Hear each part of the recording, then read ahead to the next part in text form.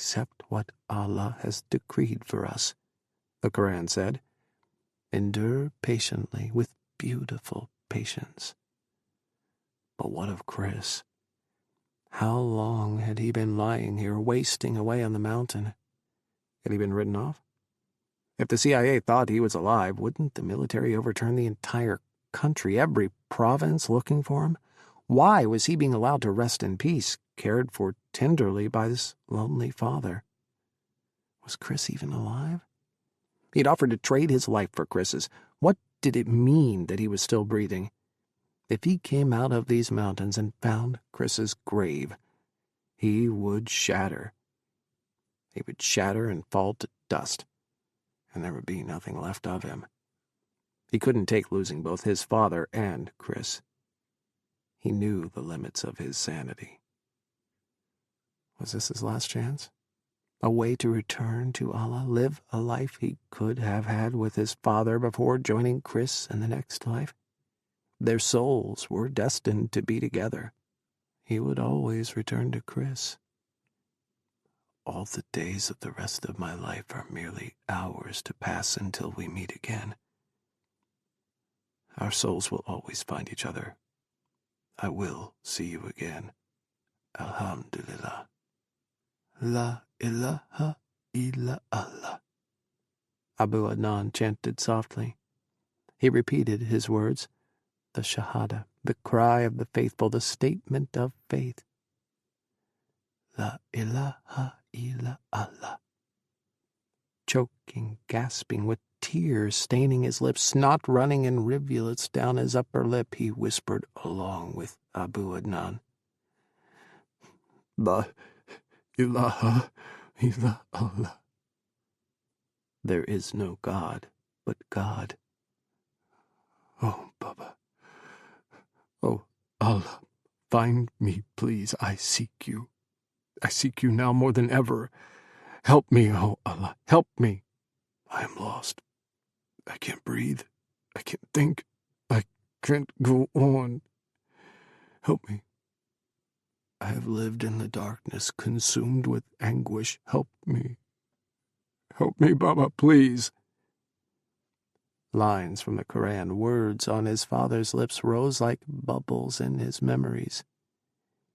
"Even if you but whisper, Allah will hear you, always." "I submit to you," he breathed. "Oh Allah, I submit to you. Bring me closer to you," he gasped, pressing his face against Abu Adnan's weathered neck. "Take care of my love. Take care of my love while I cannot. Kris, you are my moon in the darkness always. We will see each other again. Someday." 25. Crystal City, Virginia, May 1st, 2011. Kris had an ice pack on his shoulder and one arm in a sling. He'd returned from the Baltics that afternoon. The Russians were agitating again, and he'd gone to Lithuania to spy on Kaliningrad and the military buildup the Russians were engaging in. A quick in-and-out trip had turned into a shit show, but that was par for the course with the Russians these days. A pain pill, some alcohol, and he'd sleep the whole thing off. He slid open the silverware drawer and pulled out his wedding ring. He always dumped it in with the spoons before he left on a mission, and put it back on when he returned. Even over 2 years widowed, he still wore his ring, still kept to his vows. He was a monk, celibate by devotion to a ghost.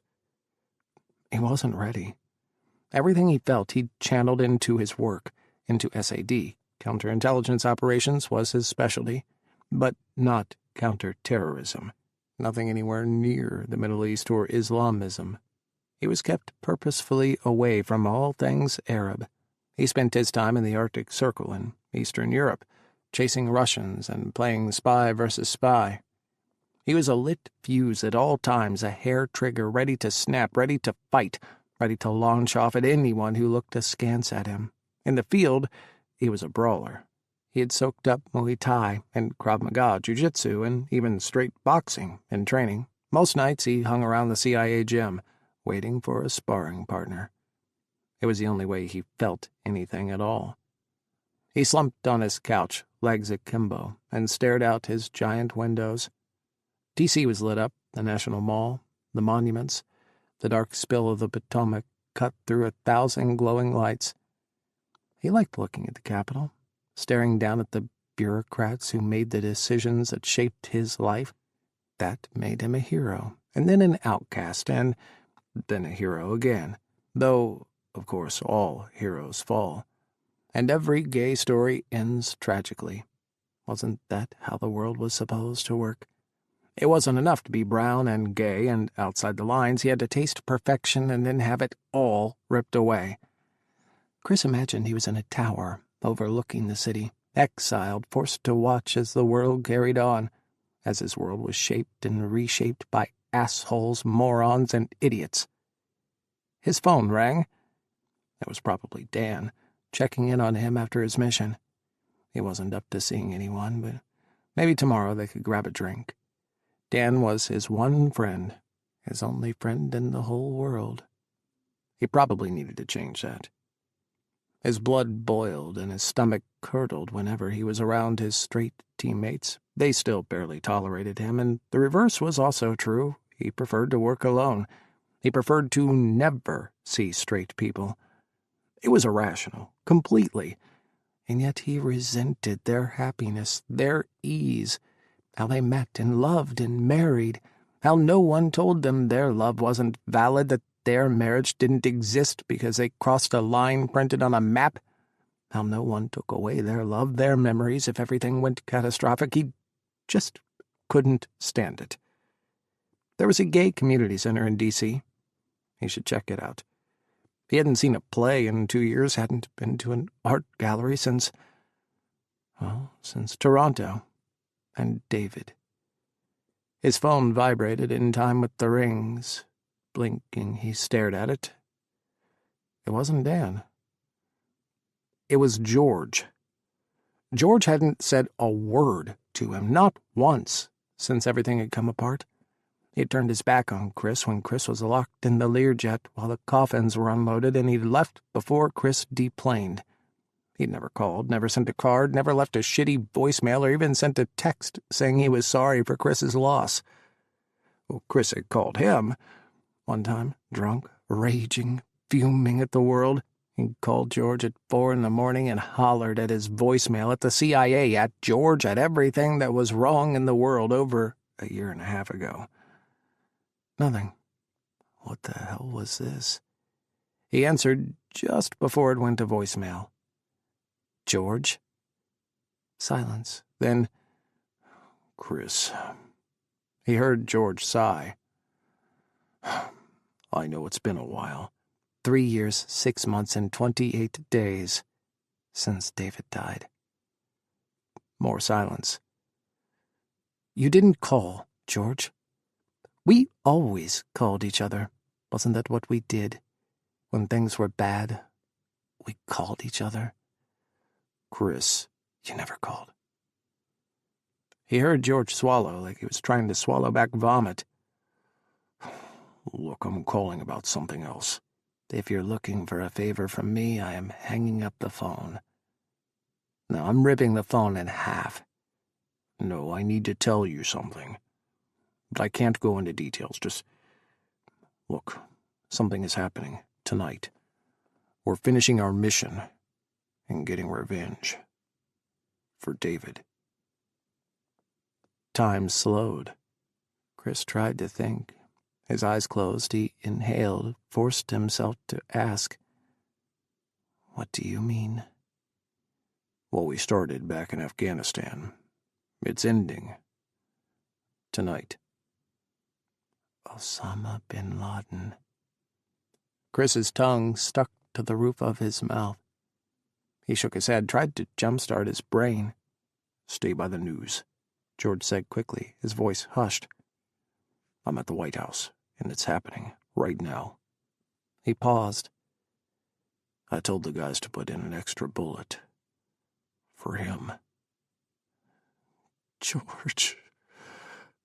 His voice cracked. Somewhere his body found tears he hadn't shed yet, and they cascaded down his cheeks, tumbled from his eyelashes. George, wait. I have to go. Muffled sounds. The line cut out. He moved on autopilot, dropping his phone and his ice bag and drifting to his closet. His studio wasn't large. His and David's old kitchen was larger than his whole unit, but he had a small walk-in closet stuffed with his designer threads, and on the top shelves, his rifles and handguns. In the back, the very back, stuffed out of sight, were 2 old duffels from Afghanistan. He pulled out David's clothes. 3 years, 6 months, and 28 days old. They still smelled like him, like Afghanistan, like wood smoke and sweat, like David and spice, like hazy sunshine and Virginia woods and happiness that had nearly burst him apart. How was it possible to be that happy, he had thought? How was it possible to love someone this much? He buried his face in David's shirt, trying to fling himself back in time, trying to will the world to stop turning, to reverse course, to return to that morning. He'd do everything different. Everything. Hours later, he huddled with David's old clothes and his duffel in front of his couch, watching the television. Nothing had happened. CNN was still reporting the daily news as talking heads bantered back and forth over domestic policy. David's clothes shrouded him, and he'd buried his nose in the fabric of David's old workout shirt. He held his phone like it was a lifeline, his only connection to a lifeboat, and he was about to drown. Breaking news flashed across the screen. News anchors fumbled, flabbergasted. The president was about to address the nation. They had moments, and they blubbered, cut to the White House feed. The president strode down the entrance hall on a red carpet. He stopped at a podium and stared into the camera. Good evening. Tonight, I can report to the American people and to the world. The United States has conducted an operation that killed Osama Bin Laden, the leader of Al-Qaeda, and a terrorist who's responsible for the murder of thousands of innocent men, women, and children. The rest of the president's speech spun away, each word, each syllable warbling and stretching until it snapped. Bin Laden. Dead. David, you should be here. You should see this. This is what you wanted. He kept inhaling, dragging David's scent in through his nose, over and over. It felt like an ending. This was where they'd started. This was how they had met, hunting Bin Laden, chasing him across Afghanistan. Now, Bin Laden was dead. And so was David. Everything died in Afghanistan and Pakistan, in the shadowlands of the mountains, at the ends of the earth. Afghanistan, Pakistan, the tribal regions. They were just lines on a map. The earth in those countries was the same as the earth everywhere else. There wasn't any reason to believe they were haunted, that those spaces on the planet were different somehow than all the rest, except they were. Afghanistan was the graveyard of empires, the mausoleum to millennia of men who had the hubris to think they were capable of defeating the land. The soil was made of bones, and only death bloomed. The mountains were the home of ghosts, ghosts that would always remain. The haze over Afghanistan wasn't just dust. It was the remnants of 1,000,000 lives lost within those dark lines on a map. Part of David was there, and always would be. And now, so was Bin Laden. His phone rang again. He answered, never taking his eyes off the screen.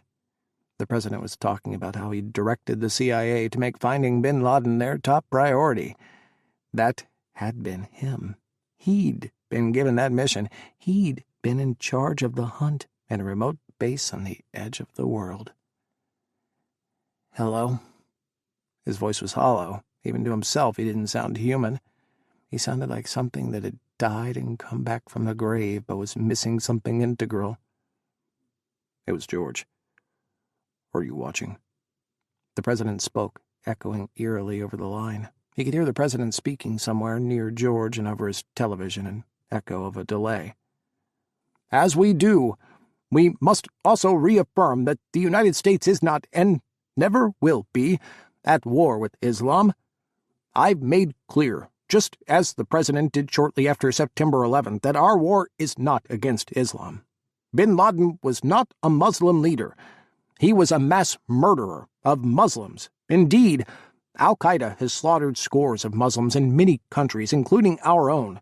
So, his demise should be welcomed by all who believe in peace and human dignity. That's what David thought, what he believed, what the President just said. The guys, they did it. They got him. Did they give him an extra for David? They gave him 10 extra. Show me, he growled. I have to see. George hesitated. Hold on. A moment later, his cell vibrated. An incoming picture message. Bin Laden, dead, shot through the head. More rounds in his chest, dead, undeniably, unequivocally dead. George spoke again, his voice faint through the phone's speaker. For David. And for everyone.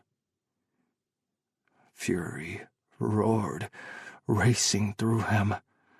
Don't you dare speak his name, he hissed. Don't you fucking dare! Not after ignoring him. Ignoring his memory. Kris, you're a fucking coward, George. You used me when you needed me for your career. Used us, and then you threw us away. You used us, and you used us, and then you abandoned us. You're a fucking coward! He was bellowing now, screaming at the top of his lungs.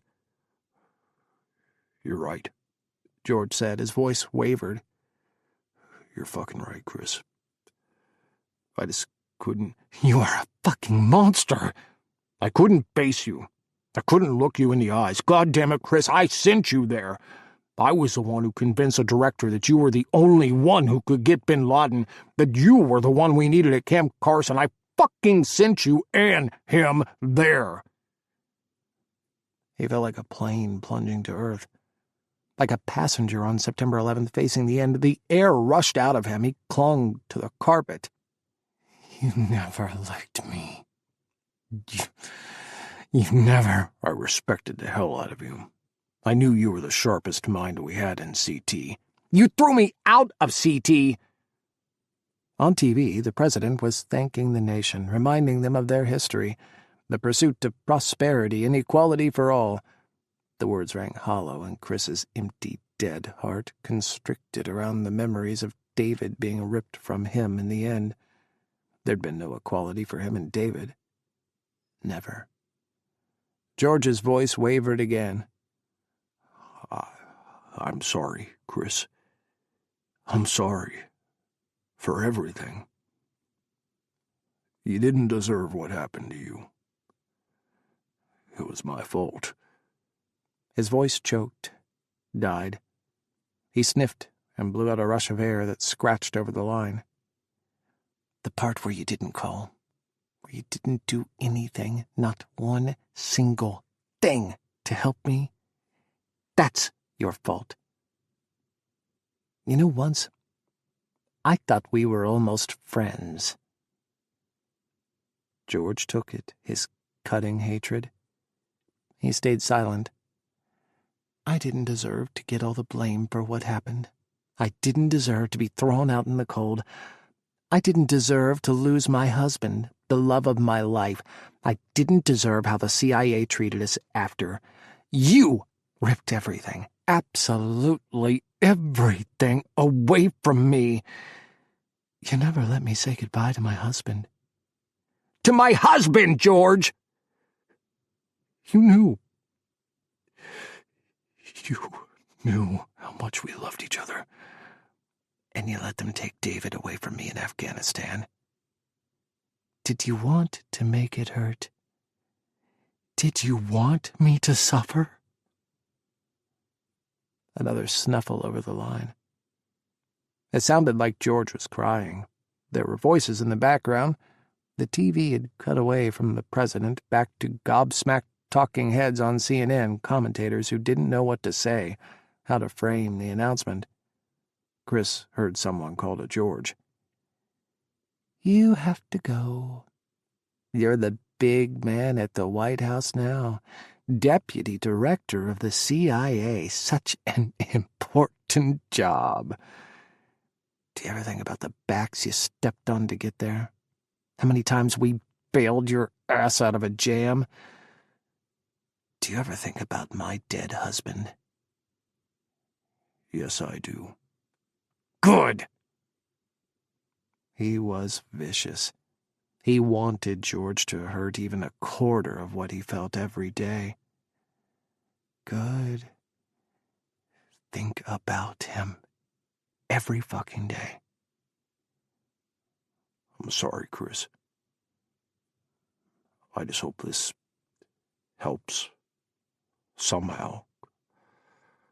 Closure, maybe." George sighed.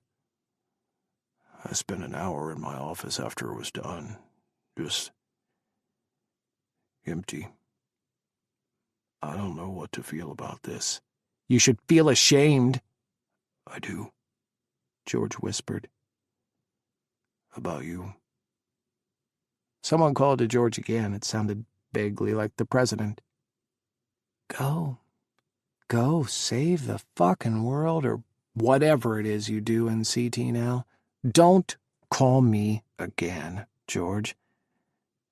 I have no use for your sorries. Your wasted guilt." "Kris." He hung up. He didn't want to hear another apology. He couldn't take it, not a single one.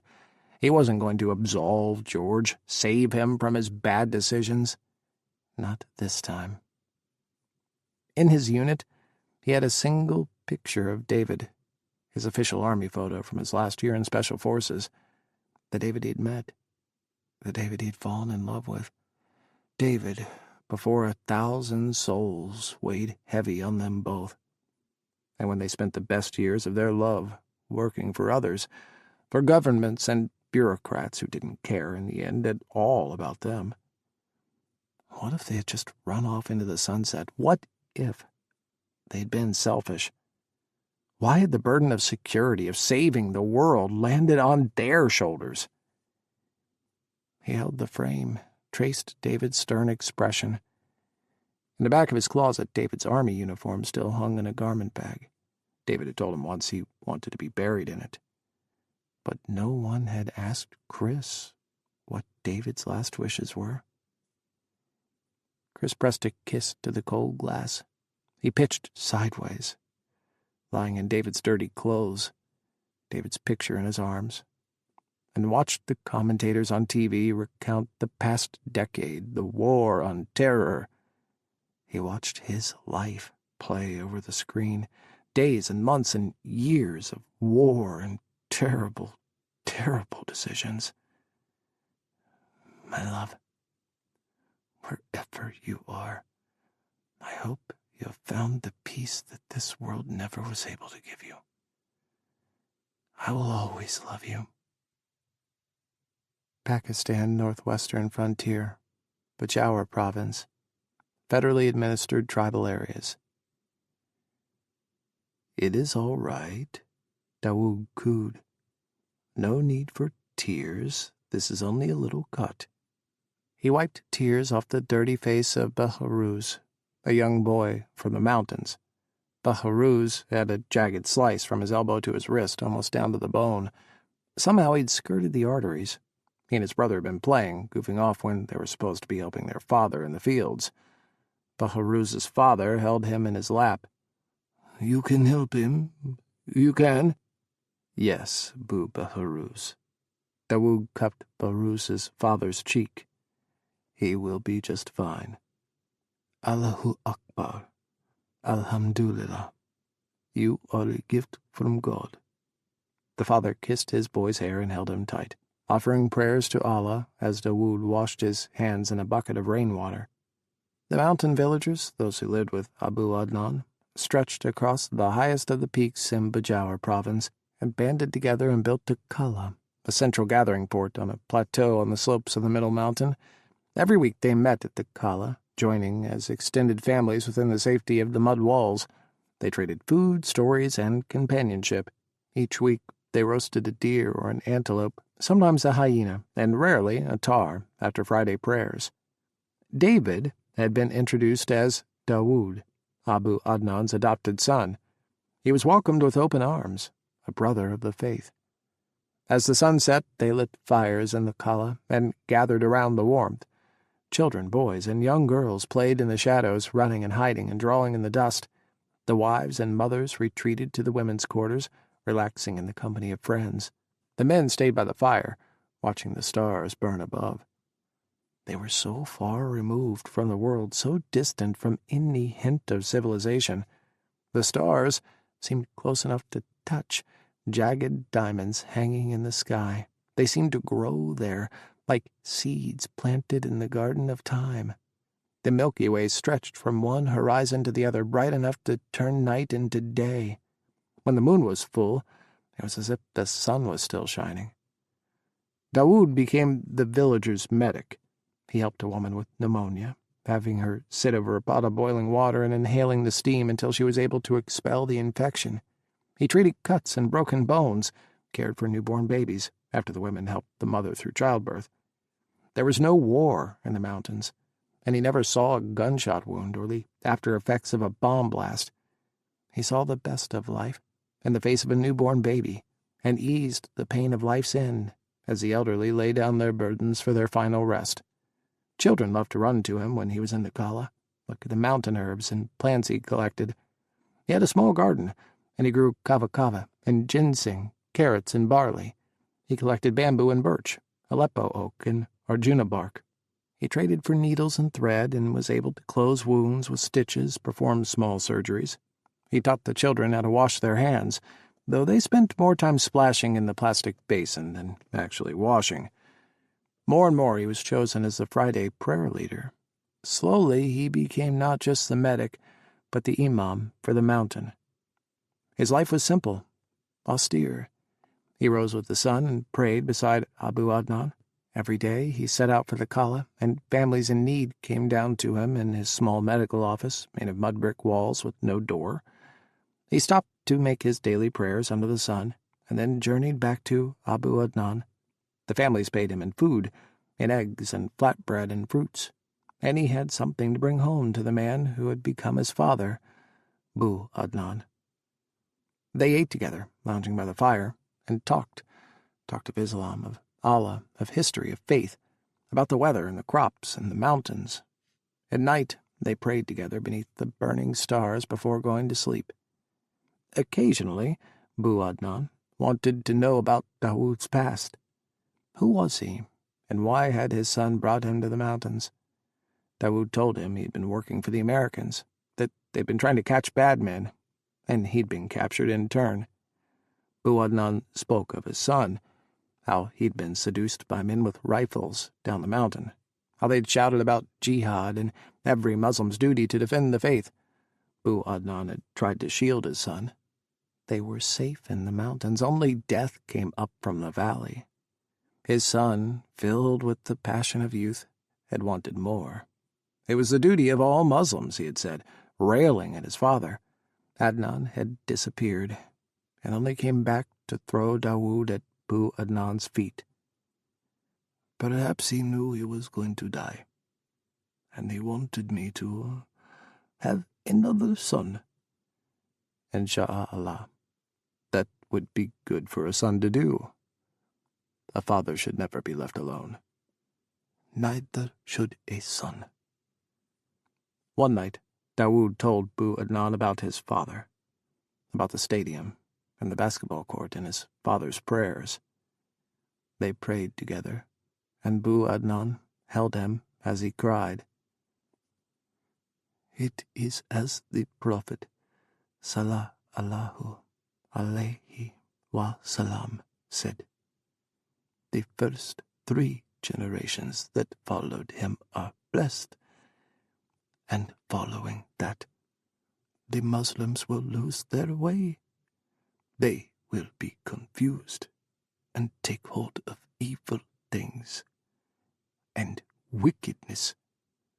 Bu Adnan sighed. The Quran says, "The human soul is prone to darkness in the absence of Allah. Man will lose his balance between the good of Allah and the darkness if he is not focused on Allah." Bu Adnan seemed to have all the wisdom in the world. The only book he'd ever read was the Koran, and his copy was a well-worn tome from the early 1900s passed down through his family for generations. It had been handwritten in Pakistan, hand-sewn in a leather binding. "Ya Allah, I have no son to give this to," he lamented.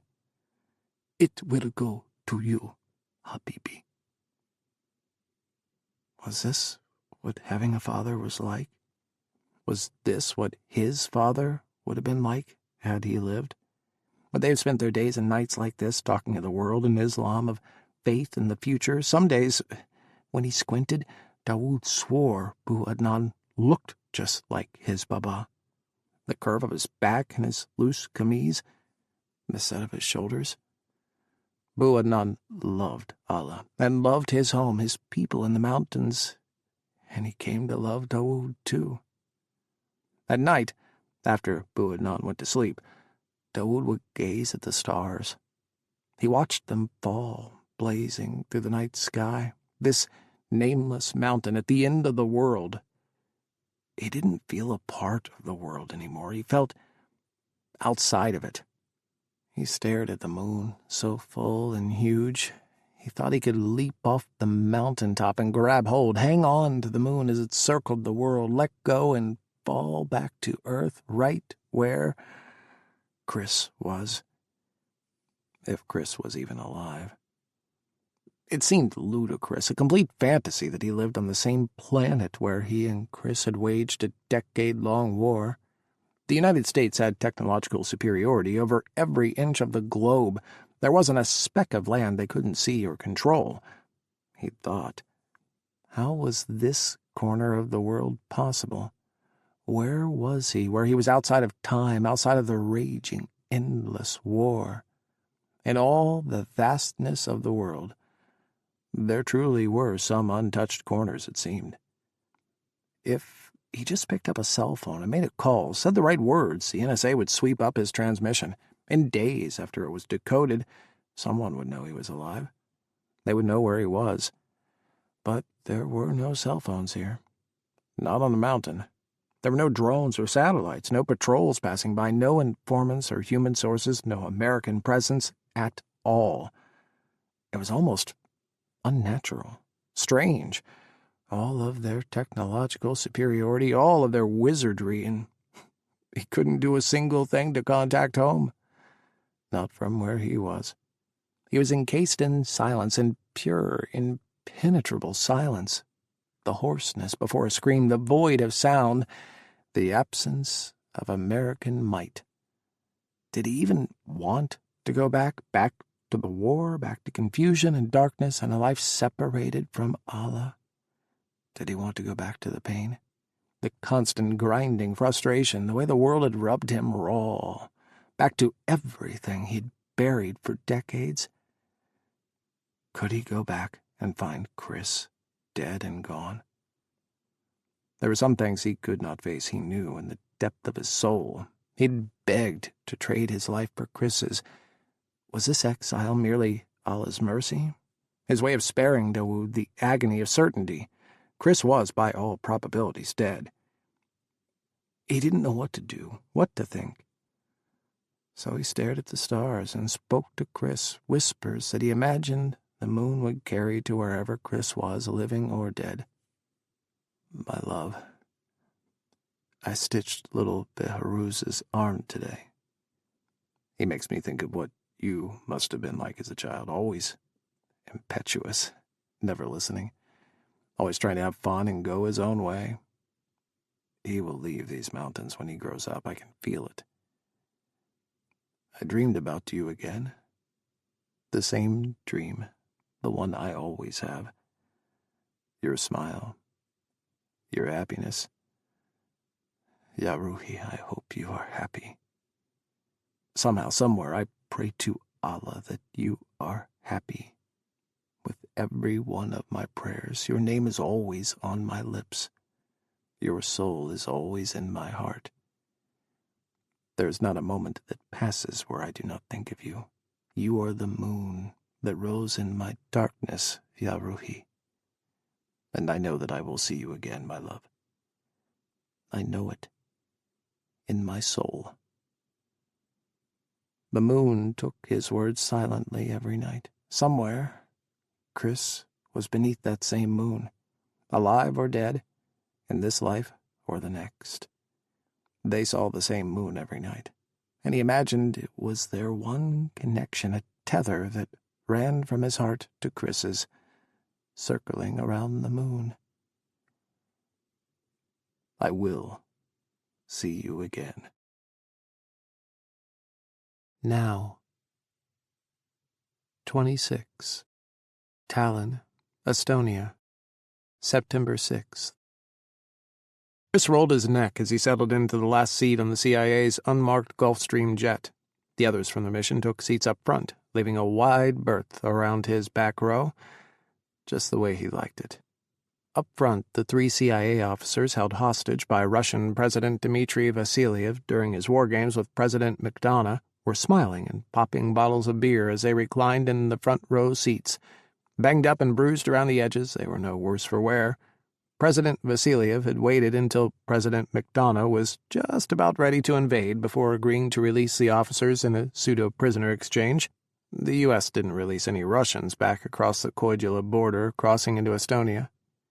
A dark van filled with balaclava-wearing Russians had screeched to a stop on the Russian side of the bridge and shoved the 3 CIA officers out.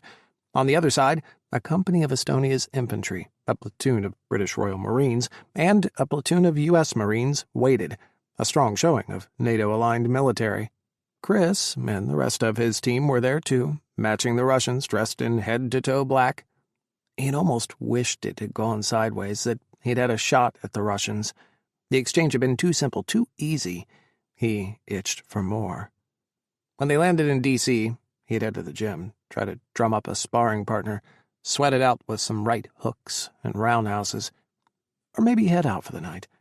Mike wouldn't be up for tagging along. He was playing house and settling in with Tom. Finally, Mike had found a good man, and if Tom knew what was good for him, he'd keep Mike happy. The trial of the century was over and done with. Tom had come out on his own, and his best friend, Mike, was happy. Things were looking up, for some at least. His skin prickled, a heavy weight like someone was staring at him. People often stared. Being the CIA's pariah came with that side effect, but this was something different. Kris caught the gaze of one of the younger Marines, all baby blue eyes, fresh buzz cut, and an earnest little vibe. He flushed when he saw Kris had caught him, but didn't look away. His gaze slid down Kris's body. Maybe he had soothed that itch right here, right now. Kris winked at the Marine and settled back, pretending to sleep. The pilot gave his pre-flight announcement calling out the 12-hour flight time back to D.C. Cheers rose from the freed CIA officers. The rest of the team, U.S. Marines and SAD officers, started drifting to sleep soon after the plane lifted off. He waited until most everyone was snoring and only a handful were reading by the dim light of the plane's overheads. Standing, Kris caught the gaze of the young Marine again. He smirked, dipped his head to the back of the plane. Kris stepped into the jet's bathroom, a significant step up from commercial airliners with enough room to actually move, and waited, door propped open with his boot. 30 seconds later, the Marine appeared. He hesitated. Kris reached for his fly. "You know what to do," he purred. "Get in here." The Marine rushed in, dropping to his knees. As Kris slid the lock closed, a warm pair of lips closed around him. He tipped his head back, groaned. Harder. Andrews Air Force Base, Maryland, September 7th, 1100 hours. Kris downed a double vodka and dropped off into a long post-orgasm nap for the rest of the flight. He didn't wake until they were already on the ground, already taxiing to the CIA's hangar. Kris waited while the rest of the team deplaned, stretching and grabbing their gear and shuffling toward the ramp. The returning CIA officers were welcomed like heroes, their families rushing to meet them. Director Edwards was there, even. He shook the hands of every Marine, every SAD officer, except for Kris. Kris threw his duffel over his shoulder and walked in the opposite direction, toward the hangar in his parked SUV. The director liked to pretend Kris didn't exist, and Kris felt exactly the same. "Hey, wait up a sec." Footsteps pounded the pavement behind Kris. He stopped, sighing. He didn't turn around. Hey, man." The Marine came around his side, a flush on his plump cheeks and a bashful grin stretching his lips. "I was wondering, could I hit you up sometime? Maybe we could hook up?" Kris slid his sunglasses on and smirked. "Sorry, kid. Forget you ever met me." He left the kid to pick his jaw up off the ground while his unit hollered for him to come back and catch up. A moment later, the Marine raced away. Kris climbed into his SUV, watched as the rest of the officers laughed and smiled, welcomed home their colleagues from Moscow, stood in the sun and were friendly, happy. Exhaling, he tipped his head back and closed his eyes. Push it all away. A minute later, he started the engine and drove away, heading for Langley. The drive was simple, the traffic light for a change. He badged in at the gate, ignoring the glare from the gate guard as he stared him down with his aviators low on his nose. In the political hierarchy of the CIA's parking lots, he had been relegated to the furthest one. Whatever. He took his time walking in, sauntering with his duffel over his shoulders, slowly smoking a cigarette as he passed by George and Ryan and Dan's parking spots before he stomped it out in front of Director Edwards' space. He dropped his gear in his cube, the farthest in the SAD cubicle farm, and typed up his short after-action report. The rest of the guys were bullshitting over coffee in the break room and planning a beer run at the local bar.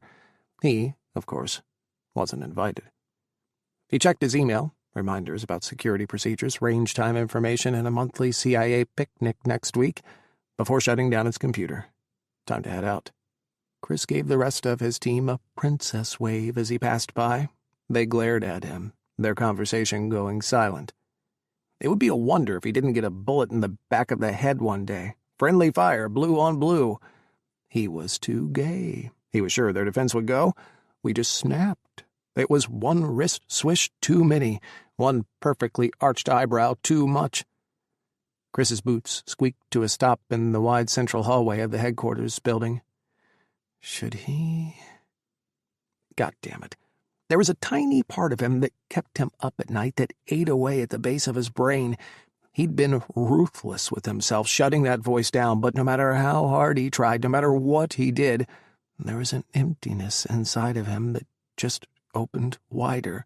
Some days he thought he was a skin suit walking around with a void inside him, nothing but darkness and bones. That tiny, tiny part of him kept asking, did it have to be this way? He glanced down the hall towards CTC. Dan had texted, of course, while he was in Estonia, telling him to be safe. He'd asked Kris to check in when he got back. That didn't have to be immediately. He and Dan weren't anything, though Dan wanted to change that. He'd always known how Dan felt about him.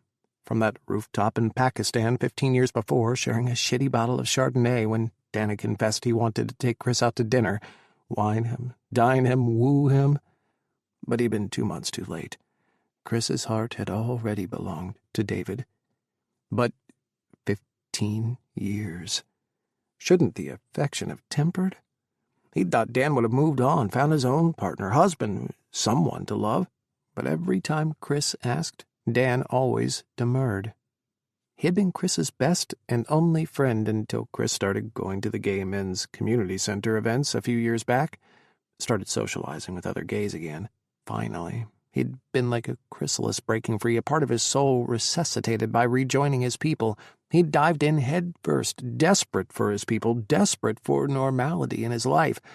He hadn't played volleyball since college, and even then, it had only been to check out the guys on the team. but he'd joined the gay men's D.C. League on a whim. He'd started going out again, too. At first, he couldn't quite close the deal, though. Nights out at bars ended with an apology and then another time, as he slinked toward the door.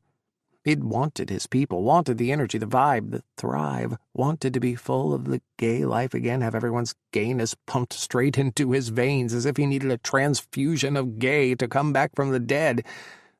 But he just couldn't go home with anyone then. Couldn't kiss another man and not think of David, couldn't look at another man and feel aroused, constantly comparing him to his dead husband.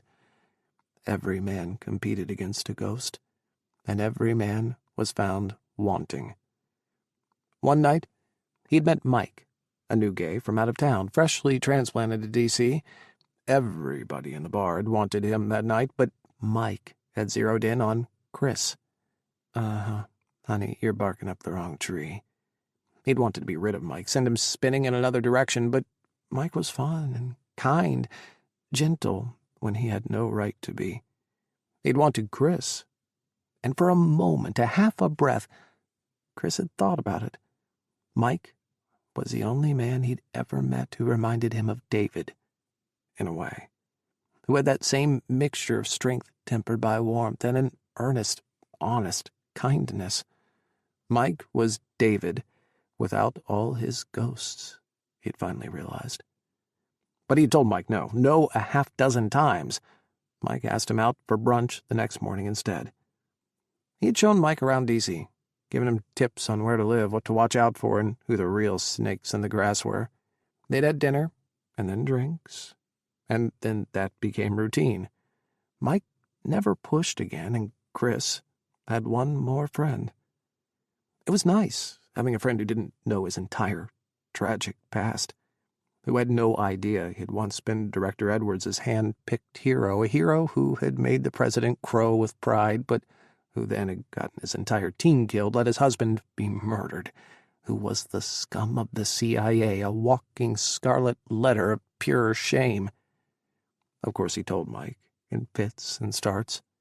The first time, 5 martinis too deep into a night that seemed innocuous to Mike, a Thursday, but to Kris was the 6th anniversary of Sakoff's death. 2 weeks later, he had ended up a raging mess in Mike's apartment, 6 years after David's proposal. Dan was the only person alive anymore who knew him, who truly knew him, every shadow, every dark secret. Dan had refused to let him wallow, refused to let him slip beneath the waves of darkness that tried to suck him to the bottom of his personal abyss. He was Kris's partner to plays and art galleries, his lunch date, his after-dinner drinks meet-up. It was good. They'd always had an easy friendship. 4 years after David's death, Dan invited him to be his guest to a dinner honoring CIA leadership. By that time, Dan had been promoted fully onto the leadership track in his own right, managing CTC.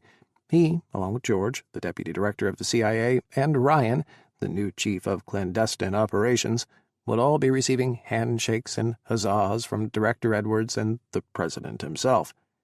Inviting Kris to be Dan's date was the juiciest kind of fuck you, a coup de grace to Kris's personal relationship with the director, with George, with Ryan, and with the whole CIA.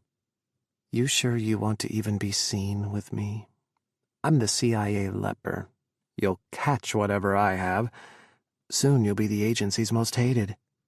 Dan had shrugged demurely. It'd be worth it. He'd winked, especially to see the looks on their faces. It was a black tie affair, and they'd showed up in matching tuxes and holding hands. Director Edwards shook Dan's hand and ignored Kris, as if he weren't even there. Ryan had avoided them. George had carefully kept to the opposite side of the ballroom for the entire evening. They'd flirted outrageously, holding hands through dinner and sharing bites off each other's forks. They'd made each other laugh, caught each other's gaze over glasses of champagne. It was good to laugh again. Dinner turned to dancing, and Dan led him through swings, spins, and dips. He'd loved it. Every moment, drank in the way he felt alive for the first time in 4 years. He'd never had the chance to dance with David. When a slow song played, Dan had stepped back, letting Kris go. There had been a heaviness in his gaze, a resignation that hadn't been there before. Kris had reached back for him, drawing him close again. "Are you sure?" Dan had whispered. His hands had landed softly on Kris, as if afraid to actually hold him. "You know, don't you? How I feel about you." "I know." "I've never asked you for anything. I never will, Kris. I know. I know how much you love him. Still, I can't replace him. I know that." Dan. Dan had smiled, looked down at the floor. "This is the part where you say I'm just your friend. It's just dancing with you like this." He cradled Kris in his arms so close their noses brushed. "I can't help it. I am so in love with you," he'd whispered. Kris had felt something snap then, the final break of something he'd buried and tried to erase. The bottom had fallen out from beneath his feet, and again, like 4 years before, he was falling, plunging, a free fall into a darkness that he was already so intimately familiar with. But God, he couldn't go back there. He couldn't survive the free fall. He'd known he wouldn't survive that darkness again. He was lonely and aching, and 4 years into a broken heart that hadn't mended. He was riding high on adrenaline in a fuck you to the CIA that had put him there and on waves of champagne, and Dan was there, warm and alive. He knew all of Kris's sins, and he still forgave him, still loved him. If there was a bottom to the abyss Kris was lost in, if there was something after the free fall, maybe it was Dan. He'd nuzzled his nose against Dan's, heard Dan's sharp inhale, felt Dan's fingers curl on his back into his tucks, felt Dan's hand holding his tremble. "Kris," he'd cut Dan's words off with a kiss. They didn't stay long after that. Dan had nearly set a land speed record driving back to his house in Maryland, even in his shitty little electric car. He had helped Kris out, wrapped his arms around him, had kissed him, trying to guide him through his house without ever breaking their kiss, their hold. Tuxes had flown, landing on the carpet in the back of a couch, a table in the hall. Dan had laid him down in his bed like Kris was the last copy of a timeless novel, a priceless jewel recovered from a shipwreck. For a moment, Kris had hesitated. His wedding ring had been heavy on his left hand. But David was gone. Dan had hovered over him, his gaze filled with so much desire, so much care. He'd crawled over Kris, their faces hovering, skin brushing. "If I could make it all go away," he'd breathed, I would. I would do anything to make it better, anything." "Make me feel," Kris had whispered. "Make me feel alive again." Dan made love to him like his touch could heal Kris's soul. His hands mapped Kris's body, the long, lean lines of his legs, the taut muscles of his back, the scars on his chest. Kris was more awkward, having to relearn how to love, where to move, how to slide and arch and press into a new lover, into someone not David. But it was easier than he'd thought, tumbling into bed with Dan. Dan kissed him through it, watched him, traced his eyes and his lips and his face, captured every gasp with a kiss. He took his time until Kris thought he was going to come apart at the seams. His fingers had clawed Dan's back, grabbed his hair, his ankles had wrapped around Dan's hips, and he'd just managed to not shout David's name. Dan had buried his face in Kris's neck when he came and breathed, "I love you."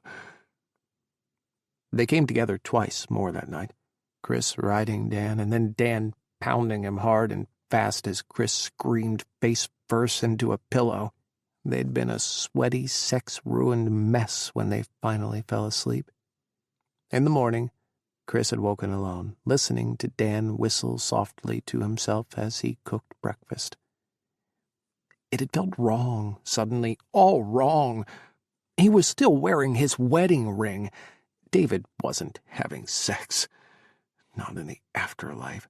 He said he'd wait for Kris. He'd said he'd always be Kris's. None of that 72 virgins in paradise for David. They used to joke. What the fuck had he done? What would David think? Jesus, he had to get out of there. He had to go, just go. He'd jumped up, grabbed his pants and his button-down, gotten dressed. He'd collapsed while trying to find his socks and ended up slumped on the carpet, his back to the bed he and Dan had partially destroyed. David was dead. David was gone. And there wasn't anything after this life, nothing waiting for him, for them. David, everything he was, everything they had, was gone. Dan had walked into his bedroom with an omelet and mimosas, and had found Kris sobbing. "I'm not ready," Kris had finally whispered. "I'm sorry. I'm just not ready." Dan had dumped the omelet in the trash and driven Kris home in silence. Anguish, tinged with anger, had poured off him, nearly drowning Kris. He hadn't been ready to love again. He hadn't been ready to care for Dan or anyone. He hadn't been ready to try and resurrect his heart, a heart that wasn't even inside him anymore. His heart was 6 feet deep in Arlington. No, his heart was in the back of a burned-out sedan in Afghanistan. His heart was nothing but a pile of ash. But the easiest way to get over someone was to get under someone else, or so the saying went. He couldn't fall for Dan, but he could fuck his way through D.C. and feel nothing at all. And he did. CIA Headquarters, Langley, Virginia. September 7th, 14:30 hours. "Hey." Kris leaned into Dan's office, smiling. "I made it back in one piece." Dan was elbows deep in a red-bordered intelligence file, scouring eyes on the intercepts and source intelligence. He snapped the thick file closed as he looked up. Shock and joy broke over his face. "Hey, you," he said softly. "I didn't expect to see you so soon." Kris shrugged. He padded inside Dan's office and collapsed in one of the dark leather club chairs. Dan had done well in his career, surging where Kris had faltered, had failed. He'd become head of CTC. His glass-walled office overlooked the operations bay, the workstations and monitors they had once worked at together so many, many years ago. Why was he here, though? Why come see Dan, but that glowing smile on Dan's face? Dan knew his game. He knew exactly how Kris was. Some nights it was Dan's bed he ended up in after a few drinks or a long week of hating everyone and everything at the CIA. Other times, months went by before he showed up at Dan's door. Sometimes with someone else's fingernail scratches still on his back. Maybe it was Mike. Maybe his best friend finally finding the love of his life, finally settling down, was affecting him.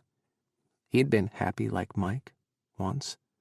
He'd had the house and the love, the joy and the laughter, the smiles over coffee in the morning, the warm body to curl into. He'd had it, and he loved it. Maybe part of him wanted that again. Kris propped his boots on the edge of Dan's desk and crossed his ankles. "All quiet on the Western Front?" "I wish." Dan snorted. He jerked his chin to the folder he'd closed. "Something strange is rumbling out of Afghanistan, Pakistan, Yemen, even Iraq." Kris's mind still went sideways like a radio channel tuned to static whenever anyone mentioned Afghanistan. He blinked. Similar chatter from different locations? Dan rubbed his temples, frowning. Yeah, different Al-Qaeda affiliates are starting to echo each other. They're talking about someone coming. Someone? Kris's eyebrows shot up. Mm-hmm. Think it's Bin Laden's kid? Is he starting to take the reins? Dan shrugged. He opened his mouth. Never mind. Kris waved him off. I don't care. I don't want to know. Don't tell me anything. He'd forgotten for a moment that he didn't care at all, not one single bit about the CT world anymore. Knox pounded on Dan's door just before Ryan poked his head in. Hey, have you looked at the... He stopped, glared at Kris. What the fuck are you doing here? You're not part of CT. Personal visit. Kris slouched in the chair, getting comfortable. Visitin', my boo. He blew Ryan a kiss. Purple bloomed over Ryan's features, a furious fuchsia. Dan, we need to get the most recent dump from Islamabad analyzed. They've got something. I'll get right on it. And have you seen the FIAs? Foreign intelligence agents. Occasionally, the CIA hosted officers sent from overseas agencies for 6-month training missions. Currently, Israel and Saudi Arabia had sent over an officer each. Not an easy combination to handle. Noam is spending time at the satellite bay. Noam Abraham, from Assad in Israel. I don't know where Zayden is. Zayden Osfor, from Saudi Arabia's General Intelligence Directorate. Ryan nodded, glared at Kris again, and ducked out. Dan stared. Your boo? He shrugged. It got rid of him. For a second, Dan couldn't hide the hurt. He looked like a kicked puppy, quickly turning back to his desk and stacking folders, making sure the edges were obsessively straight, anything to not look at Kris. I didn't mean... Yes, you did. Dan smiled sadly. It's okay. I know your rules. I'm just one of your boos. It's not like that. I don't... He shook his head. I don't know what I want anymore. It's been 9 years, Dan whispered. Some days it feels like yesterday, Kris snapped. Time doesn't heal all wounds. That's crap. It's bullshit, what they say. You're never over it. You're never fine. I'm sorry. Dan held up his hands, surrendering. I didn't mean it that way. I just... He exhaled, hard, his face twisting. I wish I could see you smile again. I wish you were happier. And I know I can never replace him. I know I can never be who he was, and I know you can never love me like you loved him.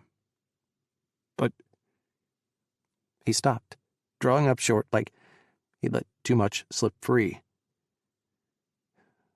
I wish you would let me love you. Dan finally breathed. I wish you wanted to come see me right away when you got back. I wish this wasn't a surprise for me. I wish I was your only boo. I wish we could really do this, Kris, and most of all, I want to be the man who makes you happy again. Kris's jaw dropped. Dan hadn't been that blatant, that direct with him ever. It was the thing they never spoke of. Dan wanted more. Kris, he didn't know what he wanted, except a good hard fucking, something to numb the pain. But now Dan had said it, had actually put words to his feelings and their twisted little dance. Damn it, he didn't want to know. Knowing made things complicated. Knowing tugged on things he didn't want to feel, didn't want to think about. His eyes darted around Dan's office, hiding, searching for somewhere to look, somewhere that wasn't at Dan. He fumbled for something to say. Dan ended the conversation for him. He always did. How many times had he let Kris off the hook, accepted the tiny morsels Kris threw his way without complaint? Look, I've got to get going on this new dump of traffic from Islamabad. This thing from Al-Qaeda. It's getting big. I've got to go. Kris stood. You, will probably be working all evening. All night. Dan rubbed his forehead. He looked exhausted. "I might crash here for a few hours and keep working tomorrow." "'Kay." Nodding, Kris backed out of Dan's office. "I'll see you around." Dan chuckled once. "Yeah. See you around." Kris felt his gaze on his back as he walked away. 27. Kandahar Province, Afghanistan. 3 weeks prior. War came to the mountains. Dawood tucked his face into his scarf as the wind of the valley whipped around the trees, sluiced down a rocky gorge. Towering peaks shielded their valley, their new camp. Rickety trucks clambered over the flinty shale roads, carrying the brothers and their supplies. They slid, skidding out, and came to a stop beside an eternally dry wadi, desiccated for over a millennium. The sun, just starting its descent for the evening, glinted through the scraggly trees at the top of the range. Sharp rays cut through the fading daylight, sucking color from the valley. Kandahar, Afghanistan, was a wild, untamed vastness. He thought he had been at the end of the world before, in Bajaur, on the mountain with no name. But this, in the depths of Afghanistan, was the bitter end, a land of endings, of ghosts, of dead things. The wind seemed to carry voices, snippets of whispers and soft cries, echoes of screams and laughter, the lives of so many cut short, the voices as broken as the bodies who once spoke. Their valley, for the moment, seemed to shiver, echo like Dawood had picked up the world and held it to his ear, as if he could hear all of the world's woe, like holding a seashell and hearing the ocean. Torment scratched at his bones. "It is time to pray," Dawood called. He waved to the drivers, to the brothers in the backs of the trucks. "Time for Salah." The brothers hurried to form lines behind him, jostling shoulders. He waited while they unfurled their prayer mats and quieted. In the mountains, and as they crept across borders, they did their wudu, their ablutions with dust. "In the name of Allah, the most compassionate, the most merciful," Dawood kneeled, cupping the cold earth and rubbing it over his hands. He let the grains blow away, then rubbed his palms over his face. He breathed in the sense of life of Afghanistan. Allah was in these hills. He was with these men. He'd been with them the day war arrived in their mountain home in Bajaur 3 years before, when the bullets and the bombs fell and the soldiers arrived and the sky had burned the mountain to the ground, turned everything to dust. Pakistan, northwestern frontier, Bajaur province, federally administered tribal areas, 3 years before. Pakistan, pressured by the United States, pushed into the tribal territories, sweeping for extremists, for terrorists. Their sweeps were broad, their attacks indiscriminate. The bees, the drones flown by the CIA and the U.S. military, appeared overhead, as did their constant, ceaseless hum. When the bombs fell and the fires burned through the farms, everyone tried to hide, tried to hunker down and ride out the surging violence, the waves of attacks from the military trying to cleanse the mountains of all living souls, no matter who they were. Bombing the mountain out of existence seemed to be the strategic plan. All night, fire rained, stars seeming to fall, bombs that erased families from the face of the world, farms, homes, lives. Dawood huddled with Buadnan in the trees, lying on his belly. He heard every agonizing scream, every cry from the children he cared for had helped bring from infancy to adolescence. He heard their cries go silent, cut short after the blasts, after the shock waves tore through their homes. One bomb took out Baharuz's family home, another the Kala. A third and fourth obliterated farms, spread fire to 4 families' homes. There was no use staying. It was suicide to remain. They fled, running from the flames, running for their lives. Dawood carried Baharuz, burned but alive, playing in the fields behind his house when the bomb fell. They stumbled down a ragged goat path, hiding from the sky. Buadnan made it halfway down the mountain. He stumbled, fell, cried out to Allah. Dawood, leading everyone, called for a halt, tucked his people into dark spaces between the trees, hiding women and children and old men as best he could. The drones hovered overhead. He could feel their optics, feel the hunting gaze of the pilot. Predator drone. Predator. What an apt name. He felt like an animal. Desperation flooded him, sang in his veins. He slid to the dirt beside Buadnon, the man who'd become his Baba. 6 years they'd been a family. 6 years. He'd had a father again. Baba, we must keep going. Hastigvira imni. I cannot. Buadnon clutched his chest, his heart. 6 years, and Buadnon had gone from the man of strength built like an ox to an old man, almost paper frail. He'd aged before Dawood's eyes, as if time was robbing him, robbing them. I knew I could never make it down the mountain, even with Allah. You can do this, Baba. You can. You must carry Belarus now, Dawood.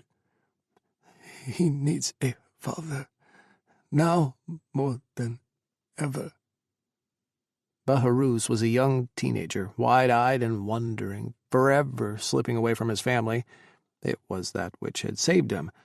He had too much curiosity in his eyes, too many questions that wanted answers. He was destined for heartbreak.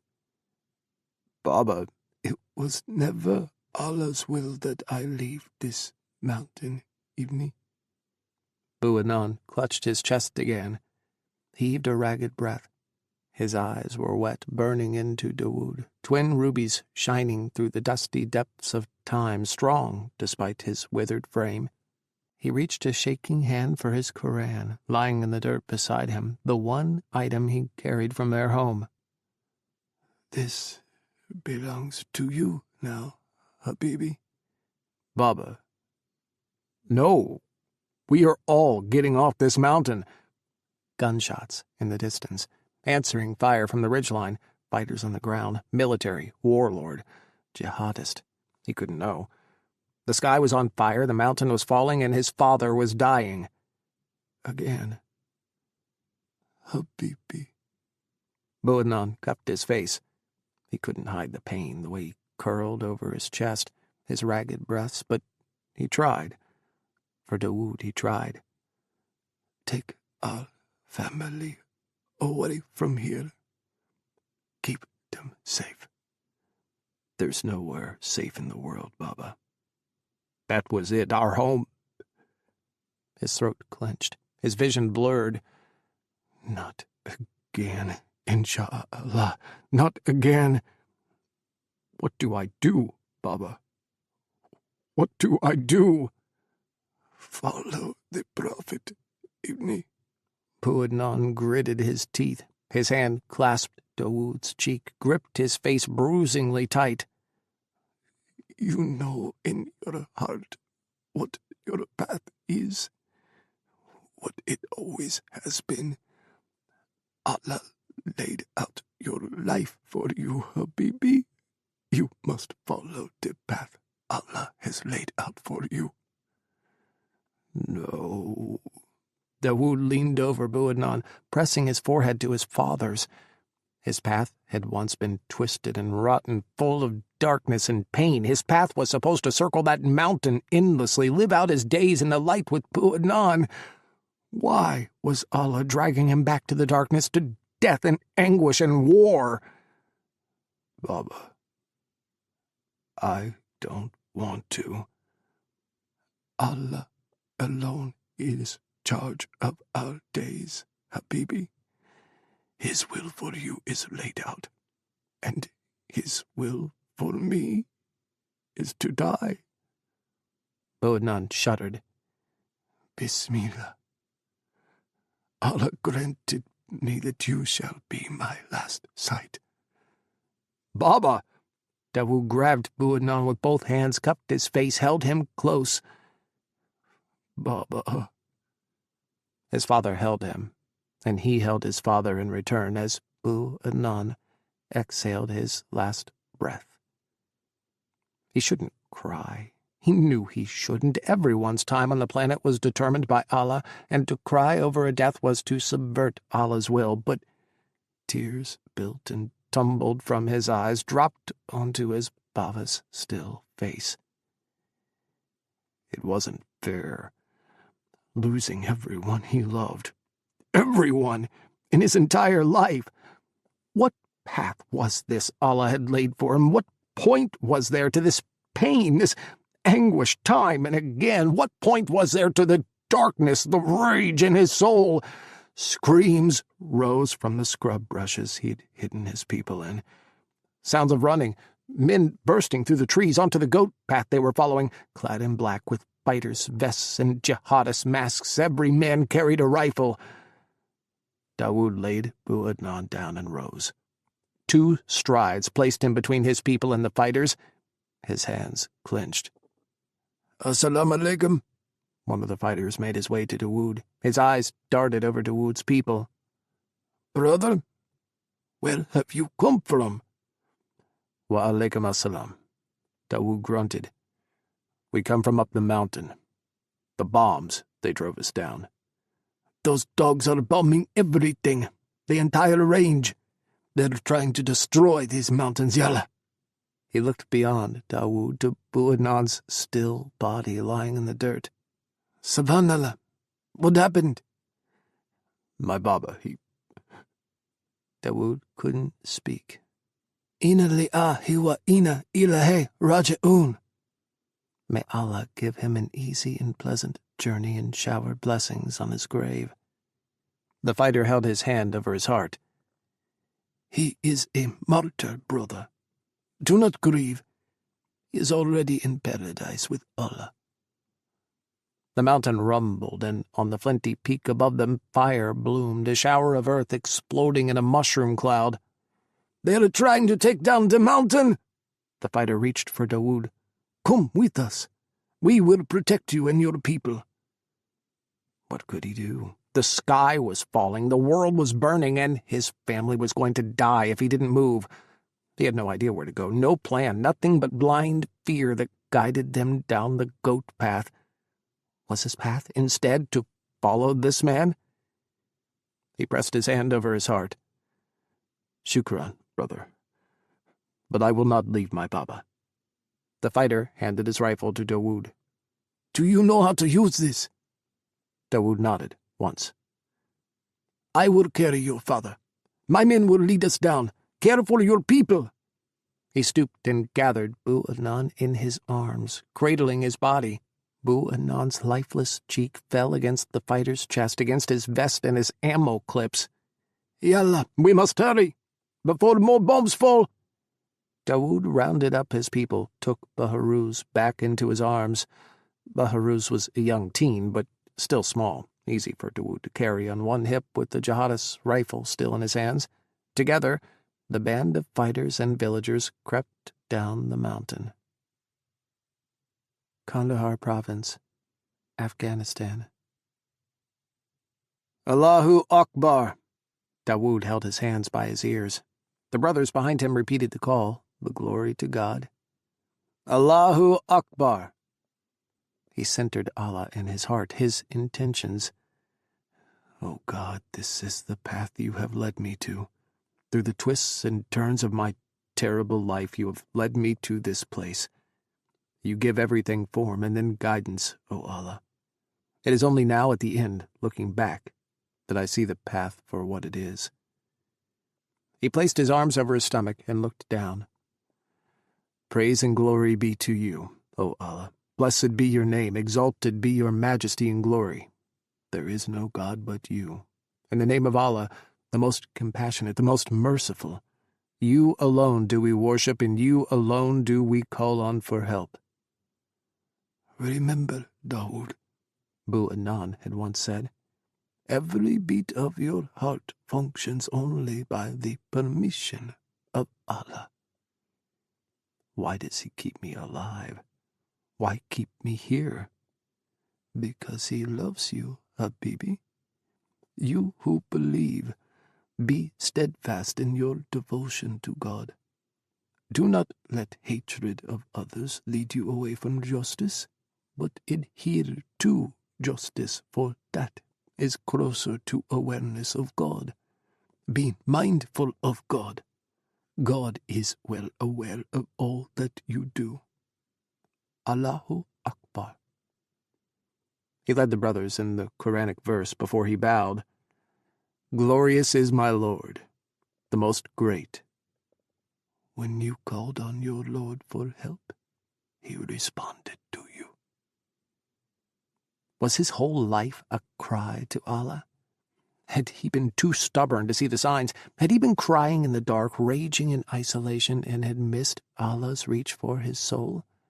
Days that built from shifting sands, unstable foundations, the hole in the center of his soul, always leaking his anguish into the world, coloring everything in shades of pain and loss. Kris. Dawood bowed his head. Pakistan, northwestern frontier, Bajaur province, federally administered tribal areas, 3 years before. The fighters led Dawood and his people down the mountain, into the tangled valleys of Bajaur, away from the bombs and the strikes hidden deep in jihadist territories. The first dawn, they buried Bu Adnan. Dawood led his people in prayer, and Ihsan, the man who'd saved them, brought his fighters to join in. He helped Dawood dig the grave and lower Bu Adnan on his right side, facing Mecca, helped him cover the body in dirt and say the final prayers over the grave. Later, convoys appeared, long lines of trucks and technicals, pickups with machine guns mounted in the back. Black flags flapped from the tailgates. Jihad? Dawood asked Ihsan. It's all we have left, Ihsan said. They were standing around a fire, the first they'd had in days. Dawood couldn't feel any warmth, though. Bahruz curled at his feet, sleeping in a borrowed blanket. He never left Dawood's side. Time stops for the West whenever they wish it.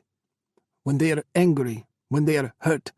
But 1,000 Muslims die in Afghanistan, 1,000 more in Iraq and Sudan, 1,000 again in Chechnya. Time never stops for us, brother. No one cares about our lives. Only we care. He stared at the fire, memories playing in the flickering flames.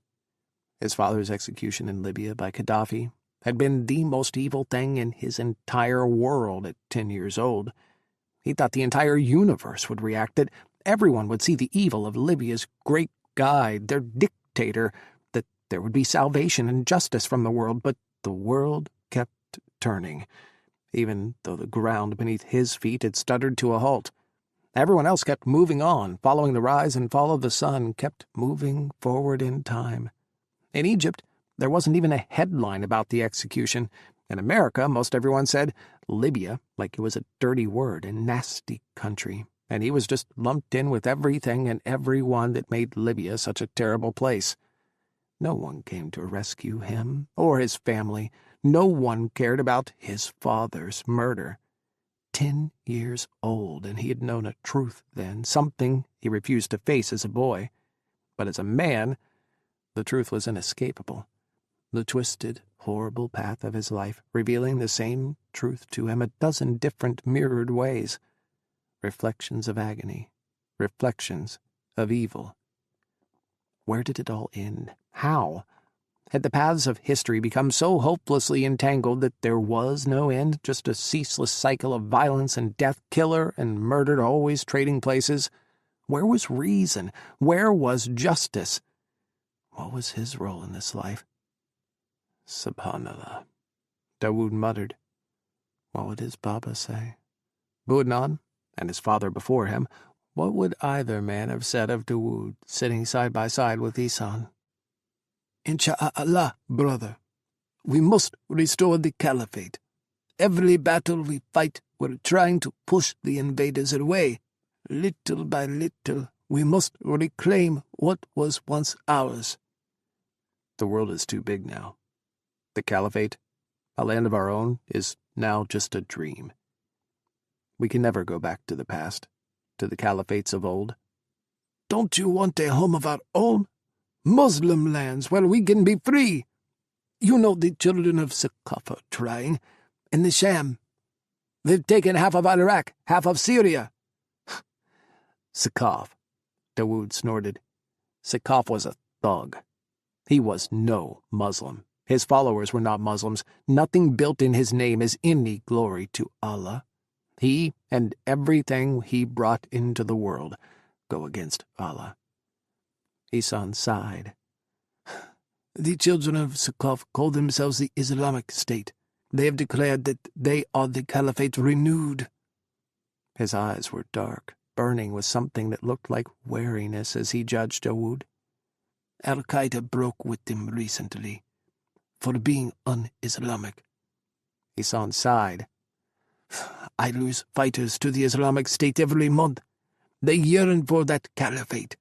They want to be part of a world where we are not subjugated anymore, where Islam lives and breathes, and our lives are one with Allah. They will not find that with Sakaf's children. That is not Islam. That is a death cult. They have turned Muslim against Muslim, slaughtering anyone they wish. Nothing they do reflects the Prophet's teachings. Sallallahu alayhi wasallam. Allah's wrath will fall upon them swiftly. Then where, brother? The Arab Spring was supposed to liberate our people. Ihsan shook his head. Democracy was supposed to be the salvation. Finally, dictators would fall. The people would speak. Islam would rise. But after the people spoke, the military took control, seized the government, and a coup after elections brought our brothers to power. 800 brothers and sisters were massacred in Egypt.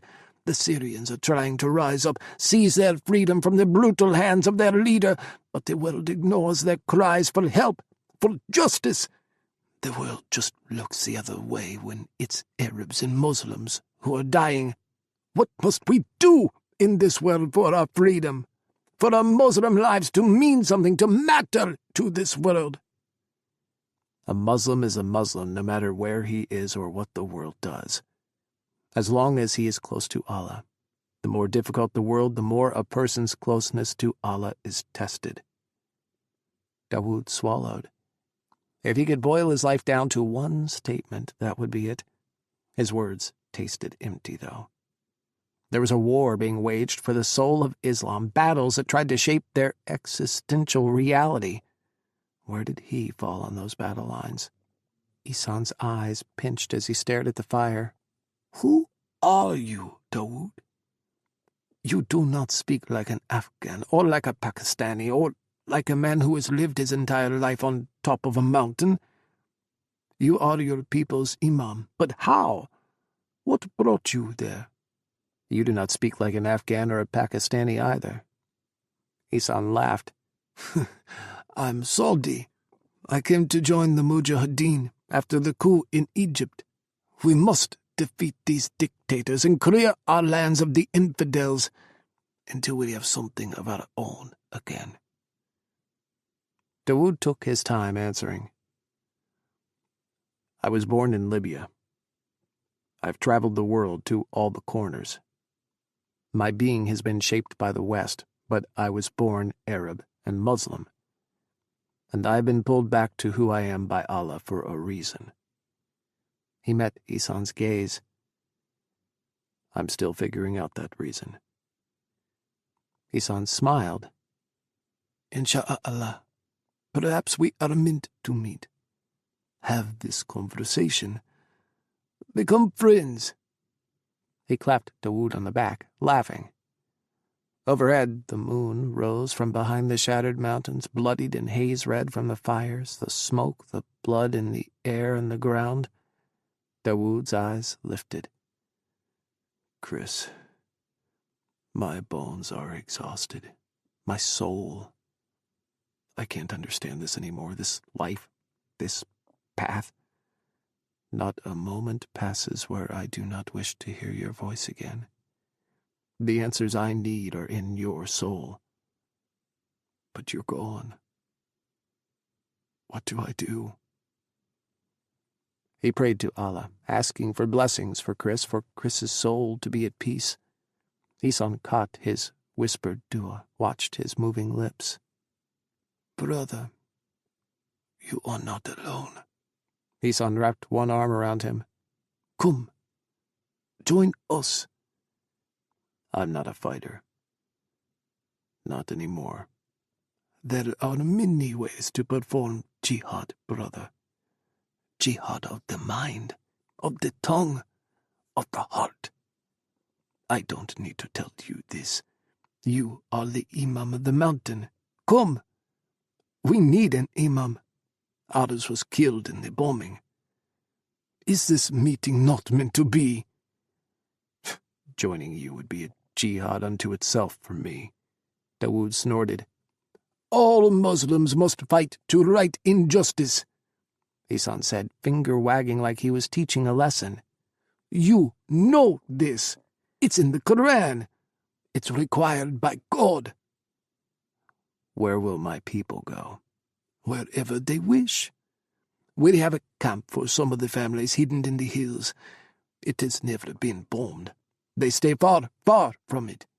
We can have a guide transport your people there. They will be safe and will be given new lives. My people must be safe.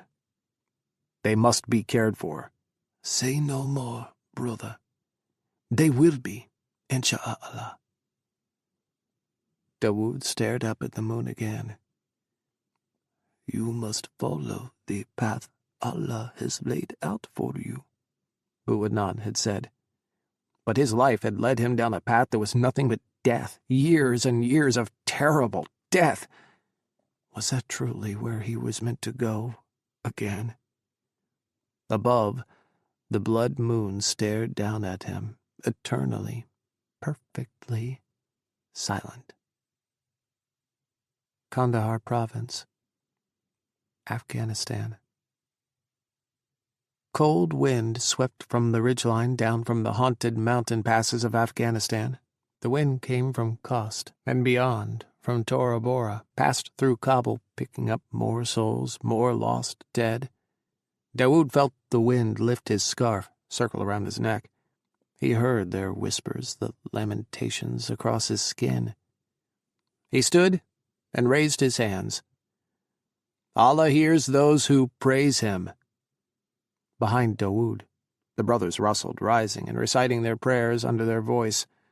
Over his shoulder, he saw Ihsan, eyes tightly closed, fast whispers falling from his lips. Ihsan's faith was hard, desperate to cry in the dark for what he craved. Allahu Akbar. Slowly, Dawood dropped to his knees and prostrated.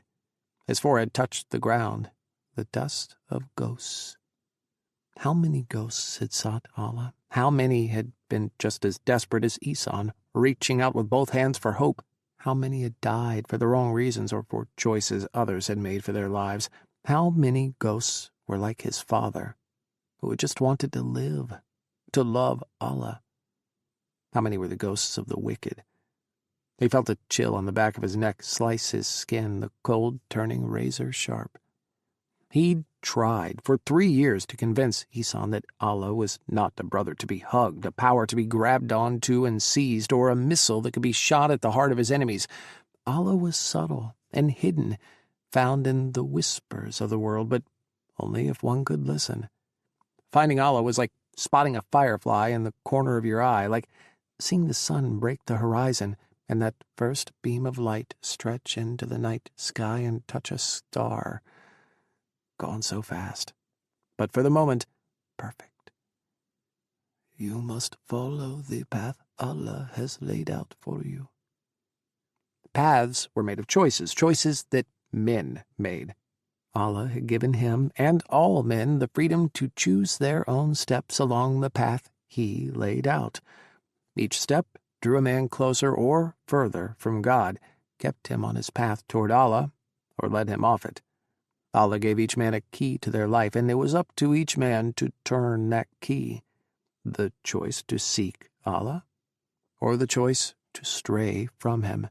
The choice to seek answers, or the choice to ignore. The choice to build, or the choice to destroy a life, a soul. Life was a mystery that stretched to infinity, and only at the end could a man look back and see the pattern of his life. Dawood breathed in the dust of ghosts as he whispered his prayers, even on his knees, even pressed to the dirt. Allah heard his whispers. He was on Allah's path. Afghanistan-Pakistan border, 3 years before. He sent the families to Ihsan's safe camp. They kissed his cheeks, cried, squeezed his hands, thanked Allah for him for the years he had been with their Kala. He prayed with everyone, holding the men's hands, brushing away tears from the faces of the children. "When you miss me," he told the children, "look to the moon. I am always looking at the moon, and we will be looking together. If you wave, I will wave back. The moon will be our messenger." They nodded and hung around his neck, refusing to let go of their hug. Bahruz wouldn't leave. He'd become Dawood's shadow since the mountain, since his family was murdered. When Dawood turned around, there was Bahruz. Every morning, Dawood woke with Bahruz curled into his hold, lying in the dirt as close as he could get. "Don't make me go," Bahruz whispered. "Bahruz, I want to stay with you." He laced his hand through Dawood's. "Let me fight, please. I can. Bismillah, I can." Bahruz.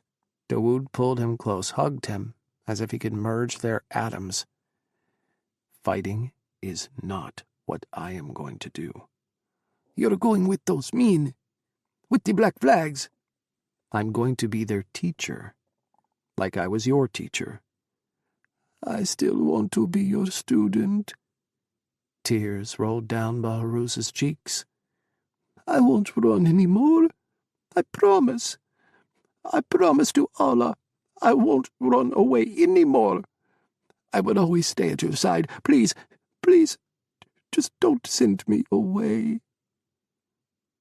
There was a unique pain in breaking a child's heart, a very specific anguish that shattered the soul.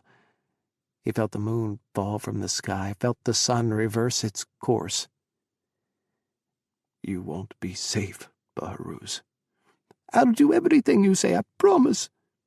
Bahruz's sniffles turned to sobs. "I promise. I promise." Dawood hung his head between his shoulders. What was right? What did a shattered child need? Distance? A life far away, safe from war? Isolated in with a hardened heart, with no family left in the world for him? The Kala would care for him, of course, but how dark would his heart turn, left alone? He knew. He knew what that felt like. But to bring a boy into a viper's nest, into a war? Where was the worse sin? Bahruz was on the cusp of teenagerhood. Could Dawood help him cross that threshold, shape him into the man he would become? What did he know about boys becoming men? He'd had to make that journey alone, with only American television and high school to help. 1,000,000 miles away. Another lifetime. What could he possibly do now? "If you come," he said carefully, "you must never pick up a rifle. Never, ever. You are not to become a fighter, Bahruz. Your jihad is of the heart. Do you understand?" Bahruz nodded, his body shaking too hard to speak. He pitched forward, collapsing into Dawood's arms. Dawood felt his tears run down his neck, felt his sobs against his skin. They moved out the next day to link up with the rest of Ihsan's fighters. They were making a press across the border, heading south into Afghanistan. Afghanistan was a faded memory to Dawood, pictures in random sequence scattered like postcards on the floor. He remembered half moments, frames from movies that felt like another person's life, playing in half-second loops. The sounds of the drone bay, Ryan's scowl, helicopter blades whirring, the tremble in his bones as the helos lifted off. Kris's laugh. the light in his eyes, the warmth of his body in their shared bed, morning kisses tinged with coffee and exhaustion. A blast that burned his soul. Pain. So much pain. 13 still, unmoving bodies on the ground. Kris. He hadn't moved after the blast. He hadn't moved once.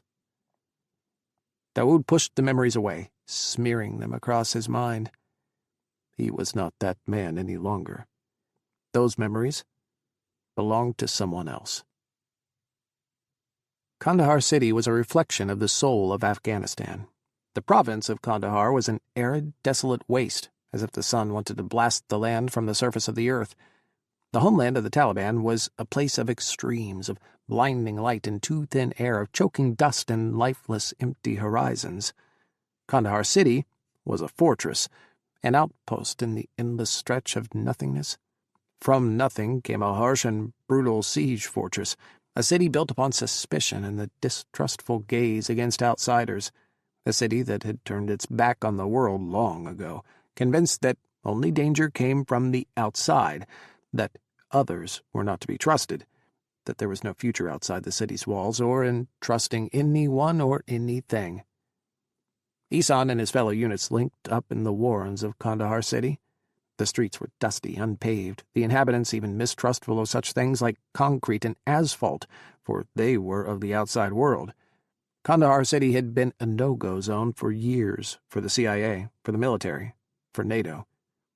Walking through the city felt like walking back in time to Dawood, with the odd juxtaposition of rifles and AK-47s, RPGs, and homemade bombs sharing space with donkeys and bazaar stalls. Women in blue burqas whispered through the streets. Dawood's heart ached for them, for the secrets they kept beneath their layers, for lives they could only half live. There was nothing in the Quran that required women to don anything close to the burqa. The requirement for modesty in the Quran spoke to men first, admonishing men to dress modestly as well and to lower their gazes, to respect to the ends of the earth all women. Where had this come from, the imprisonment of half of humanity behind silence and cotton? The first 3 generations that follow the Prophet will be blessed, and following that, the Muslims will lose their way. They will be confused and take hold of evil things and wickedness. The human soul is prone to darkness in the absence of Allah. Man will lose his balance between the good of Allah and the darkness. Dawood followed Ihsan to the jihadist quarter of the city, held his hand over his heart as he was introduced as Imam Dawood. "I am also a medic," he said. Allahu Akbar, Ihsan said, grinning ear to ear. The Doctors Without Borders hospital is pulled out of Kandahar province, and we have had no one to take our wounded to. Truly, Dawood, our meeting was meant to be. Ihsan gave him and Bahruz a room in one of the many mud-brick homes the jihadists occupied in Kandahar city. He had no idea what to do for the boy. He hadn't had a father at Bahruz's age, didn't have a model for how to take care of him. But he did know how the loss of a father shattered the soul, and how a boy without a future and with the knowledge of evil in the center of his heart was a crumbling sandcastle, a tree in the desert stripped of its bark by a punishing sandstorm. He placed Bahruz's prayer rug beside his. He bought Bahruz a jalaba, the same as the one he wore, day in and day out. Bahruz slept beside him, still a frightened boy in the middle of the night. When mortars fell or jets screamed over the city, he wailed, terror seizing hold of him as he clung to Dawood, senseless cries of horror as he replayed memories of the mountain burning, of the sky falling. It took a year for him to sleep on his own. Kandahar city, 2 years before. The day Abu Dujana arrived was a normal one for Kandahar city. Gunshots rang outside the city walls, military helicopters swirled around the sky, spies walked the streets, slinking out to report back to the NATO military base nearby. The Belgian forces were in command at Kandahar Air Base, and they left Kandahar city alone, for the most part. Heat and hatred swirled in the air, resentment turned outward from the city walls against anything and everything that threatened their lives. "I hear you have a new imam," Abu Dujana said to Isan after greeting him, sharing the bonds of brotherhood. "and that he came from the mountains of Bajaur." "Brother Dawood." "Yes." Isan beckoned Dawood to join them. "Brother Dawood is a blessing from Allah. Our paths were meant to cross." Abu Dujana's eyes narrowed. "Tell me, what do you know of a stranger brought to the mountains years ago by Brother Al-Jabal?" "He's dead. He died in the mountains." Dawood's heart pounded, palms slicking. Buadnan had said the mountains were Al-Jabal's biggest secret, that he would never, ever risk his family. Dawood was supposed to be a ghost after Al-Jabal died. "Brother Jabal was my closest friend. He confided everything in me. Everything."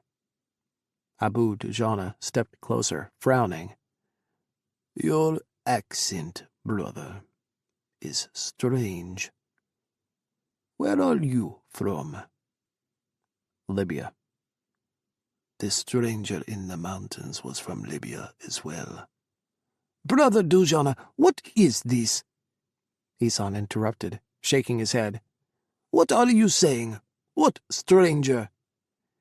"You remember when Brother Jabal and Sheikh Zawahiri conspired with Brother Hamid to strike the CIA at their base years ago? You remember the spy Brother Jabal captured?" "The spy was tried and executed." "No, Isan. The spy lived. Brother Jabal took him to the mountains. He hid him with his father, and he told me he'd go back one day, that after the dust settled and the CIA had forgotten about their spy, he would drag him back out and begin the real trial." Abu Dujana lifted his chin, smiled. There was something predatory in that smile, a wolf that had cornered its prey. "Brother Dawood?" Isan's trembling voice, his confusion spanned years, his gaze wavering over the knife blade of uncertainty, of betrayal, of 1,000 questions that had no answers. "I told you," Dawood whispered. "He is dead. Ma'a sha'a Allah. Everything that he was, Allah remade. The stranger, to Allah, to the brothers, no longer exists. I swear it." Isan hissed, inhaling like he'd been stabbed through the back, like his world had been flipped upside down. Everything of me is for Allah now. Insha'Allah. I exist only for him. He knows the length of my life, the weight of my heart, my sins, and I have given everything to him to judge. It is in Allah that my heart now finds rest." Isan swallowed. He looked down, exhaled, his breath shaking. Abu Dujana gripped his shoulder. "Brother Dawood, Allah calls you now. There are things that only you can do, knowledge that only you have. Will you help us, brother? It is Allah's will. You must follow the path Allah has laid out for you." He held Abu Dujana's gaze. Black fire burned in the depths of his eyes, black fire that reflected the anguish of the mountains, the distilled agony of a Muslim soul. That promised change. Something inside Dawood awoke. "What would you have me do?" Kandahar Province, Afghanistan. Dawood rose from his prostration and sat on his knees. "Allah, Forgive me, he whispered. have mercy on me, strengthen me, pardon me. His breath faltered, his whispers dying on Afghanistan's harsh wind. Abu Dujana kneeled beside Ihsan, whispering his own prayers. Soon, they would move out, cross the border again, head to Peshawar. Ihsan and Abu Dujana were about to embark on their mission, and Dawood on his own. For 2 years they had planned. Everything came together slowly. Dawood watched the patterns, watched the ripples of history moving forward and backward in time, watched his path straighten, the steps before him made clear by Allah. He offered up a final prayer, a private one, the words of an old imam from centuries back circling his heart. Allah, make the best of my life be the end of my life, and the best of my deeds the last of them. Make the best of my days the day that I will finally meet you. Looking right, he performed the taslim, gave blessings to the angel on his right shoulder, and then again to the angel on his left. Assalamu alaikum wa rahmatullahi wa barakatuhu. And then he was done. He stayed kneeling, though, for a moment. He had finished his last prayer service for the brothers. Soon they would separate, go down their different paths, find their different ends. You must follow the path Allah has laid out for you. After he rose, Ihsan and Abu Dujana gathered the brothers around him. 10 in all, young faces, eager to embark on the mission. They wore mismatched camo jackets and cargo pants, black and white scarves tied around their necks. He, too, wore the garb of a fighter. Gone were his prayer robes, his jalaba. Abu Dujana smiled, urging him on. He was supposed to make a speech. He swallowed, inhaled slowly. To be a Muslim is to live with the pain that sits in your soul, a pain the rest of the world cannot know. It is Muslim pain, to have everything of our greatness ripped away, everything of our history destroyed. The world once saw us as a people to admire, to love, but now the world sees only ruin. He took a breath, a shaking inhale. I know what it's like to be hated for who you are, to have your life dictated by others and your choices, your path made for you. There is a rage that lives inside us, brothers. There is a rage that screams, we will prove everyone wrong. We are more than this. Murmurs. Ihsan's eyes glittered. Abu Dujana nodded, fury and passion in his gaze, and the way he looked at Dawood, like Dawood was the answer to his prayers. Yalla, this is Muslim pain, Dawood whispered. And we will not feel this pain any longer. Cheers rose, breaking like waves over the ghost lands of Afghanistan. The brothers fired their rifles into the air. Shots echoed, cries of Allahu Akbar mixing with private dua, prayers offered to Allah. Abu Dujana pocketed his audio recorder. Dawood's message would go out to the world soon. His stomach clenched. Who would hear his words? Baharuz waited for him, standing apart from the fighters. His big brown eyes stared into Dawood's. No longer was he small, underfed and slight.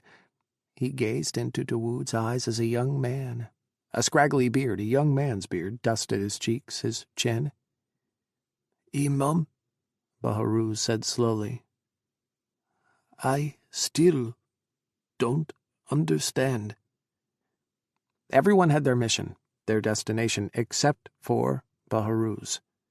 He was to go to Islamabad, stay in a house Dawood had scraped and saved for. Once, he'd had a home on the other side of the world, a place of peace, grand and expansive. What he was able to give Baharuz was a one-room square made of concrete and tin with no running water. But it was a home, and it was what he could do. The rest of his meager savings he sent to an imam at a madrasa and asked for Baharuz to be taken in, taught to be a scholar, to follow in Dawood's footsteps as an imam. Your jihad has always been of the heart, Habibi. To love when it feels like love is impossible. To love like Allah does, continuously, eternally, with no conditions. Why are you leaving?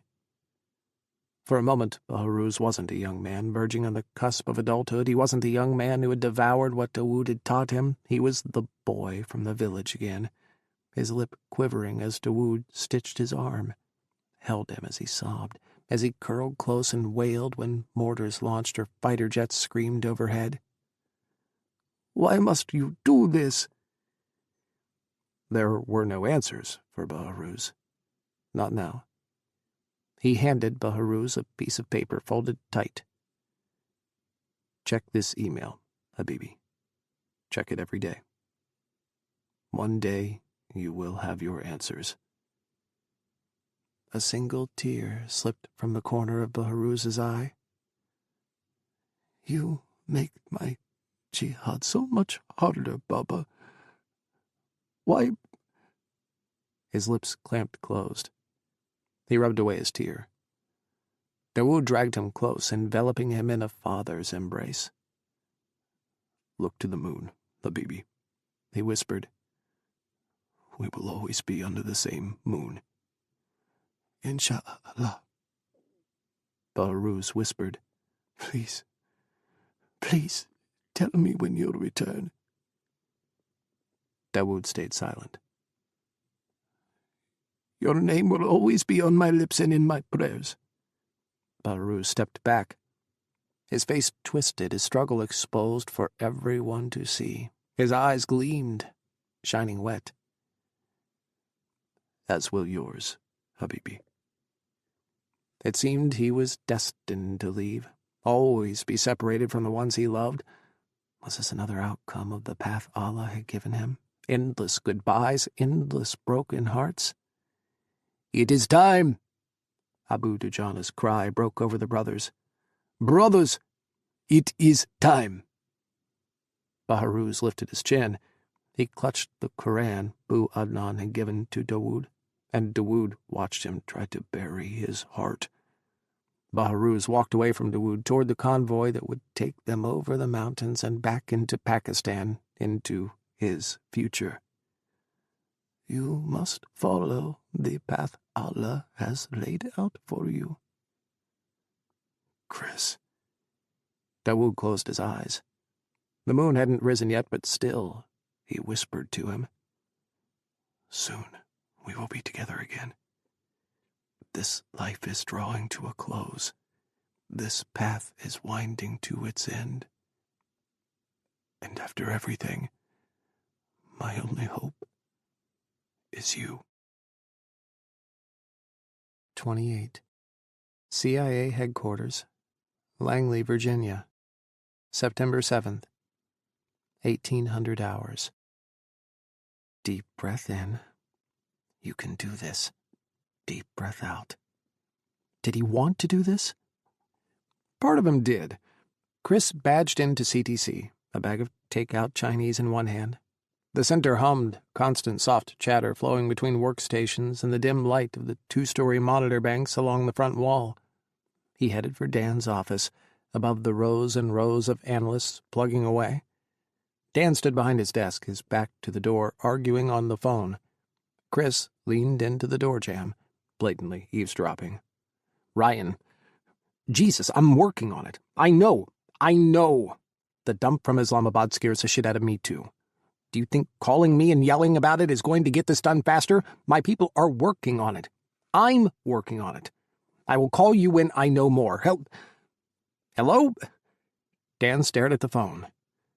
Prick. Hang up on you? Dan twisted, his jaw hanging open. Shock lined his wide eyes. His gaze darted over Kris, from his change of clothes to his bag of takeout. He used to do that to me, too. When I was... Kris flicked his wrist, as if that conveyed all that was the past in Afghanistan, and his bitter shame. He shrugged and headed for Dan's desk, set the food down with a plop. "Hungry? I didn't expect to see you again." Dan hung up, still staring. "Maybe ever." I swung by the Golden Sun. Kris shrugged, taking out cartons of rice and egg rolls, lemon chicken, and crispy beef. "Thought you might be hungry." He kept his voice light, as much sass as he could inject, as if he just happened to be out, happened to drive by Dan's favorite Chinese restaurant, happened to have showered and changed into one of his best outfits, his slim black pants and a crisp turquoise button-down, showing off his collarbones. He slipped out of his Gucci trench, draped it over a chair. His hands trembled. He couldn't look at Dan. Not yet. Dan's confession had haunted him the whole way home, the words circling his mind as he drove, as he parked, as he rode the elevator to his unit. They didn't mean anything. It was just Dan. Dan being in love with him. That was nothing new. Home, and his empty studio, seemed to swallow him whole. The hum of the laundry machine was as loud as a train. A bowl of condoms and a bottle of lube on his nightstand had stared him down. Across the bed on the opposite nightstand, David's photo sat, alone. Other than the photo, was there anything real in the entire condo? Anything that showed the world a human existed inside the four walls? Kris's gaze had traced David's image, his stern glower, his brawny stance. Why had he chosen that photo? Why not a picture of their wedding?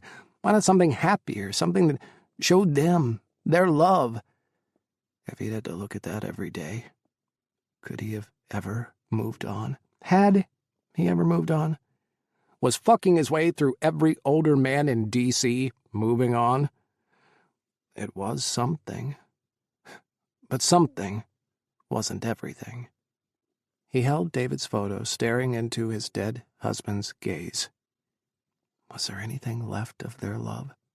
Was there anything left between him and this photo? Finally, he'd set the photo face down on the nightstand and headed for the shower. It was in the shower that he collapsed, clinging to the tiles as he slid down the wall, sobbing, shrieking, falling to his knees as it hit him. Again, the truth blindsiding him as powerfully as it had 9 years before. David was dead. Gone. He was all alone.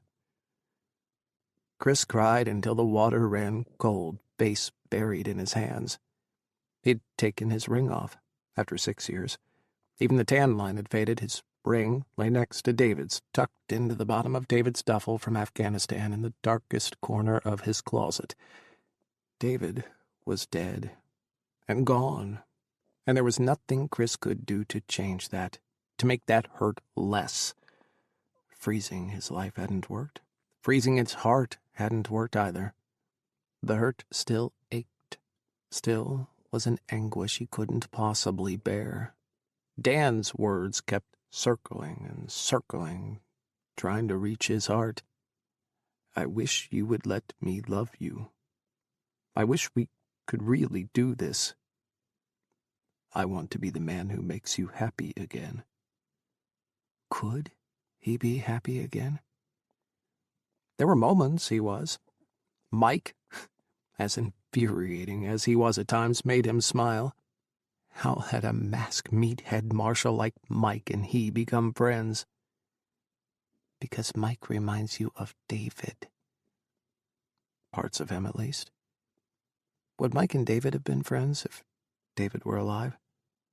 Why hadn't Kris said yes when Mike pursued him? Why had he pushed him away, kept it friends only between them? Would Mike have ended up being a hollow echo of David, sentenced to always be compared in Kris's mind? Would he have lined up Mike versus David for the rest of their lives had he pursued Mike? There were other moments when he was happy, though. Moments with Dan. Dancing with him that night. The way their kiss had raced through every nerve in his body, lighting him up from the inside in a way no one else had. No one but David. Moments since, when he tumbled into bed with Dan, when they met for dinner and he saw the curve of Dan's grin over candlelight, or they shared a bottle of wine and laughed on Dan's patio, watching the stars. Dan's touch ghosting over his skin, over his lips, as he stared down at Kris in his bed, how their fingers laced together, held as Dan made love to him. He'd always held back, but maybe he could be happy again. He panicked in the shower, then tore through his closet for the perfect outfit, putting on his makeup and eyeliner like he was going on the hunt. He was going out. Forget the rest of his squad, Mike and Billy and John and Carlos and Aaron. He was going to find a man to bring home, fuck this panic, this heartache, away. But he didn't make it past the bathtub. The hollow emptiness in the center of his chest had opened and opened, a zipper inside him ripping apart until he thought he was going to trip and fall backward into himself. He was tired of it all. He was tired of being alone. When he knew exactly what not being alone felt like. When he knew how wonderful, how beautiful, how fantastical it was to be loved, to be in love. 2 hours later, and there he was in Dan's office with Dan's favorite Chinese food. He finally looked up into Dan's gaze. Dan's face was hard, his expression locked down, eyes tight. "Kris, you don't have to do this." "Do what?" "You don't have to try and make everything fine. Pretend nothing happened. In fact, I'd rather you didn't." "I'm not." "That's not what I'm doing." "No? What's this?" Dan nodded to the food. "Look, you know how I feel now. I figured if I ever told you, you'd run away, and..." He sighed. "I just don't want to do this anymore. I don't want to pretend. I'm not pretending. And I obviously didn't run away." "Kris..." Dan looked away. "I'm trying, Dan. I'm trying. This..." He waved between them. His hand landed on a container of fried rice. "I'm trying." "I am." His eyes flicked up, met Dan's. Us. Dan's entire existence formed a question. He didn't move, not a muscle, not a hair, but everything changed. "I'm trying," Kris repeated softer. "So just sit your ass down and eat your damn food before it gets cold." Finally, Dan sat, pulling out his chair and collapsing like his bones had turned to jelly. Kris saw it hit him that Kris had picked up his favorite food from his favorite place. Kris looked down, picking through his lemon chicken as Dan tried to reset back to neutral. Dan had always been a case study in measured calm, an oasis of it even. He'd been the center of Kris's hurricane ever since Kris had stepped off the Learjet without David. Maybe even before. "Ryan giving you shit?" Kris steered the conversation back to safer waters. Shitting on Ryan was practically an Olympic sport for him. Dan, diplomatically, demurred. "He's ripping his hair out over this new threat." "You're not?" "I am. I just don't berate my subordinates about it. I keep my freakouts all in here." Dan tapped his forehead. "See? That's why you got the big office. Why you became one of the big boys at the CIA. My poker face. You can take Ryan's shit and not want to strangle him. Not vault over your desk and beat him to death with your keyboard. I'd be in jail for murder. I know I would." Dan snorted. "We all learned from your example. CIA officer versus vice president is a teaching module at the farm now, you know." Kris laughed, his head tipping back. His laugh echoed, bouncing around Dan's glass office for a long moment. God, it felt good to laugh again. For fun, and not at someone or like he wanted it to hurt. He caught Dan's gaze as he sat back. Warm joy, liquid gold, poured from Dan, seeming to slither through the air and into his skin, down to his bones. Kris's stomach clenched, his heart pounded, heat built in his blood. He let himself react to Dan, to Dan's outpouring of love. Dan cleared his throat. Actually, I was going to call you. Missed me already? Always. Dan smiled. But no, this time, officially. Kris frowned, froze with lemon chicken halfway to his mouth. About what? The intel dump, this new threat? I don't work in CT anymore, you know that. There's something in it that I need to show you. You know Ryan is going to shit if you bring me in on this. I have to. Dan winced, set down his carton of crispy beef, and grabbed a red-bordered top-secret folder from the stack on his desk. This is the transcript of an audio file uploaded to Al-Qaeda's media office and sent out online. He held out the folder. Kris reached for it. Dan didn't let go. Not right away. He held Kris's gaze, worry in his eyes. Kris sat back slowly as he flipped the folder open. Inside lay a statement, first in Arabic, then translated into English. To be a Muslim is to live with the pain that sits in your soul, a pain the rest of the world cannot know. It is Muslim pain. To have everything of our greatness ripped away, everything of our history destroyed. The world once saw us as people to admire, to love, but now the world sees only ruin. I know what it's like to be hated for who you are, to have your life dictated by others, and your choices, your path, made for you. There is a rage that lives inside us, brothers. There is a rage that screams, we will prove everyone wrong. We are more than this. Yalla, this is Muslim pain, and we will not feel this pain any longer. I watched videos of your interrogations, Dan said carefully. I know you built rapport with your detainees by addressing their pain. You've called it Muslim pain, verbatim, before. I've said several things in here verbatim before. Kris flipped the folder shut, set it back on Dan's desk. Memories clamored from behind the locked door in his mind. He swallowed. Whoever said this, you think he's a former detainee? Someone I worked over once?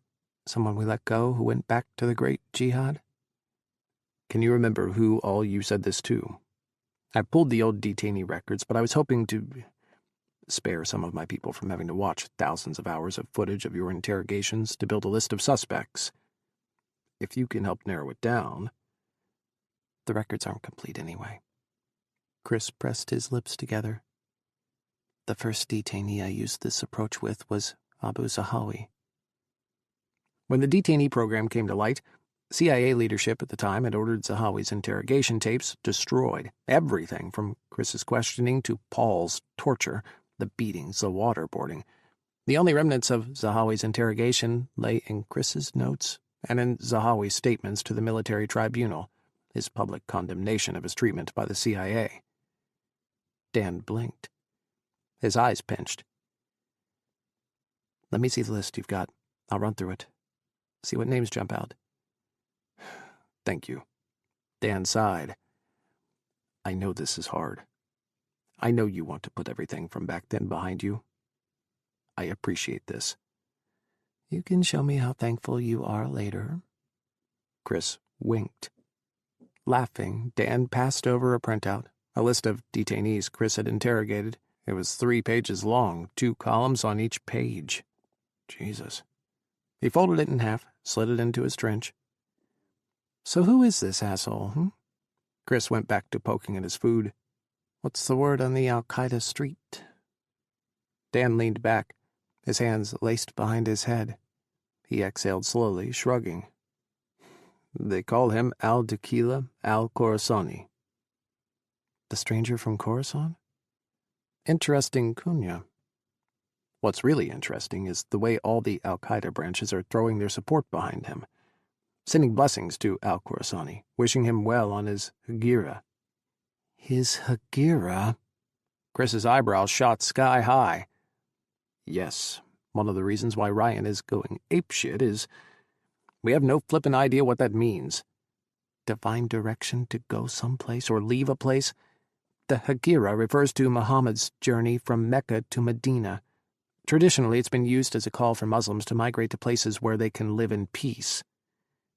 But, Dan said carefully, jihadists have been militarizing it, turning a call to peaceful migration into a military injunction to reshape the Middle East, and then the world, into their version of a militant Islamic state, a renewed caliphate. As part of their apocalypse, yes, I'm familiar with the eschatology, and so is al-Khorasani. He's using the Khorasan Hadith as part of his jihadi name. Hegira for the jihadists has become inextricably tied to jihad. The Prophet moved for war, they move for war. It's become the call to move to a place to conduct jihad against their enemy. So al-Khorasani is going someplace to wage war. Hardly new behavior for jihadists. But where? We've got no intel. We've got no idea who this guy is. The stranger from Khorasan? Dan threw his arms out wide. We're days out from September 11th. And you know jihadists all love to try something on the anniversary. But all we have to go on is the hope that you might narrow down this list and we can focus on finding former detainees you identify, then try and track them down around the entire globe. So far, we're running into graves and dead ends. It's like al-Khorasani is a ghost. Ghosts don't exist. He's a man, which means we'll find him. Kris smirked. We're the CIA. We find all men. Thank you for helping. It might give us an actual lead. We've bumped everyone into high alert, sent out threat warnings across U.S. embassies and to all FBI offices. I'll look over it tonight. If you want. Dan inhaled a sharp, quick breath. If you want, you can look it over at my place. I won't be getting out of here until at least the next cable dump comes in from Islamabad, but... He shrugged. I can cook you breakfast when I get home. Kris looked down. His empty studio and the ghosts of his pain? Or Dan's home, his modest Maryland ranch house, comfortably lived in, always open to Kris? I think, he said carefully, that I should be the one making you breakfast. Slowly, Dan smiled, like dawn breaking over the ocean, over a snow-topped mountain, 1,000 glittering rainbows falling from the sky. He pulled out his keys and twisted one off, held it out for Kris. You can keep this.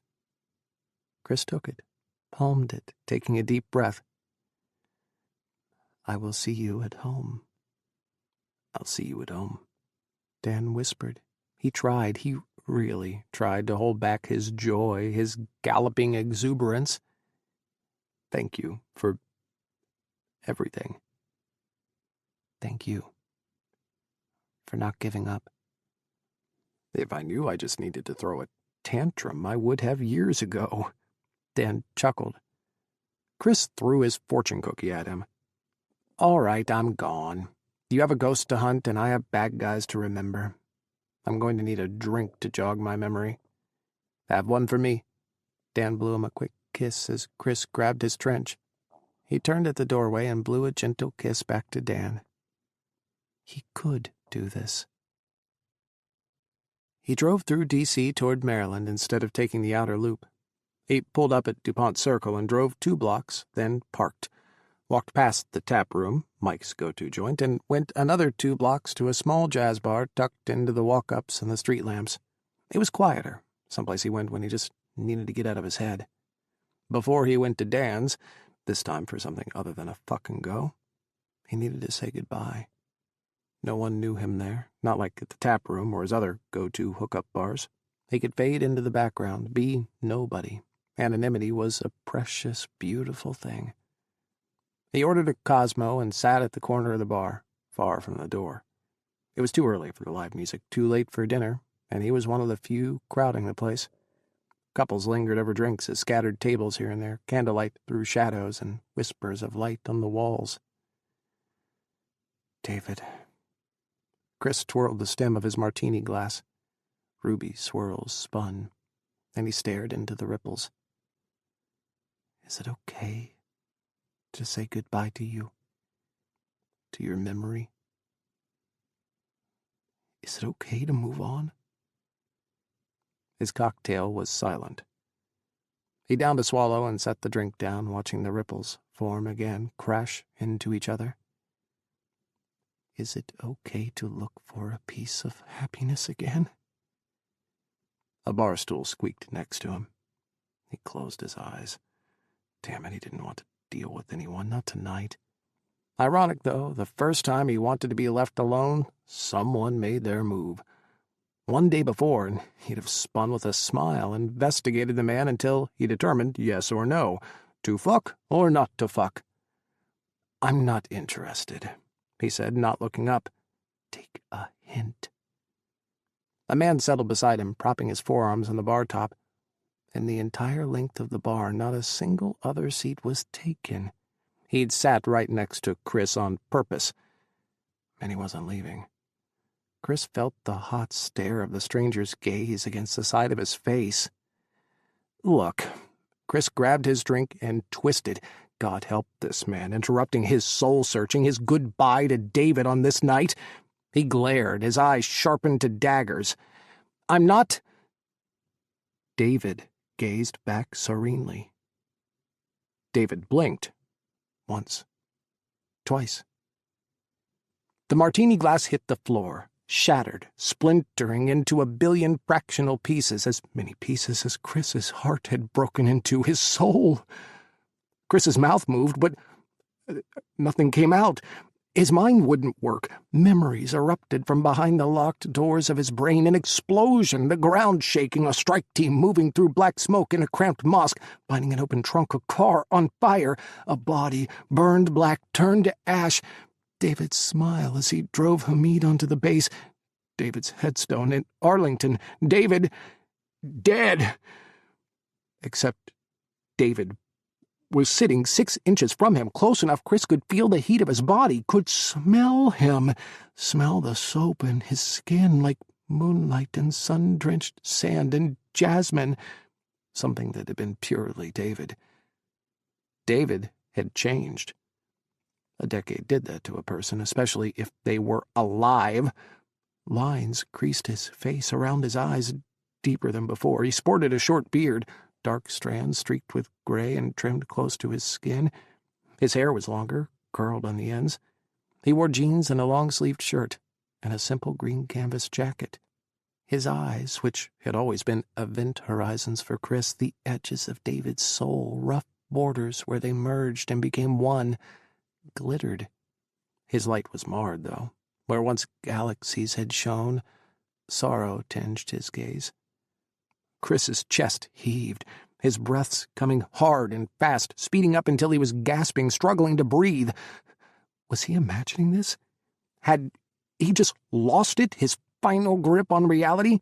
His gaze darted left and right, landed on the bartender, heading his way with a frown. "Everything okay?" The bartender's gaze went from Kris to David and back. "You two all right?" Kris bobbed his head, something between a no and a yes and a "what the fuck?" "We're fine," David said smoothly. The glass slipped. "We're sorry." The bartender stared for another long moment and then nodded, strode away. "David?" Kris hissed. That was his voice, David's voice, but David was dead. He was dead and gone, and Kris knew that because he'd never come back. He'd never reached out for Kris, had never tried to find him. He'd seen David's body, for fuck's sake. He'd seen burned bones, piles of ash. A man didn't walk away from that. There was a fucking headstone with David's name on it just across the river. There were fucking bones beneath the ground. What the fuck? "I didn't know you were alive," David breathed. "I didn't know." You didn't know?" Kris boggled, almost bit off his tongue. His eyes nearly popped out, and he just barely restrained himself from grabbing David, shaking him and shaking him, slapping him across the face so hard his palm burned. You couldn't slap a ghost, right? "What? Where? How?" The bartender was glaring at them again. Kris's gaze bounced from David to the bartender, around the bar. People were staring. David grabbed his arm, pulled him off the bar stool. "Come here," he murmured in Kris's ear. God, David's touch. Kris melted, the very center of him going liquid, just like he had 16 years ago in the mountains of Afghanistan. David's hand on his body, the too close brush of their presences. He followed behind David, powerless to stop. Once, he would have followed David anywhere. Would he follow David's ghost, too? David led him into the bathroom, locked the door behind them. He took his time turning to face Kris, though. A million questions formed at once as soon as David pulled away. How? Where? Why? Each clamored to be asked first, demanded to be heard. His breath sped up again. His body trembled. "I thought you were dead," David whispered. He leaned against the locked door, his hands behind his back. He stared at Kris, sorrow bleeding from his gaze. "That's my line," Kris hissed. "That's what I say, because I saw your fucking body. I saw your fucking corpse, and they took you from me, and they buried your bones in the fucking ground." He heard his shouts bounce off the walls, echo in the cramped bathroom. "You died over there. I saw you die." "It wasn't me they burned," David said softly. "Al-Jabal took me." "Were there no fucking cell phones where you were?" Kris bellowed. "Have you been living on the surface of fucking Mars? You've got both legs, both feet, 2 hands. Was there no possible fucking way you could pick up a phone or send an email or walk to the nearest embassy, crawl to a fucking military base?" David stayed silent. "It's been almost a decade," he hissed. "And you never said a word? And now you're here? How the fuck did you appear here?" "I looked you up when I arrived. I had to know if you died that day. I never saw you move after the blast." "I wish I'd died that day." Kris whirled, his fingers clawing at the tiles. "I was the only one who lived. Do you have any idea how many nights I laid awake begging to die because of that day?" "I thought you were dead," David repeated. A tear slid from the corner of one eye. Kris's hands trembled off the walls. He folded into himself, dug his fingers into his arms, the bunched sleeves of his trench. "How did you get here? This isn't some fucking sci-fi show where you can just transport down from your spaceship in the sky. How did you get here?" David looked away to the side. "Answer me!" Kris shrieked. "Are you here for me? Did you claw your way back from the dead across the entire world to come back to me? I fucking would have for you!" Slowly, Kris pitched forward, drawn to David. One hand reached for him, shaking like he'd frozen from the inside out. His fingers whispered over David's shirt, closed around the fabric, grabbed and pulled.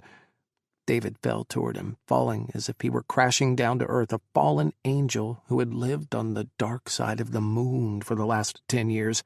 He crashed into Kris, arms wrapping around him, so familiar, as if it had only been a moment, and not a decade. His face buried in Kris's neck, and Kris felt God. He felt David's breath, the physical evidence of his life, heard the beat of David's heart. David was alive. Kris grabbed him, held on, ran his palms over David's back and his chest, trying to touch everywhere.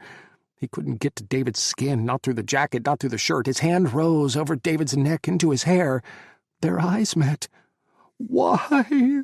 screamed from every pore in Kris's body, from every shattered remnant of his soul. Why here? Why now?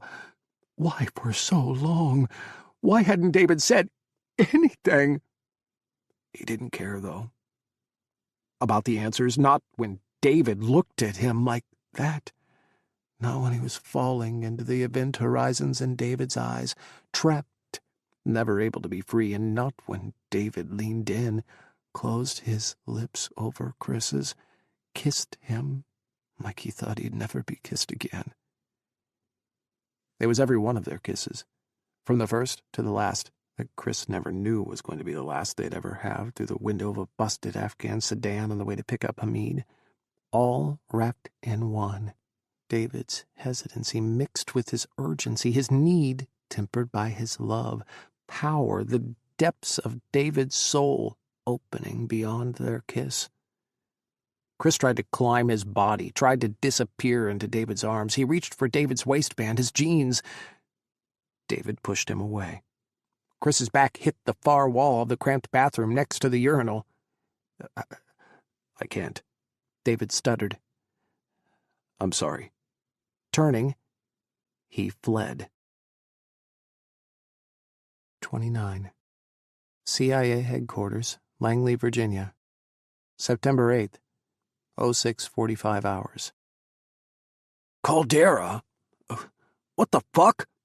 Wallace's confused voice broke through Kris's haze, shattered his ironclad concentration. Fuck have you been doing in here? Exhaling, Kris sat back from his workstation.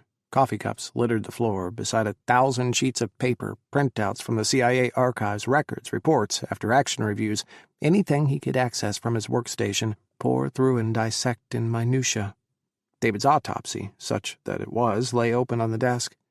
Burned bone fragments recovered from the trunk of unidentified vehicle parked inside mosque. Incomplete skeletal remains. X-ray imaging inconclusive. DNA, dental, or bone marrow recovery impossible.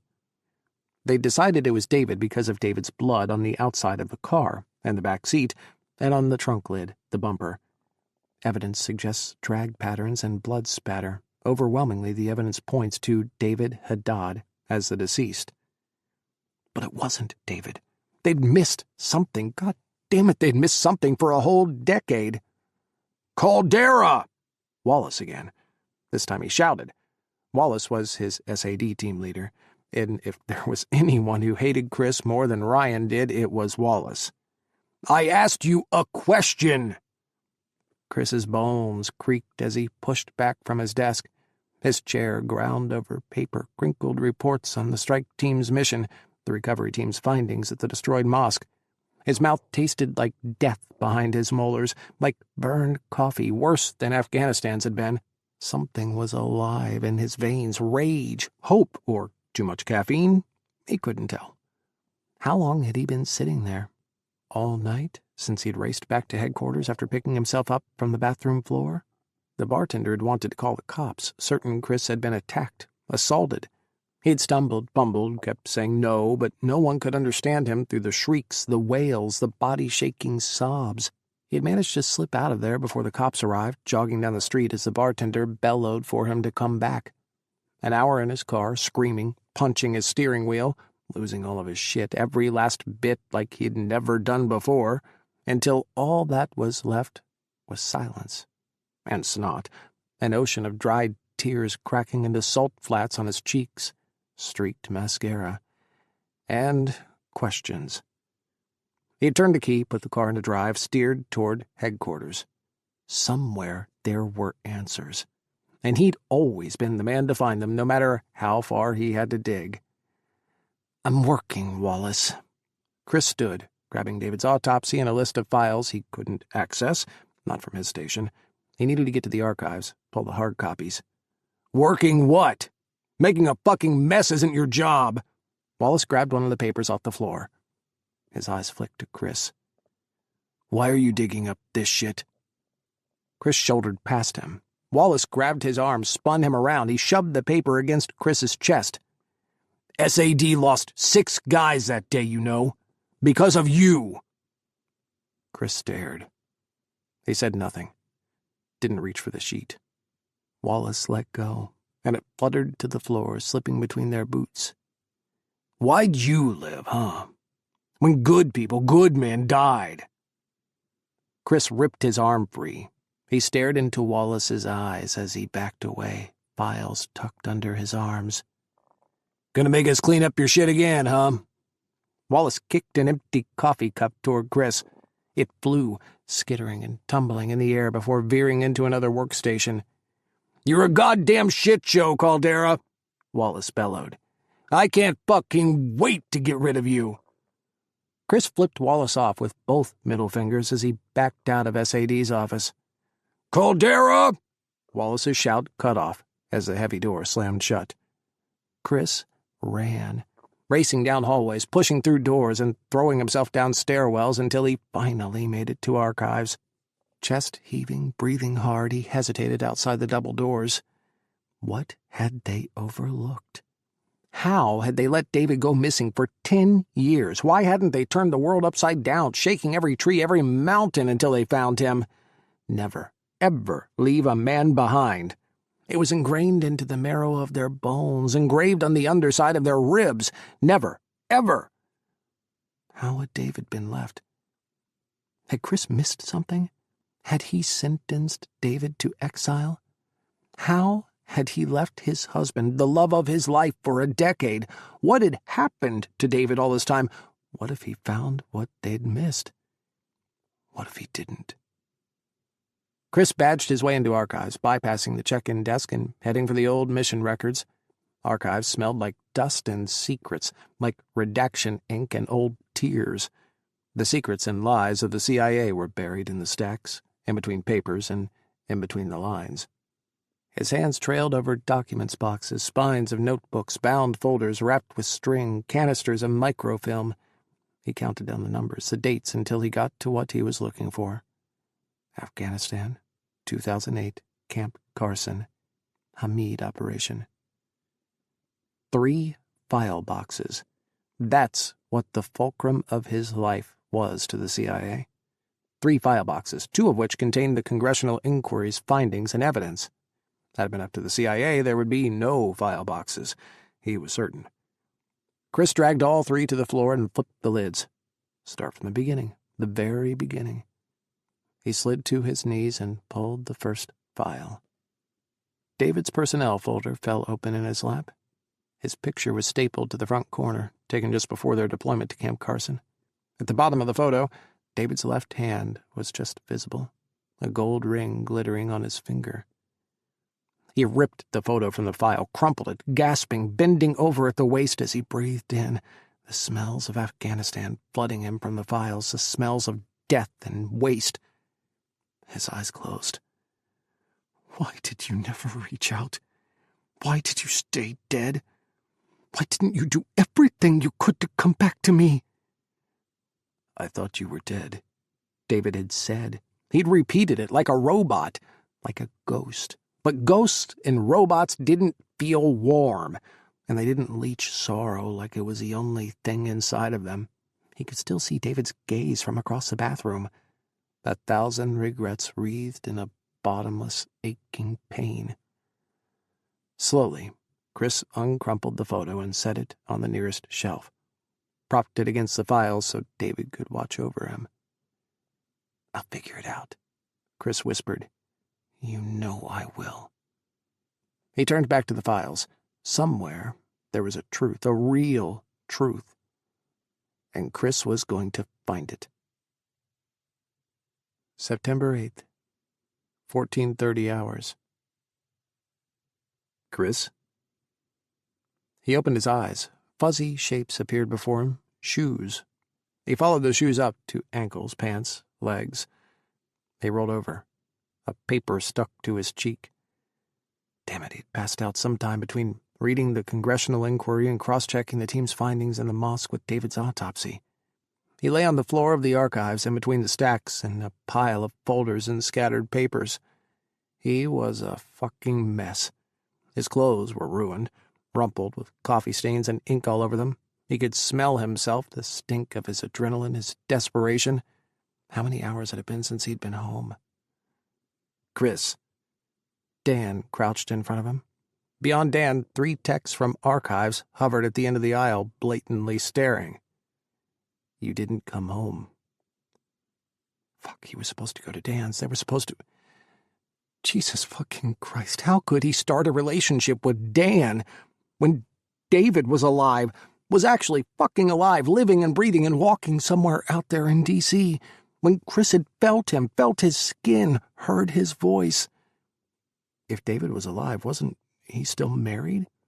Could he be married to a legal ghost? David was dead according to the law. Fuck, Dan. Kris moaned. He pulled the paper from his cheek and sat up. Everything in him ached. His bones, his muscles. He fucked up his sparring partners every other week, spoiled for fights with Russian GRU agents in seedy bars, but this was too much. He was pushing on the door of 40. He wasn't a young man anymore. What time is it? 1440. September 8th. Dan swallowed, and his gaze wandered over the files Kris had spread like toys on the floor. What are you doing? Kris rubbed his hands over his face. How could he possibly explain this? Where did he even start? He couldn't tell Dan about David. Not yet. David was a ghost, still, for a reason. Kris had to know why. But bringing Dan into his quest for the truth about David just stung in all the wrong ways. Kris had done many things he wasn't proud of in his life, but he just couldn't do that to Dan. Or to David. What if we missed something, Dan? He whispered. What if we missed something that day? What do you mean? Kris swallowed. What if David wasn't killed? What if he survived? Oh, Kris. It was Dan's turn to cover his face. Kris watched his shoulders shudder, heard his deep breaths behind his hands. Kris, don't do this to yourself. I have to know. I've never looked at the files. I've never looked at what actually happened. Kris. I didn't want to know. I couldn't know, but Dan, the autopsy, they couldn't definitely prove it was him. Everything was circumstantial. I've read it, Kris. He was beaten to death beside the car. Dan whispered. There was enough blood in the rubble to know he had lost so much. Then he was dragged into the trunk where they poured accelerant on his body. There was no DNA match to the bones. Because every trace of DNA was gone. He was ash. Even the bones that did remain. They fell apart when the team tried to recover them. Dan's face twisted. Kris, they took him out of there with a shovel. His ashes filled a plastic bag. Don't do this to yourself. Don't hurt yourself like this. It wasn't David. It wasn't David because I saw David last night. I held him in my arms. It wasn't me they burned, David had said. Kris. Dan reached for him, grabbed his hands, held them between his own. Kris. Please, if this is because of last night, us, please, Kris, you need help. I want to help you, but I can't help with this. He nodded to the files, the papers littering the floor. I love you, and I want you to be happy. I thought I could do that for you. But this... He kissed Kris's hands. You need help. Have you ever talked to anyone about his death? Kris ripped his hands away. I'm fine. You're not fine. This is not fine. I am fine. Don't you think knowing is important? Don't you think we should be sure, absolutely certain about what happened? We are certain. We know. There was a congressional inquiry, for God's sake. You don't want to go down this path, Kris. You're only going to hurt yourself with the truth. He stood, turning his back on Dan as he started gathering the papers, the files, the statements, and evidence. And you're hurting me, Dan breathed. What is this? Another reason to not be with me? Another excuse for us not being together? Kris sagged. The air punched out of his lungs like he'd taken a hit right to the center of his chest. Dan, we can't keep doing this. I can't keep taking this from you. Last night, you made me the happiest I've ever been. I thought, finally, he's letting me in. He's letting me love him. Maybe one day, he'll love me a little bit, too. Dan, I can't compete with a ghost. I can't compete with your complete devotion to him. And if last night sent you spinning down this rabbit hole, if being with me is such a terrible, terrifying thought for you that you had to come here, do this." Dan took a shaky breath. "You need to get help.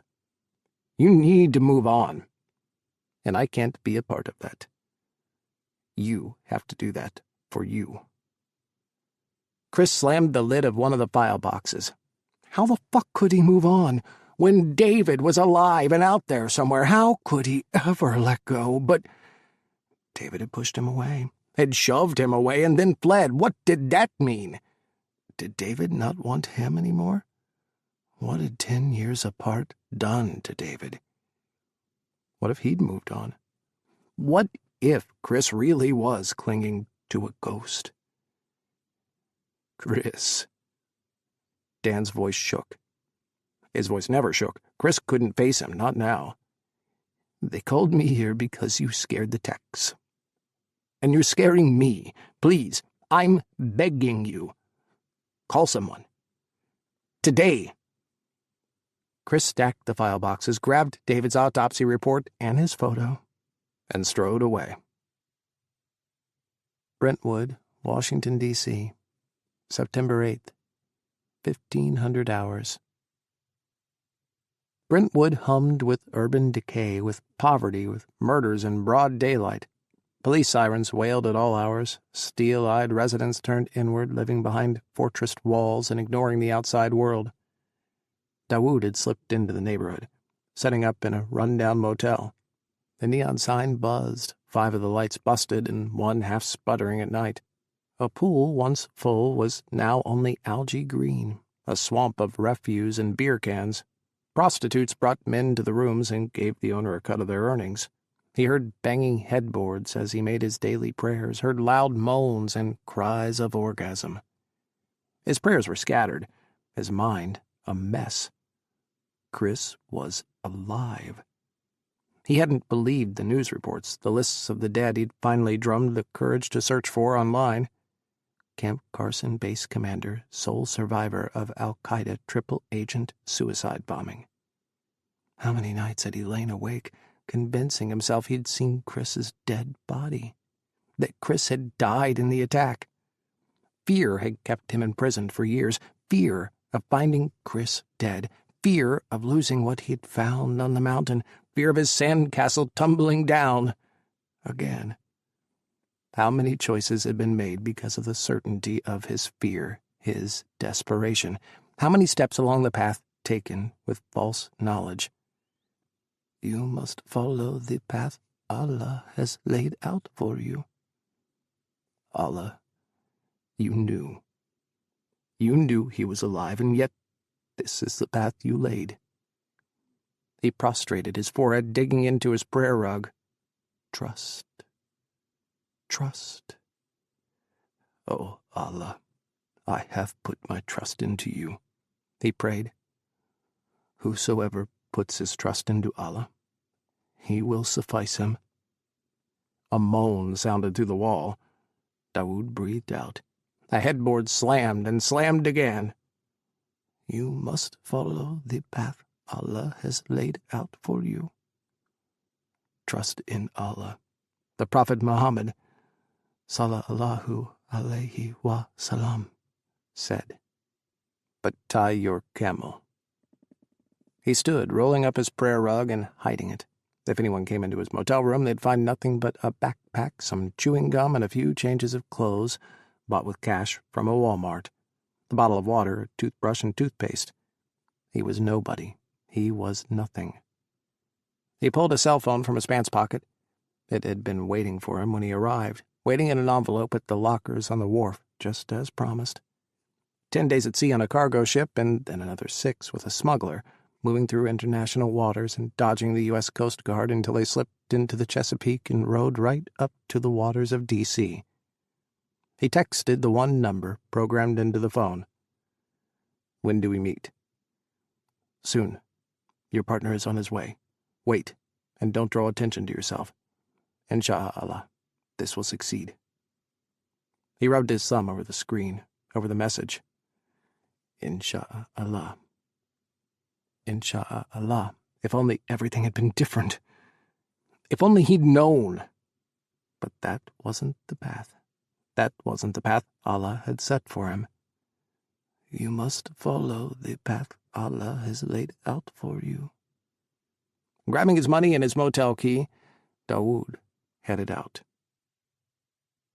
Crystal City, Virginia, September 8th, 1920 hours. Kris trudged down the hallway to his door. How had everything gone so wrong? How had everything ended up upside down, backward instead of forward? Where did he go from here? Dan wanted him to get help. What did he tell a psychologist? That he'd seen his dead husband, had kissed him? But David had shoved him away and disappeared, and he had no proof, none at all, that it had ever happened. Maybe he should get tapes from the bar, get a statement from the bartender. Surely he'd remember last night. It wasn't every day a man came apart like Kris had all over the bathroom floor. If he told anyone David was back without proof, he'd be locked away for evaluation. How did he find David? Did David even want to be found? What did it mean that he was a widower, but his husband was alive, and not with him? He turned the key in his lock, shouldering open the door. He wanted to crawl into bed and wake up yesterday, before all this happened. He'd go to any other bar, any other place, not see David. He'd go straight to Dan's. No, he wouldn't. He didn't know what he'd do. Eyes closed, he slipped into his unit and shut the door, leaned back against it. Hi. His eyes flew open, his heart stopped, his lungs, his fingers scrabbled at the door behind him. David sat on his couch. Blinking, Kris looked from him to the door and back. He'd locked it, of course he had. He always locked his door. He'd just unlocked it, for fuck's sake. He lived in a secured building. No one was supposed to break in, ever. Certainly not his not-dead husband who didn't know where the fuck he lived. I looked you up when I got here. I thought I would go visit your grave. David looked away to the empty white wall opposite Kris's couch. When I found out you were alive, I drove out to the house, but you sold it. Do you think I'd really live there? Without you? David swallowed. Kris watched the rise and fall of his throat, the movement of his Adam's apple. I tracked you down. Property records. Found out you bought this place. There are 2 parking spots per unit. I found my truck in one. This wasn't happening. Kris's fingernails scraped over the door, the only sound in the studio between David's soft words. I waited until you showed up, and then... You've been following me? Had he watched his unit, watched when Kris had come home the day before, and then followed him to Langley, then out to the bar? You followed me to the bar last night. I just wanted to see your face, David whispered. Even in all my memories, every dream I had of you, nothing compares to the reality of you. I couldn't ever remember you perfectly. Not the way you actually are. All your perfections. All your subtleties. The exact curve of your smile. The angle of your jaw. I just wanted to see you again. What the fuck did you think was going to happen? I didn't think. Finally, David looked at Kris. His eyes were fireballs, stars blazing in the dim light of his unit, the setting sun over the Capitol casting shadows over everything except him. I thought you were dead. You... alive? I never thought it was possible you could have lived. I never thought it was possible you lived. Kris ripped David's autopsy from his laptop bag and flung it across the apartment. Papers fluttered, landing upside down on the carpet in front of David. This is how you died! It wasn't me they burned, David whispered. The son of the internet cafe owner. They took him as collateral. Silence. Kris heard David breathe, heard the squeak of his leather couch as David shifted. How did you get here? You're dead. You couldn't have made it through customs. You know as well as I do there are 100 different ways to enter the U.S. under the radar. Smugglers?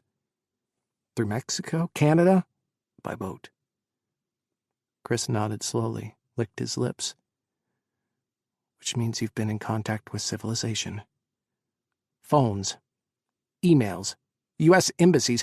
You didn't think at any time to try and reach out to the CIA, to me? I thought you were dead. You keep saying that. Without you, there was no point in coming back. To the world. To the CIA. To anything. Damn it, wasn't that exactly how Kris had felt? The world wasn't worth living in without David. It hadn't been for a decade. He wilted, slumping, and his head thunked against the door. Ever since I found out you were alive, I can't think. David trembled, curling forward.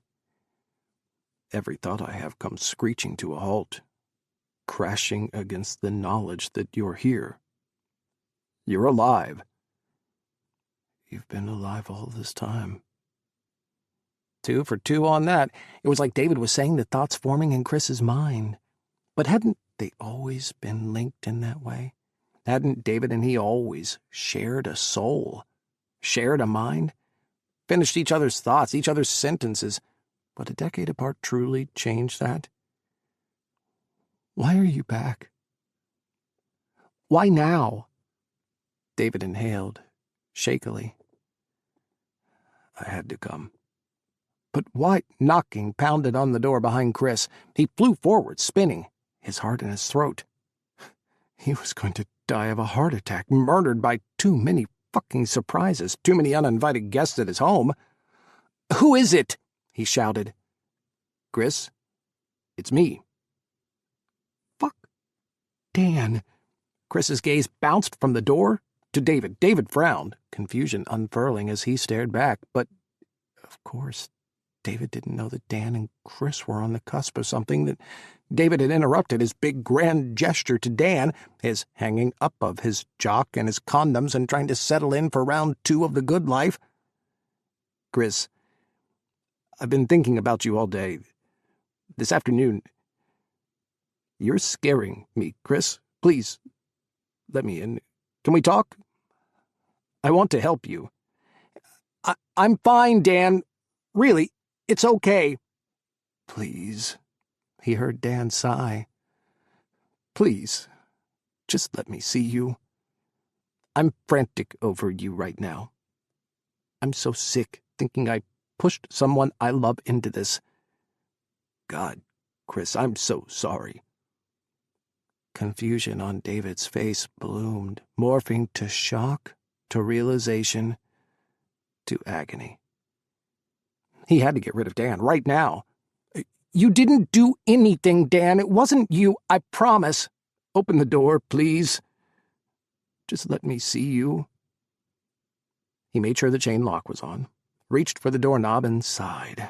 He glanced over his shoulder. David had disappeared from the couch. There was no way Dan could see over Kris's shoulder and into his studio, could spy David back from the dead. He wasn't ready for Dan or anyone to know. Not yet. Maybe David would disappear again. Maybe they'd say the goodbye they never got to say. Maybe David was riding off into the sunset and Kris was just one stop on his goodbye tour. What did 10 years as a dead man do to a man? Did the same person come back? He cracked his front door, pressed his face into the opening. I'm fine, Dan. Dan looked him up and down, taking in his same clothes, rumpled and stained, his exhaustion warring with the adrenaline of finding David in his apartment. I didn't mean what I said earlier, that I couldn't be a part of your healing. Don't think that I'm walking away from you. I'm not. I never will. I just want you to be okay. I'm fine. I'm going to be fine. I will. He nodded, ridiculous bobs of his head up and down. He had no idea what he was saying. Kris. David appeared, hidden behind the door, out of sight. Rage thundered through his gaze. Primal purpose. Lightning flashed in his eyes. "He's busy," David growled. He slammed his palm against Kris's door and shoved it closed, right in Dan's face. Kris heard Dan's gasp, his choked-off shout of surprise muffled through the closed door. "Why did you—" David grabbed him, spun him, pressed him against the door. His hands squeezed Kris's shoulders, and his legs pressed against his from feet to thighs. Every part of David trembled.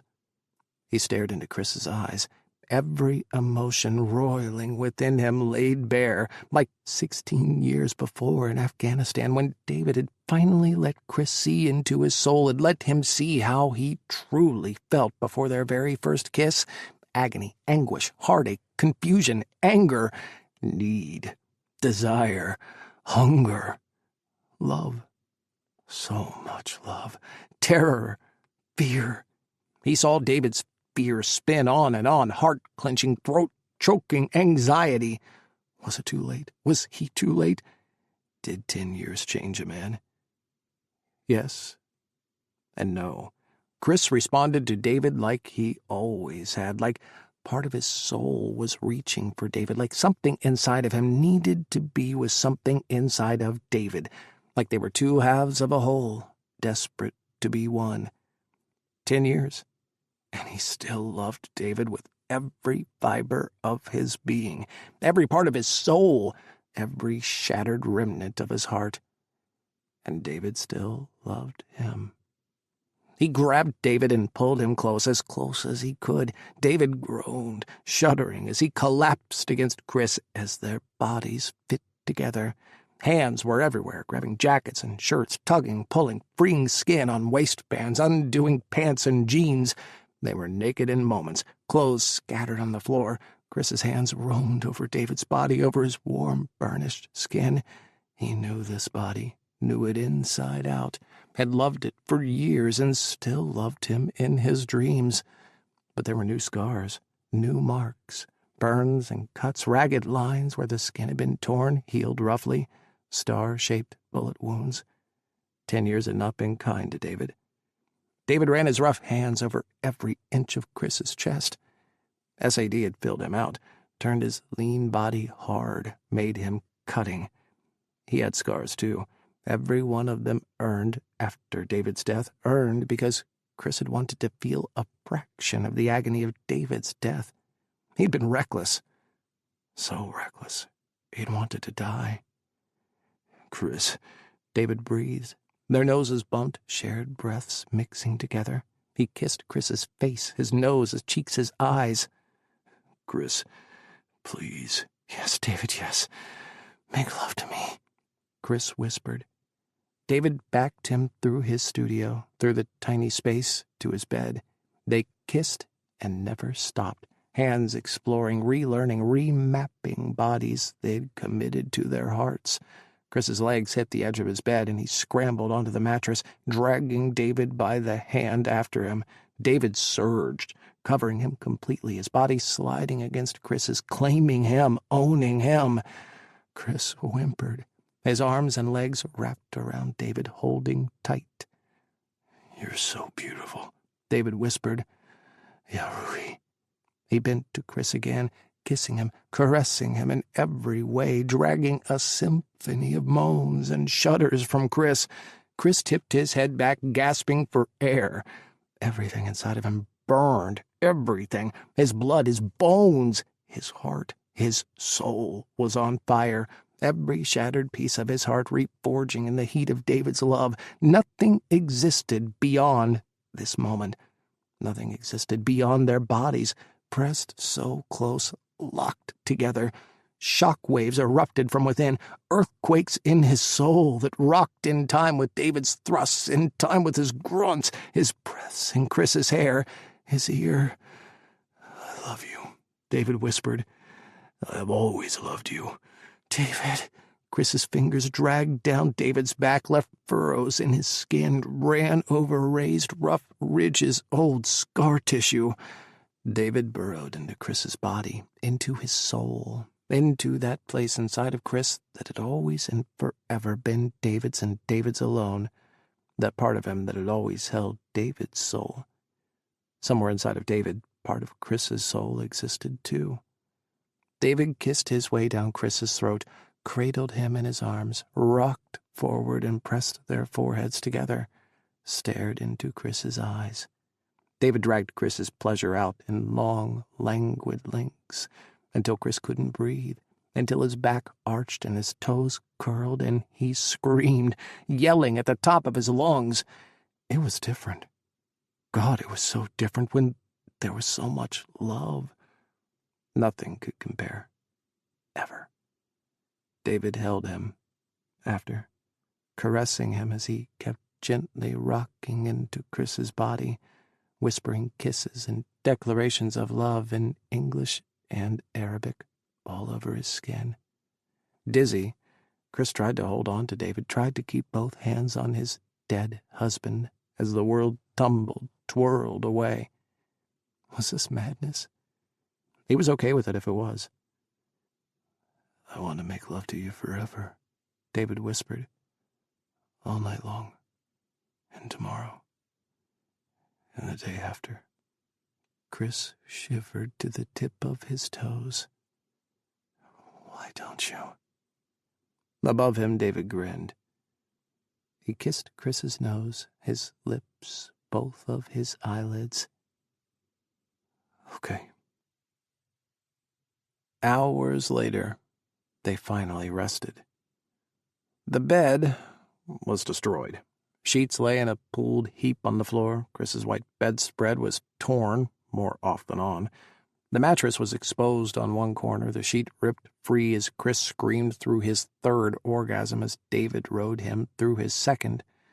Handprints streaked the glass mirror at the head of the bed from when Kris had ridden David slowly, an hour's worth of heat building between them until David tipped him backward and took control.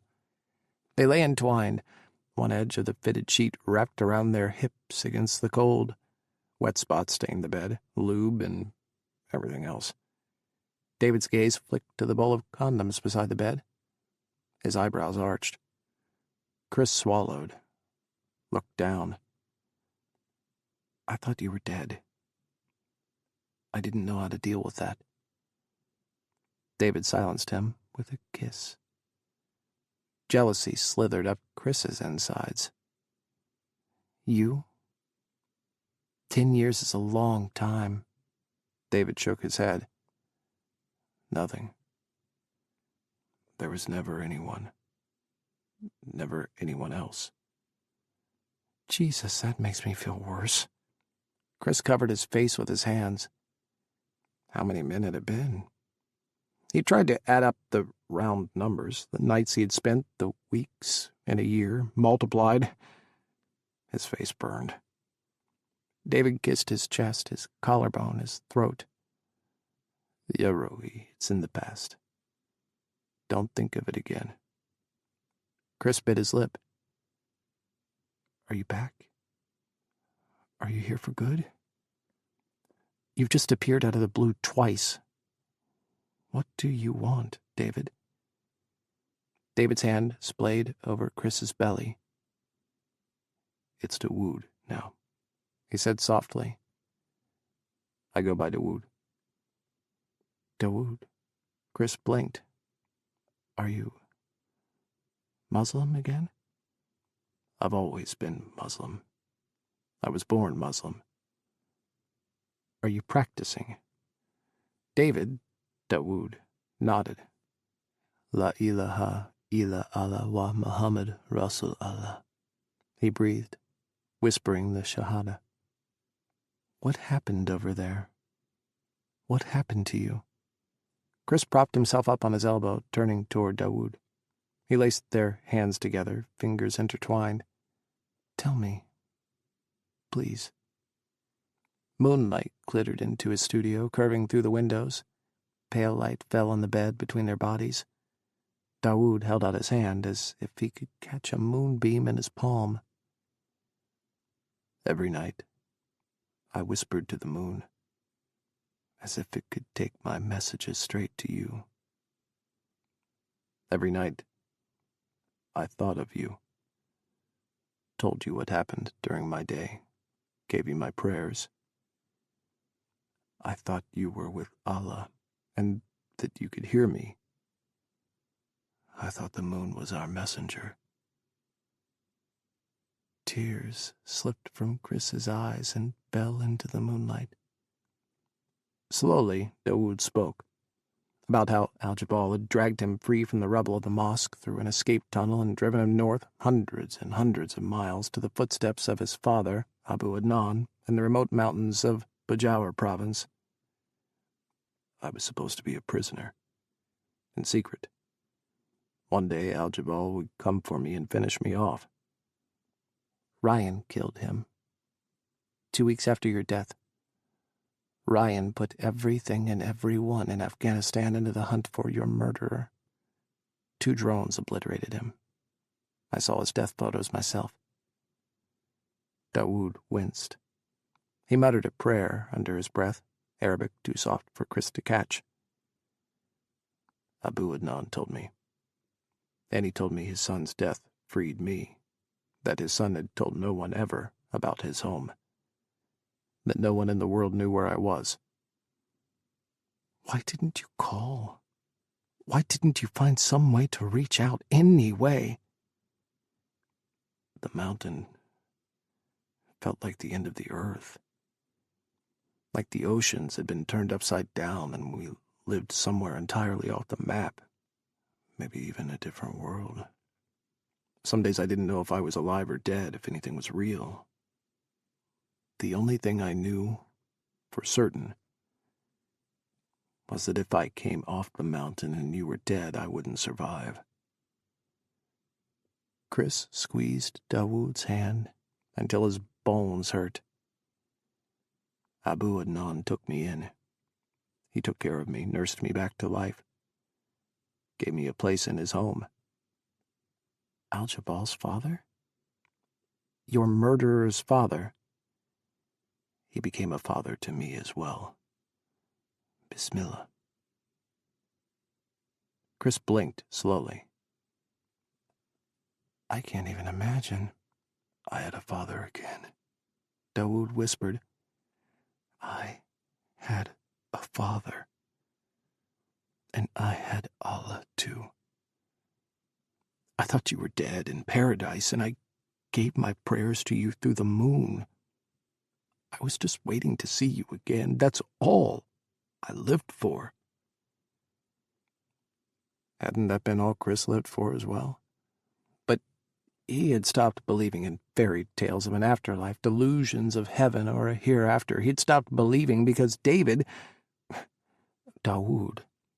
hadn't come back for him like he'd promised he would. But if Dawood was alive, then of course he couldn't come back from the dead from an afterlife for Kris. Of course not. Why hadn't he thought of this before? Why had he left his husband for 10 years?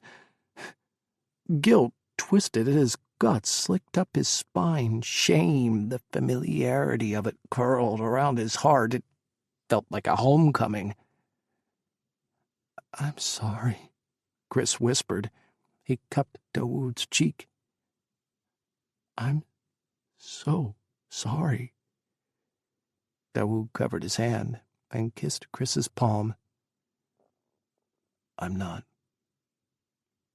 It was good being there. I was alive in a way I hadn't been. Spiritually?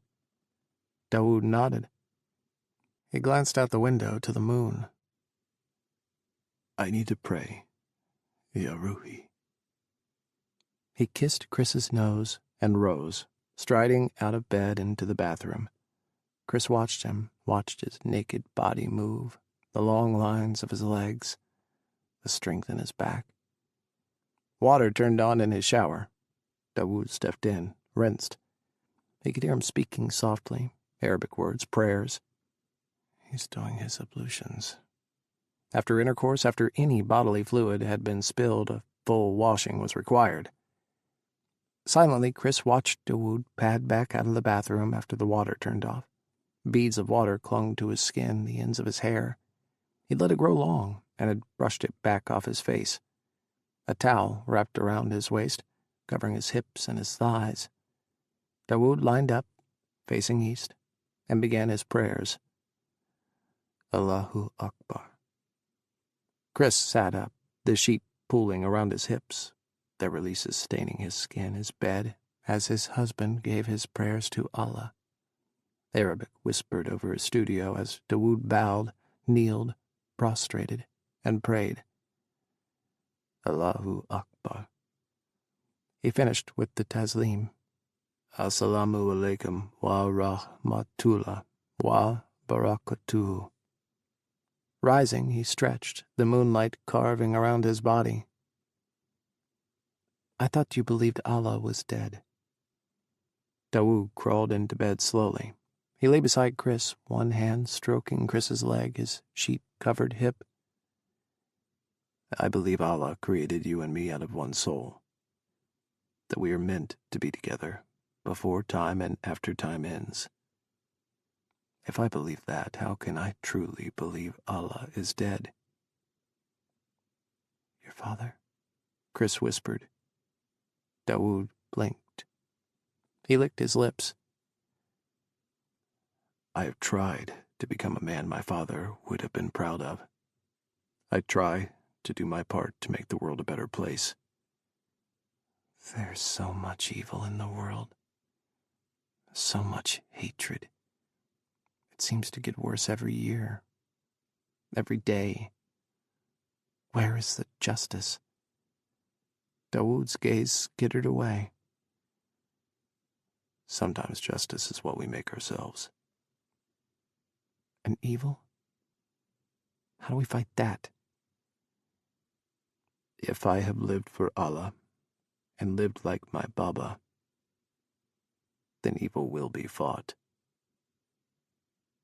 Kris lay back on the mattress. The pillows were long gone. His thoughts slid to al-Dakila al-Khorasani, the jihadi on his hegira for war. Where was he going? What were his plans? Was he coming to America to slaughter Americans, blaming them for the evils of the world? Americans were complicit, or so the jihadists' sayings went, in the actions of their government thanks to democracy. He chewed on his lip. There are many people who say they live for Allah and fight against evil, but everyone points the finger at each other, saying everyone else is the evil one. Where is the truth? The truth is complicated. Dawood whispered again. His eyes were lost in darkness, only the shadow of the moon reflecting in slivers off his dark irises. But there are objective evils in the world. Death before someone's time, murder, torture, oppression, betrayal. Some things are just wrong. I put my faith in Allah to help me find my center, as my Baba did. What about this? Kris hitched his naked leg over Dawood's. Us. Doesn't the Quran have a few things to say about people like us? Allah made me this way. He made me, and He is perfect. He does not make mistakes. And, in the Quran, the prophet Lot was aghast by the cruel treatment of strangers by the inhabitants of Sodom. Dawood kissed the back of Kris's hand. If you go into the texts, into the classical Arabic, the meaning is forced sodomy, rape of men. Specifically, the inhabitants of Sodom attacked travelers, blocked their way, and raped them. He rubbed his cheek, his beard over Kris's fingers. The Quran is a book for all time, given by God to us for our learning. It is a book that renews itself, reveals itself deeper as we progress as human beings. How can we ever presume to understand His mind? Allah speaks in poetry and science and sunsets and sunrises and shooting stars and planetary orbits and psychology. but he has made all things possible. If a line in the Quran seems to violate his world, his order, then that line is just more of his poetry. He made me. Dawood kissed Kris's fingers, the tips of his pads. He made us. Made us out of one soul. He did not do that in error. Sometimes, Dawood sighed. I believe Islam is ossified under so many layers of human error, of fatwas and rulings, and dusty old men issuing their rulings. We've lost sight of the truth, and faith has become stagnant in our blood and our souls. We, as Muslims, must go back to the beginning to become closer to Allah. Isn't that what the fundamentalists say? Kris whispered. Allah detests violence against the innocent, wickedness. Why is so much of the world in collapse now? Why has so much evil risen? Allah is trying to tell us something, but no one is listening. Tell that to the jihadis. They think they have a straight line to Allah. Dedicated cell service. Jihad comes in many forms, but Qital fi sabilillah, the holy war, that is only to be waged on the evildoers, the ones against God. Anything else is not allowed. 10 years had changed Dawood. The dead weight of his past, the silent scream he'd carried inside of himself, was gone. Something else was in its place, something Kris couldn't quite put his finger on yet. Certainty or something else? I've missed you, Kris breathed. He reached for Dawood's hand as moonlight drenched their bed. I've missed you so much. Dawood kissed his nose, smiled. I am here now. Will you stay? We can figure this out. Go to the CIA, explain everything. You can be declared undead. Not dead, but whatever it is. Dawood leaned forward again, kissing him softly, like he'd kissed him the day they married and the day Kris had said yes, like they'd kissed the morning before the Hamid operation had broken everything apart. You didn't finish your story. Kris pulled back. You're living on the mountain with Abu Adnan, and now you're here. Fill in the blanks. He settled back and took Dawood's hand, kissed his palm. Dawood looked away, 1,000,000 miles away. Abu Adnan died. Oh, shit. Jesus, Dawood. He fumbled on Dawood's name, the shape of it unfamiliar on his lips. Shit, I'm sorry. I'm so sorry. 2 fathers and Dawood's life gone. Was it peaceful? Dawood shook his head. Kris tugged him down until Dawood's head lay on his chest, right over his heart. He wrapped both arms around Dawood, cradled him close. I'm sorry. I'm so sorry. Dawood turned, rolling against him, brought his body against Kris's, their legs and hips and everything else pressed so tightly together. Make me forget, he breathed. Make me forget. For tonight. His lips closed over Kris's. Kris held him close, drawing him in, wrapping his arms and his legs around Dawood as Dawood crawled over and above him. His lips parted, and he kissed Dawood with everything he felt, every moment of loneliness, every night he'd cried himself to sleep, every dream he'd had of waking up with Dawood beside him once again, every memory of his smile, his laugh. His fingers carded through Dawood's hair as his legs fell open, as Dawood pressed against his thigh, his hip. Yes, he wanted this, wanted Dawood, wanted their love and their life back. He wanted Dawood to slide within him again, all the way in, until their souls merged and they drowned in each other. And all the darkness, all the pain, all the agony of every day of the past 10 years was erased. He arched his back, opened himself to Dawood. "Love me," he breathed. "Yeah, Ruby. I always have," Dawood whispered. He slid inside Kris, into his soul, and shuddered. Kisses whispered over skin, hands, fingers caressed. "Anabahibuk, my love. I always will." September 9th, 07:10 hours. Kris woke to Dawood's soft prayers, his calls of Allahu Akbar before the rising sun. Squinting, Kris shifted, standing on wobbling legs and heading for the bathroom. He was a mess. He hadn't been loved this much, this hard, since their trip to Hawaii, since their wedding night, since their new house. Every one of his best memories were Dawood. "I'm going to shower," he called back. "Want to join me?" "I'll make breakfast." Dawood appeared in the doorway, his jeans on but unbuttoned at the waist. "You still like your eggs over easy?" "I always like everything you make me." Dawood smiled and disappeared. Kris took his time in the shower, relaxing under the heat, letting loose muscles that hadn't relaxed in 10 years. He laughed out loud, smiling into the spray. How was this possible? How did happy endings happen? How did dead husbands come back? He sobered as he washed his hair. What was he going to tell Dan? Last night, Dawood had shoved him away, had sent a loud and clear message to Dan. How had that gone down?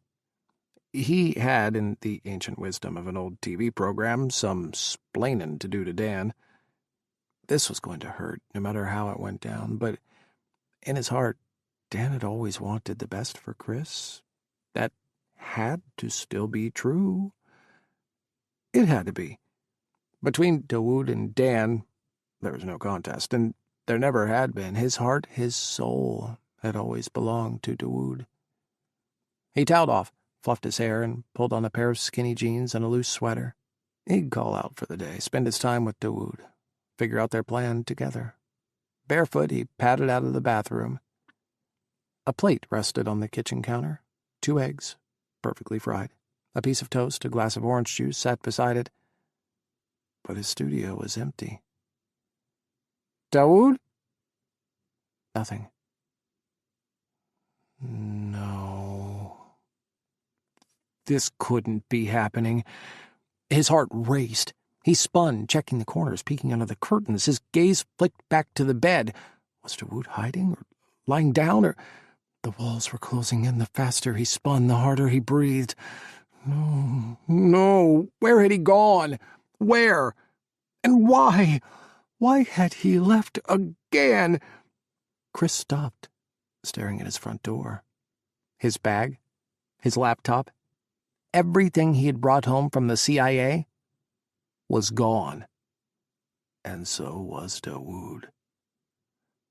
Collapsing, Kris screamed, grabbing his hair, pulling on the strands, screaming and screaming until his voice went hoarse and his throat was raw.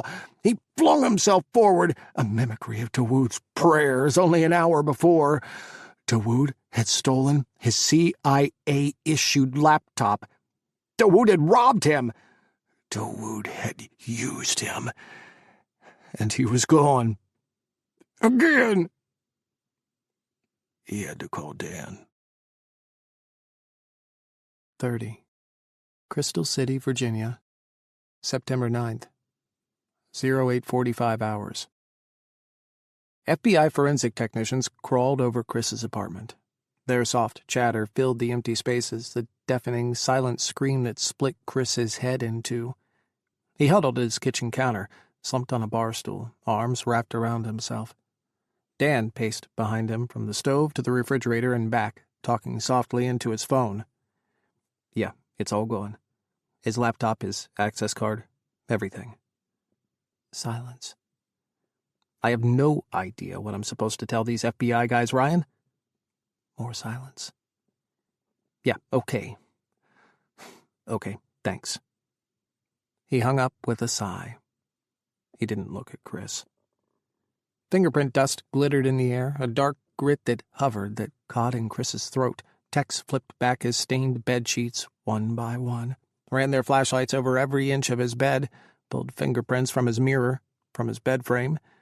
A tech with a set of tweezers grabbed a long dark hair from the carpet where Dawood had prayed.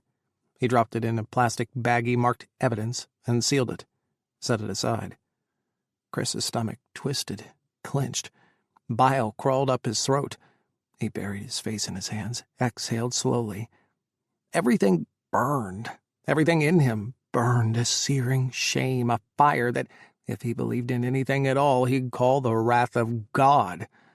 He was so fucking ashamed. How had he been so fucking stupid? Anger bubbled, simmered with resentment, with regret, recrimination. He should have told Dawood to get the fuck out. He should have told him to call the CIA, the FBI, call anyone and sort out his legal status, dead or not dead, before saying a word to Kris. He should have told him that 10 years without reaching out was 10 years too many. He should have told Dawood that 10 years changed a man. Because it had. It fucking had. What had happened to the man he knew, the man he loved?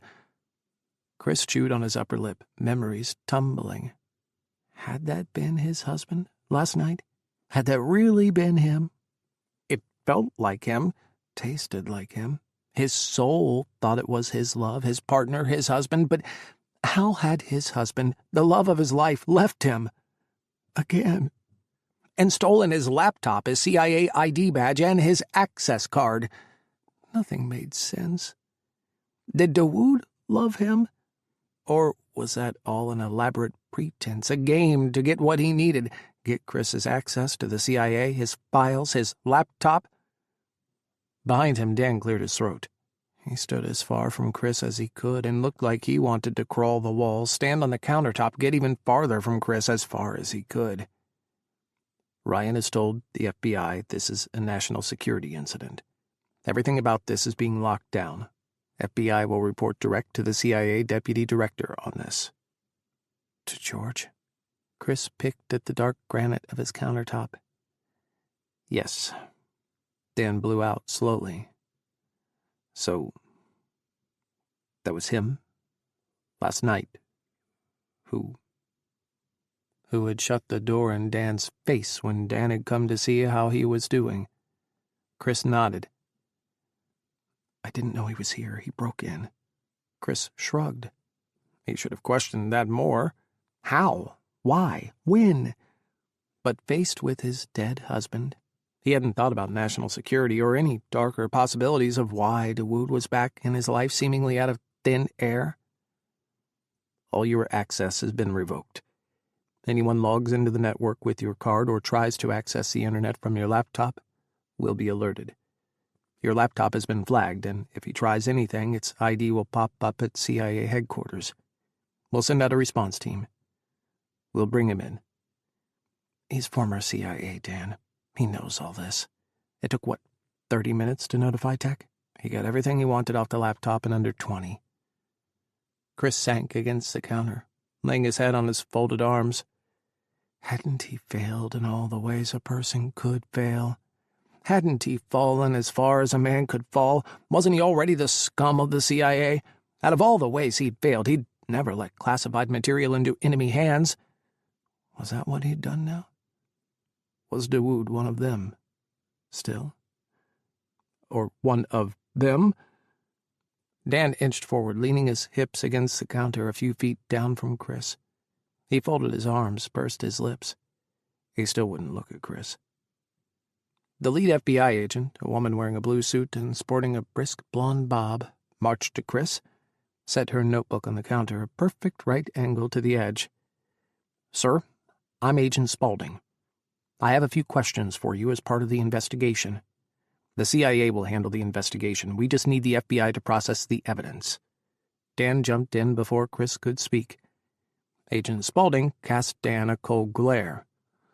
We will be conducting a thorough investigation without CIA interference. National security information may have been compromised. This is no time for a turf war. Dan snorted. Your boss will be calling you soon. Just a heads up. This is staying within the CIA. Just process the evidence, Agent Spaulding. The CIA will take Mr. Caldera's statement back at Langley. She blinked once at Dan, turned back to Kris.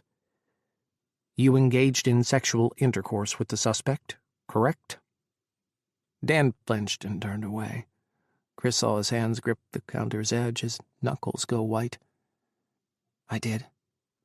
We haven't recovered any used condoms in the trash. Were they flushed, or did you not use any? We didn't use any. Dan exhaled slowly. Kris felt his exhale like a sword slicing up his spine. He'd never let Dan touch him without wearing a condom. He'd never let anyone else ever touch him without a condom. Dawood had been the first, the only, in his entire life. We're going to need to take you to Fairfax, to the medical center. Why? Dan was suddenly there, suddenly right at Kris's side. Why do you need to do that? Is he hurt? He turned to Kris, finally looked at him. Did he hurt you? Dan looked like he wanted to puke, then wanted to rip Kris's kitchen apart with his bare hands. Mr. Caldera needs a sexual assault forensic exam. We can collect the evidence at Fairfax Medical or at Quantico. The choice is yours, but we need to do this. I'm going to be sick. Kris pushed Dan away and ran to his sink, emptying his stomach of bile and shame. What had he eaten last? Lemon chicken with Dan. And Dawood's. Closing his eyes, he rubbed the back of his hand over his lips. Spit dribbled from his mouth.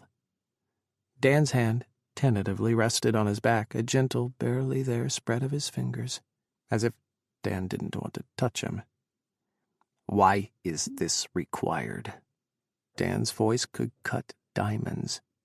We need to definitively identify the assailant. It wasn't an assault. Kris rinsed his mouth, spat tap water into the sink. And I know who he was. I was under the impression that there was some confusion about who this man was. The CIA asked the FBI to provide a definitive ID. We need DNA to do that.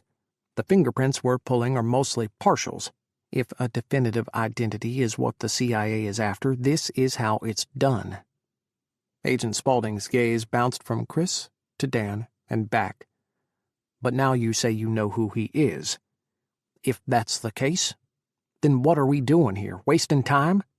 Dan squeezed Kris's shoulder hard enough to tell Kris to keep his mouth shut. We do need a definitive ID. Yes. Agent Spaulding's eyebrows arched high. She waited. Dan didn't give her anything more. This is a national security matter. We won't be sharing anything further. All evidence recovered needs to be rush-processed and forwarded immediately to Deputy Director George Haugen. Agent Spaulding snapped her notebook closed. Then the only thing left is the forensic exam. Fairfax or Quantico, Mr. Caldera? The choice is yours. Kris rested his forehead on the edge of his sink. The world was spinning, had spun since Dawood had disappeared, since he'd seen the plate of eggs in the empty studio and his missing laptop. He couldn't drag in enough air through the way his heart had caved in, crushing his chest. Fairfax. I'll meet you there, Mr. Caldera. Go to the emergency room. I'll have a nurse waiting to collect the samples. Collect the samples. He'd showered, but there could still be traces of Dawood on him, under his fingernails. There absolutely still was Dawood inside of him. Absolutely. His stomach lurched again. He clutched the edges of his sink, bile racing up his throat.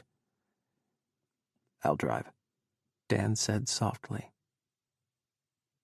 The drive to the hospital was the quietest ride of Kris's life. Not even the flight home from Afghanistan with 4 bodies in the same plane had been so silent. Dan's electric car, his Bolt, barely hummed, barely made a single noise. Kris picked at the sleeves of his sweater. Dan sat ramrod straight, driving like he was an instructor at the farm, solid, definitive motions to every turn, every lane change. Kris finally gathered the shards of his courage and glanced his way. Dan looked like shit, like he had been up all night, maybe drinking. Dark circles hung beneath his red-rimmed eyes. His knuckles were white where his hands clenched the steering wheel. He breathed slowly in and out, like controlling his breath was the only thing holding him together. Finally, they arrived, and Dan pulled up to the front of the ER, set out his CIA placard, his "Don't fucking tow this car" sign, sighed, and sat back in his seat. I thought, last night, you just picked someone up. Dan breathed. I thought everything you told me 2 days ago was bullshit. I thought you were just playing me. He looked down, toyed with his keyring, inhaled brokenly. I thought you'd finally ripped my heart out enough for me to move on. Dan. Tears bubbled up from within Kris, from the ragged parts that remained. I meant it. I did. I wanted... He couldn't do this. God, he couldn't do this. Pitching forward, Kris howled into his hands, sobbed into the tear-soaked wrists of his sweater. I don't know what's happening. I don't understand anything. Any of this. I don't either. Dan reached for the door handle. They're waiting for you inside. And we've got to get back to Langley. Ryan is waiting for us. He tried to be brave, walking into the ER. Agent Spaulding was there, texting someone and waiting with a nurse. They motioned for him to follow them down a long hallway to a closed room in the back. Kris hesitated. Dan, he mumbled. I don't have any right to ask you for anything. Not anything, I know that. But... Tears streamed down his face, a river rushing over his cheeks, down his jawline. Will you stay with me? His hands twisted in front of him, destroying his sweater's wrists. Dan's eyes slid closed. For a moment he didn't breathe. It might have been easier if Kris had asked him to carve his heart out with a spoon, offered up to Kris on a golden platter. Yes, Dan sighed. You know I will. They made the long walk to the exam room together. Dan pulled out his phone and turned it off. Inside, the nurse asked Kris a lengthy health history, including a list of his recent sexual partners. In front of Dan, he detailed his and Dawood's 4 orgasms, his blowjob from the Marine over the Atlantic, and a one-night stand in Estonia with the drunk British soldier. Dan sat stone-faced. The nurse asked him to strip and then took photos of bruises on his wrists, a bruise blooming on his hip, the shape of a palm squeezing. All of these were consensual, he whispered. I thought... He sniffed. I need to swab for DNA, the nurse finally said. She passed over a hospital gown, open in the back. Please take off your briefs and lie face down. I'll be back soon. He shook as he undressed, almost fell over. Dan steadied him, held him up, guided Kris to the exam bed and helped him lie on his stomach. Grabbed a blanket from a stack on the shelves and spread it over Kris when Kris couldn't stop trembling. Thanks. Slowly, Kris reached out with his fingers, spreading them across the cheap plastic of the exam bed inch by inch until his index finger grazed the side of Dan's hand.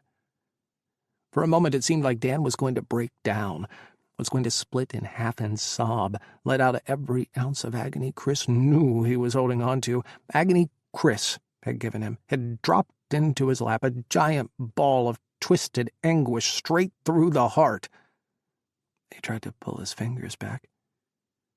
What right did he have, reaching for Dan and his care? What right did he have, asking for help, for comfort, when all he did was hurt Dan in return? Dan grabbed his fingers, linked 2 of his through 2 of Kris's, holding on like their fingers held the universe together.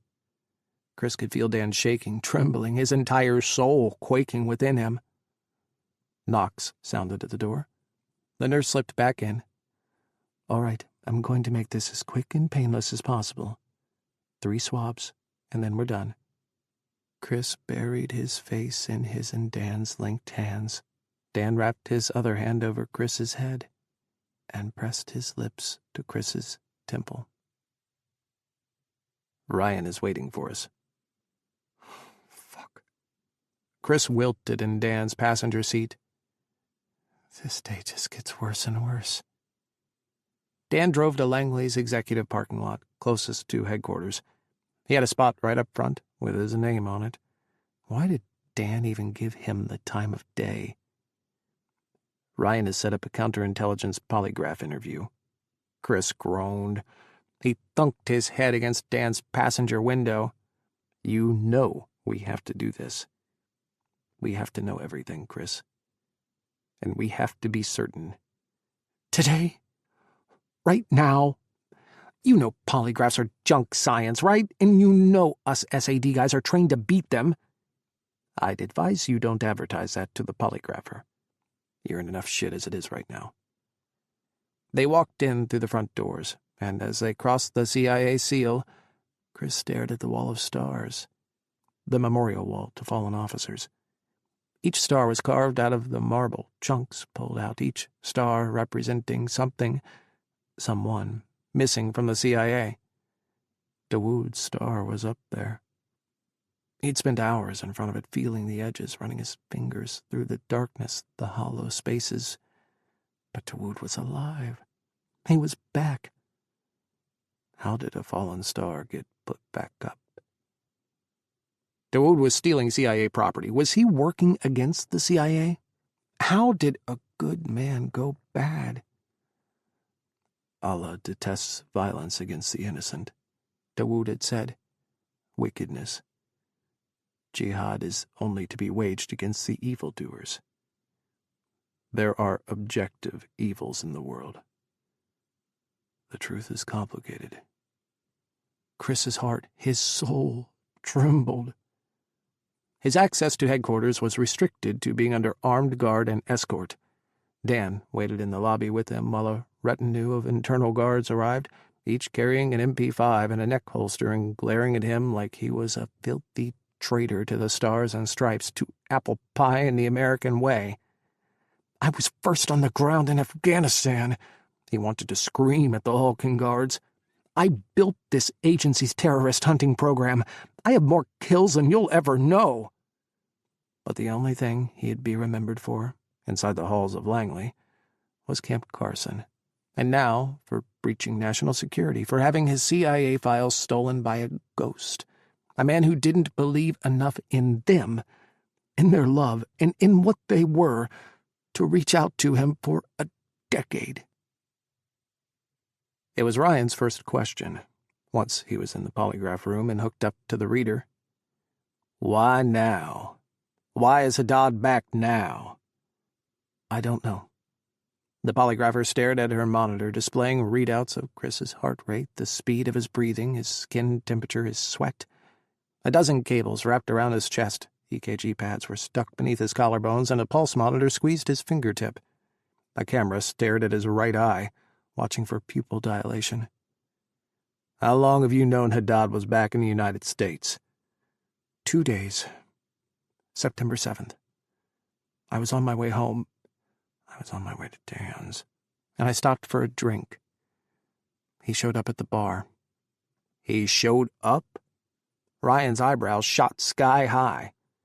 He just showed up, out of the blue. He said he was following me. Kris shifted. The cable across his chest stretched. Following you. Outstanding counter-surveillance work there, Caldera. Ryan pushed off the wall and started pacing. What did he say about where he'd been? In the mountains, he said. He said he was cared for by a man named Abu Adnan, the father of Al-Jabal. The father of the man who tortured him, who was planning on murdering him. Yes. Jesus fucking Christ. Ryan kept pacing wall to wall in the cramped room. What does he want from you, Caldera? I don't know. Kris's voice shook. He felt his heart beat faster, felt his breath speed up. I don't fucking know. If I knew that, I'd know what to do. What the fuck do you mean? Ryan glared. I'd know why he's here, Kris screamed. I'd know if I should love him or hate him. I'd know if what happened last night was real or if he was just fucking playing with me. Oh, he fucking played with you, all right. All night long, I heard. Fuck you! Kris tried to lunge for Ryan. The cables, the sensors, kept him tied to the chair. Alarms on the polygraph machine wailed. Calm down, the polygrapher snapped. None of this is helping. He just lost his husband. Again. Dan tried to interject, softly. Can we be a little more conscious of that? This is a hard time for him. He hasn't just lost his husband, Ryan roared. Haddad was declared dead a decade ago. If Haddad is alive, then it's on him as to why he's been hiding for a decade. What kept him from the U.S.? He whirled on Kris. Was he held against his will? No. Was he a prisoner? No. Was he wounded? Was there any reason he couldn't physically get to a U.S. embassy or military base? No. Then he chose to stay. Ryan hissed. He chose to fucking stay with Al-Qaeda. He chose to become one of them, which makes him a fucking enemy combatant. A goddamn terrorist jihadi. We don't know that. Dan tried. I told you he was unstable. I told you he was bad news. He's not fucking Al-Qaeda, Kris shrieked. He's not a fucking terrorist. Then why didn't he come back? Ryan roared. Why didn't he come back to you? If you are so fucking in love, so fucking in love that you had to change CIA policy to accommodate you both, why didn't he come back to that? Ryan pushed into Kris's face. Blood vessels had burst in his eyes, turned his gaze red. Kris slammed his head forward. He was too far away to break Ryan's nose, but his forehead connected with Ryan's chin hard. Ryan flew back, licking a trail of blood from his split lip. In the corner, Dan smothered a tiny smile. Fuck you, Caldera, Ryan hissed. Fuck you! You should have come to us with this right away, but you hid it. You hid Haddad's return, and that makes you complicit in everything he fucking does from that moment on. Are you ready? For whatever that is, for the love of your life, to unleash the next September 11th on American soil because you didn't act when you had the chance? Again, Kris tried to lunge for Ryan, tried to rip off the monitors and cables, tried to get his hands around Ryan's throat. Never, ever again. He'd sworn never again. Dawood had sworn with them. They'd sworn together that they would dedicate their lives to preserving life, to saving people, to never letting hatred and violence take control of the world again. Their whole lives they'd fought against the forces of evil, of blind hatred, of crazed vengeances and bloodthirst, no matter who was guilty. But were they still on the same side in that struggle? The truth is complicated. No, it's not, Dawood. It's us. Together, forever. It's us. Always us. It's us against evil. That's how it always was. That's what we did together. There are objective evils in the world. Do you think I'm evil now, Dawood? Have I become your monster, the great Satan, the evil CIA? Is that why you never came back to me? The polygraph machine's alarms wailed in the silence as Ryan nursed his split lip, and Kris wilted, no longer struggling against the cables. He was going to flunk the polygraph. His emotions were careening, veering wildly left to right, up and down, too much for any reliable reading. He wanted to murder Ryan, strangle him with his bare hands. He wanted to rip the cables off and run, just run. He wanted to stand in the middle of D.C. and scream until his throat bled, scream and scream for Dawood to come back. Just come back to him. When Dawood did come back, if he came back, he wanted to slap him until his head spun around on the top of his spine, nail his balls to the ground until he got his answers. A part of him didn't ever want to see Dawood again. A growing part of him nurtured a searing resentment, a shadow cradling a ball of ice in the depths of his soul. Hatred didn't burn. Hatred was cold, a frozen heart, a frozen soul. He felt it forming, slowly, felt his darkness cradling it close. Did you ever think you'd hate the man you married? The man you loved with all your heart and soul? Did you ever think he'd do this? 3 beeps sounded at the door. Someone badging in.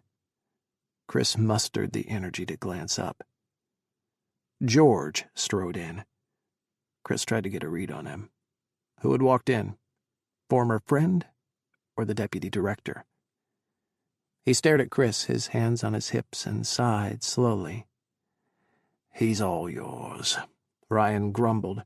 He pushed past George and ducked out of the interrogation room. George did a double-take at his split lip, but said nothing. "Hello, Kris," George finally said. "I never thought I'd see you again." Kris's eyes narrowed. "You know what office I'm in. You could have dropped by any time." George looked down. "Kris, did you know Haddad was alive?" "How can you ask me that?" "Answer the question, Kris." "You honestly think I knew he was alive? And I lived like I wanted to die for 10 years, lived without him just because?" "Answer the question. This is an official inquiry. You might spend tonight in jail, or you might go home. It all depends on your answers." "Home to what?" Kris cried. "My apartment is a crime scene. My dead husband abandoned me." "Caldera, "No!" he bellowed.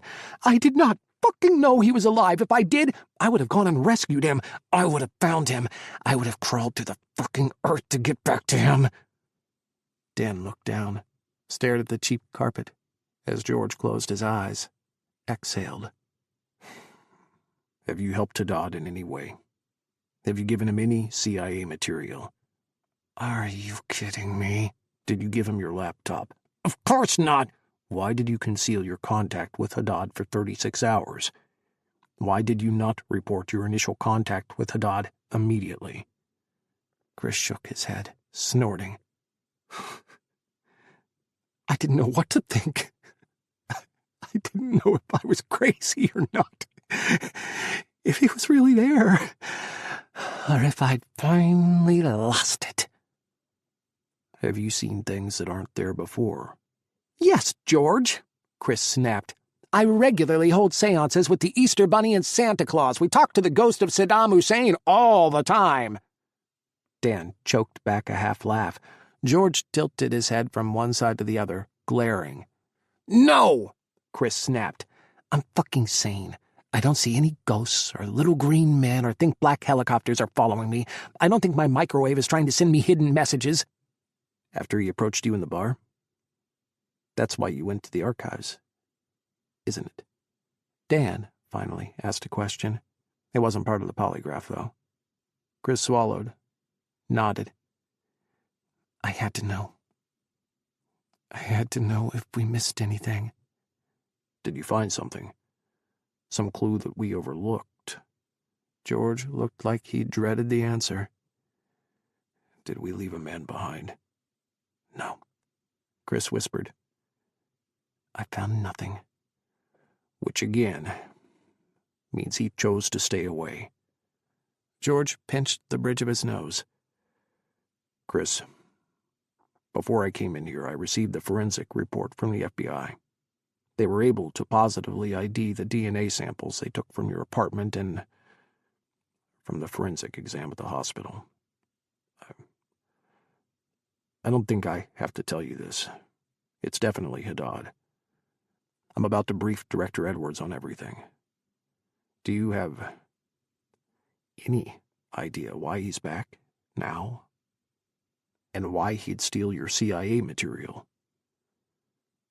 Kris closed his eyes, tried to think. Nothing made sense.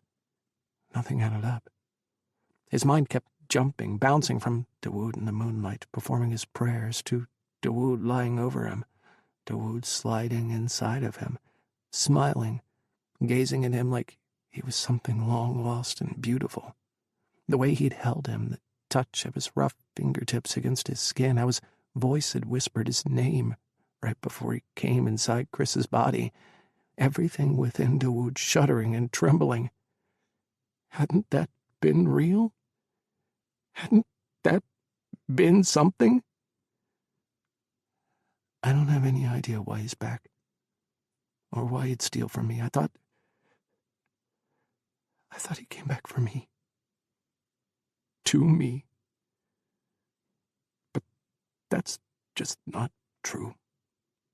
Blinking fast, he looked away, staring at the boring walls, the faded paint, and the scuff marks as his vision blurred. George murmured for the polygrapher and Dan to join him outside. Kris waited, blinking back his tears. He wouldn't give George a satisfaction of his agony, wouldn't give the cameras the permanent record, or Ryan, who was probably still watching, the joy of his anguish. Watch the gay boy suffer. Yeah, Ryan would get off on that shit. No, he'd hold his chin high. He'd get through this, somehow, no matter what. Eventually, Dan came back with the polygrapher, who unhooked him from the machines, freeing him from the cables and the monitors.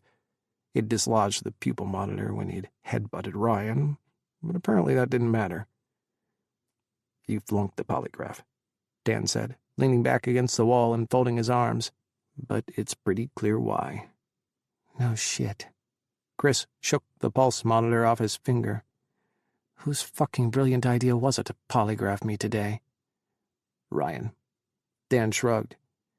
You know how he is. Kris glared Dan down as if he could murder with his stare alone. What's the verdict? Dan took a deep breath. Well, Wallace has benched you. You're off SAD. And Ryan wants to start termination processing. He wants you out of the CIA. He always has. Polygraphing me today, for fuck's sake. This is a goddamn gift for him. George has held him off from that, for now. Does anyone care that my husband is back?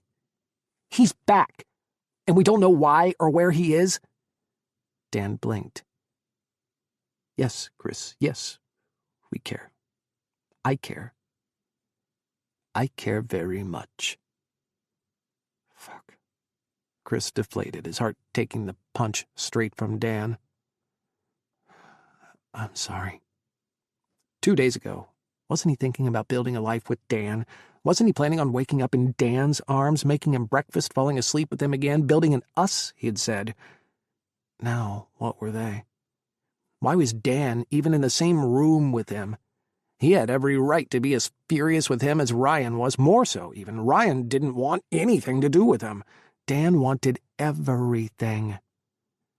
And Kris had shit all over his hopes and dreams. But it wasn't like Kris wanted this. Damn it. He was saying goodbye to David when Dawood just waltzed in and sat down, exploding Kris's life with his resurrection, exactly like he had done with his death a decade before. I convinced them to let me watch over you, Dan said carefully. Ryan wants to throw you in jail. George wants to send you to protective custody. I said I'd take responsibility for you. Dan hesitated. If you're okay with that. If you'd rather do something else, I understand. Something broke inside Kris. Something wound too tight for far too long, twisted and twisted and twisted until he couldn't take it any longer. He didn't deserve Dan's kindness. He didn't, and he never had. Shame rose within him, tides of it, waves and swells that made him dizzy, made him want to surrender to the depths, fall backward into the abyss, fall into Dan, and let him fix the world. And everything that had gone wrong, let him fix Kris. After Dawood's death, Dan had been an anchor for Kris within the storms of his soul. Why should his dead husband's resurrection be any different? He wanted to surrender. He wanted to Just surrender this life, surrender to everyone, raise his hands, his white flags, and let the game end. Why had it all turned out this way? How could it all stop? He held his hand out to Dan, a lifeline, a surrender, a capitulation, a plea. Rescue me? I'd like that, Kris whispered. Thank you. Come on, Dan said, the hint of a smile quirking up one corner of his lips. Let's try and think this through together. Brentwood, Washington, D.C., September 9th, 1440 hours. Oh, Allah, Dawood whispered. His voice cracked, splintered apart, tears spilled like diamonds, his breath catching on his prayers. I seek refuge in you from an anguish that eats me alive. He gasped, tried to breathe through his closed throat. A sob raked through him, and he pressed his forehead harder against his prayer rug. With your name I die and live. To Allah we belong, and to him we shall return. You must follow the path Allah has laid out for you. His soul burned for Kris to the very center of himself, the center of his heart. Desperation had fueled him. He'd had to see Kris, once he'd known he was alive, see his face, just from afar, then up close, just once. Like a drug, he couldn't keep away. He could never keep away from Kris, not ever. Not when Kris carried a part of him within his soul. How could he run from his own soul, half of his being? Memories of their love, their life together spilled through his mind. Kris's hand on his cheek, the glow in his gaze when he stared at Dawood. How his eyes were full of love, always for Dawood. Kris had been the moon that rose in the darkness of his soul, reflecting the light of the sun into his pitch-black corners. He'd been half alive before Kris, caught eternally between the boy he'd been and the man he hadn't yet embraced, living in hiding behind a mask of his own creation. His soul had been built on shifting sands, but Kris had helped him form a foundation, bring order to the chaos within. Until Kris had been taken from him by this horrible, twisted life, this path. Why? He wanted to scream. Why? Why? Why had their lives diverged? Why had they endured this separation? What point? What purpose? Why was he to know his love? His soul lived, only to lose him again in the end. Endure patiently, the Quran said. The promise of Allah is truth. He squeezed his eyes closed, pressing his face harder against his rug. His fingers gripped the edges so hard his bones hurt. He could still smell Kris, still feel his body against his skin, molding to him in all the ways that had always been so perfect, so exquisite to his existence. Rushes of anguish crested, self-loathing and bitterness warring within him. He clung to his prayers, reciting the first surah of the Quran, the Al-Fatiha, the devotion. In the name of God, the infinitely compassionate and merciful, praise be to God, Lord of all the worlds, the compassionate, the merciful, ruler on the day of reckoning. You alone do we worship, and you alone do we ask for help. Guide us on the right path. His voice choked, died. Everything had shattered when he saw Kris, alive. Everything he'd planned, everything he'd meticulously laid out for 2 years, suddenly he was adrift, a castaway in an ocean of uncertainty. The man he loved to the depths of his soul, who had defined his existence, who had given him the strength to face the world and then face his destiny with the promise of their reunion in the beyond, was alive. You must follow the path Allah has laid out for you. He'd panicked, watching an egg sizzle in Kris's studio, listening to the sounds of his love showering. What was he doing? He was off the path. He was ruining everything he'd sacrificed for, everything he'd poured his new life into. Could he really just walk away? give up on his plan. Every prayer felt like his heart was being sliced, divided between his love and his devotion. Uncertainty was a cancer, a poison consuming him from within. Agony poured through him, filling his heart, circling his mind. His lungs shuddered, his breath quaked, faltering. His chest seemed concave, as if someone had scooped out his heart, ripped it out of him, and he was left with the hollow emptiness. He couldn't breathe. Gasping, he clawed at his rug, snot and tears and choked breaths pushing against the dusty threads where he'd given so much devotion to Allah. Why? Why? 10 years in Afghanistan had changed him in ways he couldn't fully count. The sands of his soul had shifted, resettled.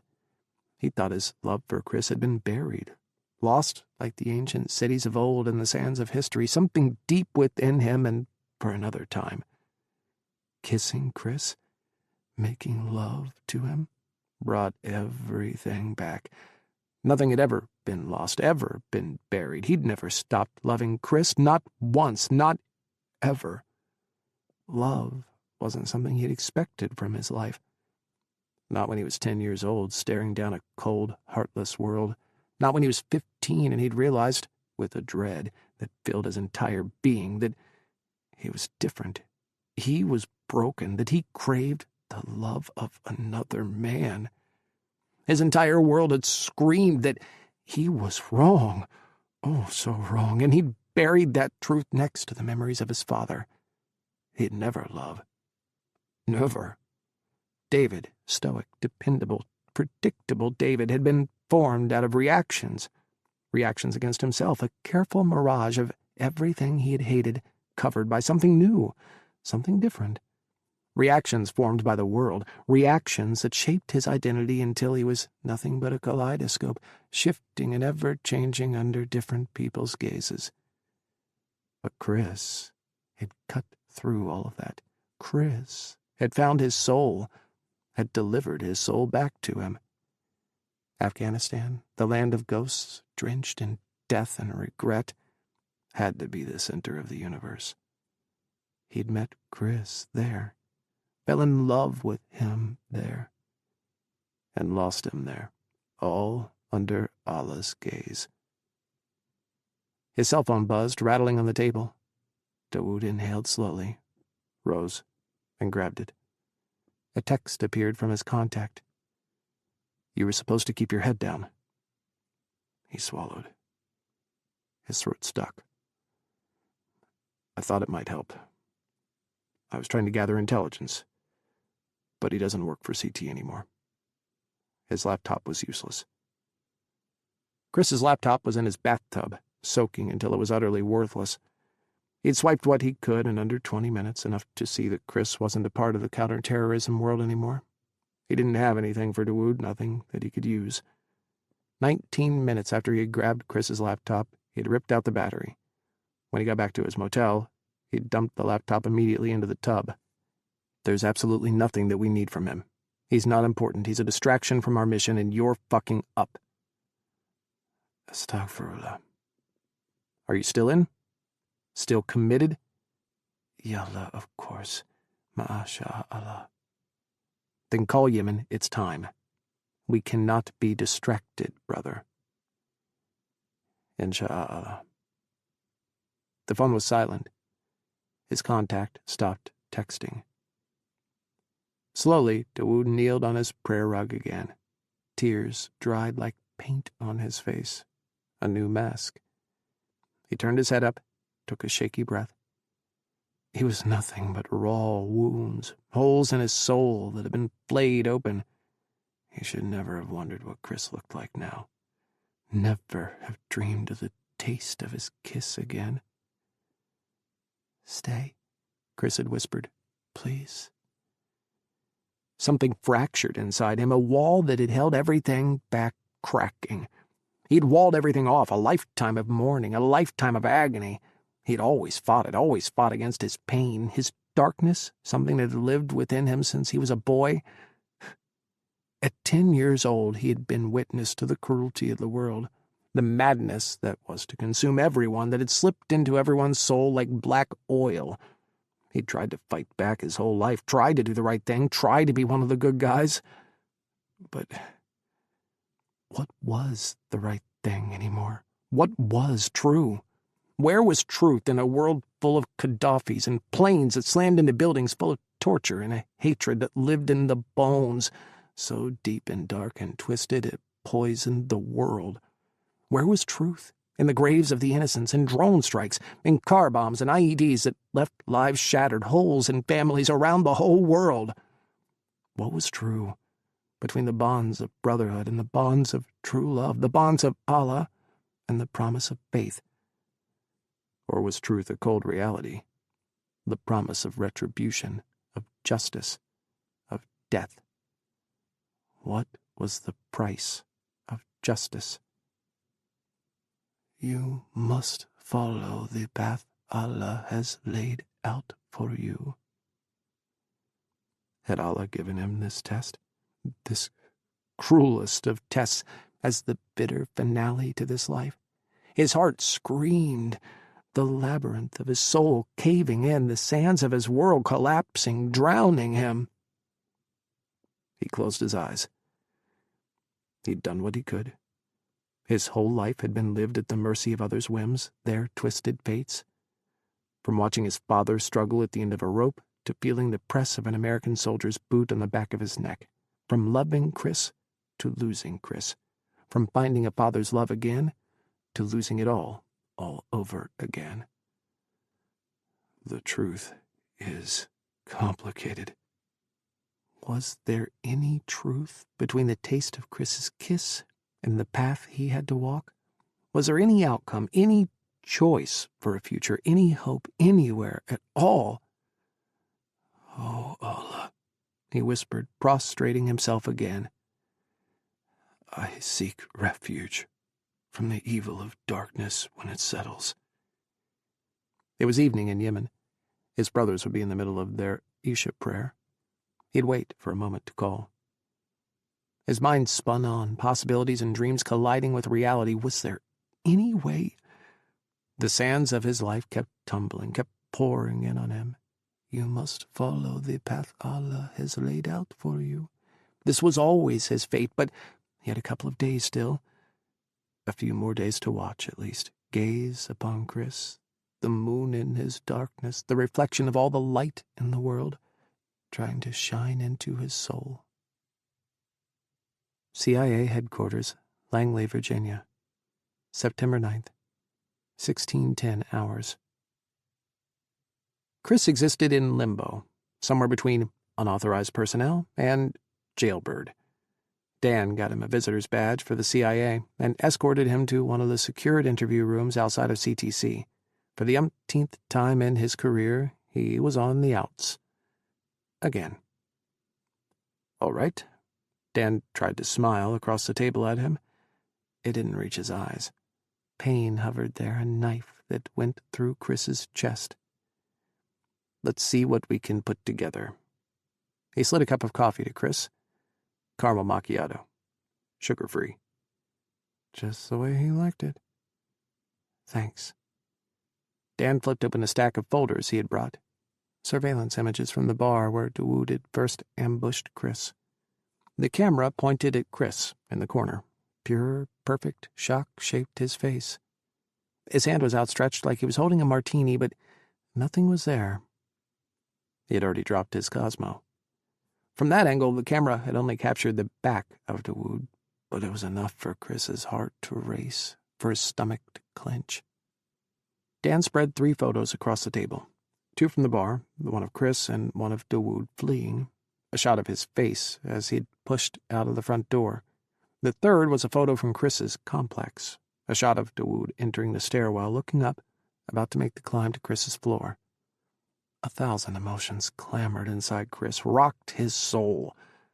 His heart was exhausted, but his senses were tuned too high, red alert blaring through his subconscious. The world tilted over like a cartwheel, like he was falling, like he was being thrown through the air, collateral from some explosion he hadn't seen. Dan's fingers grazed the back of his hand. I know this is difficult for you. For you too. This isn't your fault. Is it his? Kris jerked his chin to the photos of his not-dead husband. That's what we need to talk about. I think we should look at this from a new angle. If Dawood Haddad were any other person of interest, what would we do? A full workup. Analyze his background, his profile, any possibility of radicalization, and his propensity toward violence. Retrace his steps, get inside his mind, understand his life, his motivations. Dan nodded. Let's do it. Let's just go over the facts. They started with Dawood's childhood, his home in Benghazi. Dan pulled immigration records, Dawood's mother's history. She's American, but she converted to Islam and went to Libya, married Abu Dawood Haddad, and then stayed after the revolution that brought Gaddafi to power. They were middle class, probably on the upper end. She had money of her own. His father was an imam. Kris closed his eyes, the memories of Dawood's confession of his father's fate mixing with the sands of Iraq and the scent of blood and stink of terror coming back. His father was murdered by Gaddafi. He was made to watch. Jesus. Dan wouldn't look at Kris. He scribbled notes down, frowning. Kris filled out what he could. Dawood's flight to Egypt, then America with his mother, his rejection of Islam, of his Arabness, of everything that he was. His drive to the military, trying to fit in somewhere, trying to find a new family, a new brotherhood, trying to find a home. How September 11th had rocked his soul, started the first chink in the dam he'd built within him. Running from his past had turned into a U-turn, running into his future, into facing down Islamic radicalism, forces of hatred, evil, and torture. How every step of their lives seemed to mirror something of his past, and he'd circled a darkness deep inside himself that Kris had tried to save him from. He thought he had, when they married. The happiest he'd ever seen Dawood had been that month. His proposal, their elopement, their new house.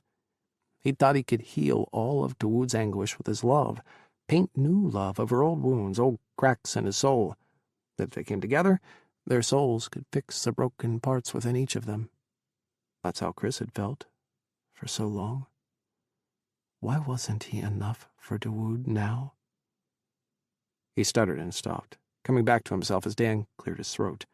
The dull, plain walls of the interrogation room came back into focus, the dust in the corners, a chipped plastic table. He shifted in the hard seat, folding his arms. That's him, he said, shrugging. At least that was him. Up until 10 years ago. Nodding, Dan kept writing. He frowned, wearing that look of concentration Kris saw whenever Dan was puzzling through something, when he was tackling something huge. Okay. Dan tapped his pen against his notepad. He took a deep breath. There's no one profile of someone who is susceptible to radicalization or terrorism. No one standard identification matrix. But there are commonalities, recurrent patterns that have cropped up. Haddad fits a lot of it. Kris exhaled slowly. Most radicalized individuals are second-generation Muslims. They've been well integrated into society for the most part until they experience a break with society. Prison, a shock to the system, something that radically alters their paradigm. Radicalization occurs after, and psychological pressures build within that individual until an opportunity presents itself to lash out at what the individual believes are evil entities. There are exceptions, Kris started. These characteristics are, on the whole, stable. Dan seemed to pity him for a moment. Most radicals are born-again Muslims who revert to Islam after a secular life. There is sometimes a shame component, a desire to wipe away some perceived sins of the secular life, but there's a sudden renewal of religious observances, prayers, rituals, devotions. Dawood bowing in his apartment, praying to Allah beneath the light of the moon, leaving Kris's arms to pray, his voice murmuring in Arabic. Kris wiped away a tear that hovered at the corner of his eye. There's also the radicals' Hegira. They typically choose to leave their home, their family, their country, They separate from whatever society they were a part of, remove themselves to another place, a place where they can practice their pure, idealized form of Islam. The Islamic State and Al-Qaeda both capitalized on this from the Quran. Migrate for the faith. And then they move again for jihad, Kris choked out. Dan's phone chimed, and he swiped to answer a call. Ryan? I'm with Kris. We're working. Yes. I know. Kris wiped another tear with the back of his hand. Had Dawood thought he'd needed to leave? Had he hidden in Afghanistan, radicalizing away from Kris? He should have gone there. Should have crawled through the mountains until he found Dawood. Why was Dawood back now? Fuck. He froze, inhaled, his spine going rigid. Jesus, no. I'll let you know if we build any leads from our profile, Dan said, nodding along as Ryan growled over the line. Good luck at the FBI. Dan hung up. Ryan's off-site, heading over to FBI headquarters to work with them on the hunt for Haddad. It's him, Kris whispered. Al-Khorasani. What? Dan frowned. Al-Tequila, Al-Khorasani. The stranger from Khorasan on his Hegira.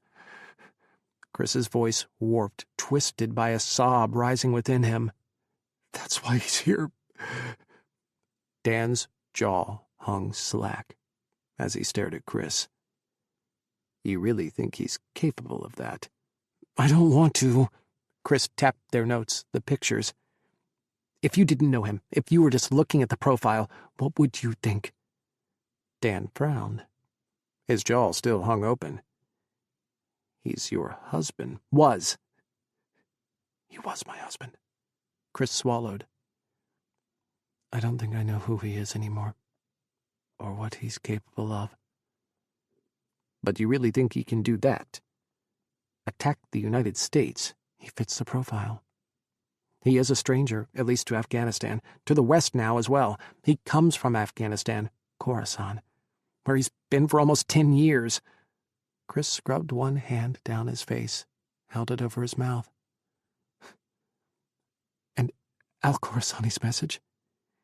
He was with me for all my interrogations. He was with me for Abu Zahawi. I got that part about Muslim pain from him. He's the one who said it first. Kris breathed. In Afghanistan. Dan stared. His lips moved, but nothing came out. It's him. I know it's him. Dawood is Al-Tequila Al-Khorasani. Kris shook his head. Even as tears built in his eyes, tumbled from his lashes, blurred out Dan and the world. He's here for a reason. He didn't come back for me. He didn't even know I was alive. Something else brought him here this week, and he stole my laptop. He used me. Us. Our memory. Dan's face twisted. Heartache and rage battling for dominance as Kris spoke. His hands made fists on the tabletop. Al-Qaeda says Al-Khorasani is here on a mission. It's the September 11th anniversary in 2 days. He must be here to pull off some kind of attack. Kris covered his face with one hand, trying to hold back his sudden sob. Tears rolled down his cheeks, dripped from his jaw. His eyes closed. He couldn't look at Dan. Just hours before, Dawood had fucked him. He'd fucked Kris and fucked him over, too. Everything he had said had been a lie. All his whispers of devotion, of his undying love, his words rang hollow and empty, especially falling from the lips of the man who'd stolen Kris's heart, and then his laptop, who'd tried to steal CIA secrets, who had used Kris, who was here to attack them all. You need to call Ryan, Kris choked out. We have to stop him. Dan jumped into action, not looking at Kris as he made his calls, upgraded the APB and put out an alert for Dawood's immediate arrest. He called for all intelligence on Al-Khorasani, everything that had been found, even if it was just a scrap, a rumor, a whisper, next. Dan, have them bring the original audio recording of Al-Tequila Al-Khorasani's speech. Not just the transcript. We'll know then. He knew it was true, like he had known he wanted to marry David. But he didn't want to face it. Not yet. His husband was now the CIA's most wanted terrorist. His heart was screaming, his soul was shredding, and he just couldn't take this anymore. Dan's hand covered his, silently. When the door beeped open, Dan drew back. Kris slumped over himself. A man entered, someone Kris had only met in passing. He wore a sharp suit and had even sharper features, cheekbones you could skydive from, olive skin, and dark wavy hair combed back just so. "Dan," he said, nodding hello. His voice was gently accented. It took Kris a second to place the accent. "Israel. Tel Aviv. You're Noam, right? The FIA from Israel?" Kris sniffed loudly. He must look like shit. The man nodded. His eyes flicked over Kris. "You must be Kris Caldera." Kris swallowed. So even the FIAs had heard about him. Noam leaned into Dan, one hand on his shoulder, and spoke softly. "My people have a source in Aden. They sent us these." He set a folder down on the table, flicked it open. Pictures, in black and white, pictures of 3 men clustered around the port in Aden, Yemen, beside a moored tanker ship, saying goodbye, hugging, kissing each other on the cheeks. In the center of the group, there was Dawood. And then, boarding a tanker, waving goodbye to the 2 Arab men who'd stayed behind. "Our sources say this man," Noam pointed to Dawood, "is the one they called Al-Khorasani." Dan's gaze flicked to Kris's. He exhaled. Noam squeezed Dan's shoulder. Their eyes met and held. "Thank you," Dan said softly. "This is huge." Noam smiled, something softer than just a FIA, a Mossad agent, to a CIA colleague. Kris blinked and saw Dan and Noam in a different light, saw the hand on Dan's shoulder, the small smile on Noam's face, how long their gazes lingered. He cleared his throat, overly loud, lifted his chin and stared Noam down when Noam started. "I'll come by your office later, Dan."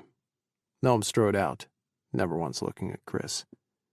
Dan wouldn't look at him either. "You 2 know each other well?" Dan took his time answering. "Remember when I spent those 6 months in Tel Aviv, on assignment with Mossad?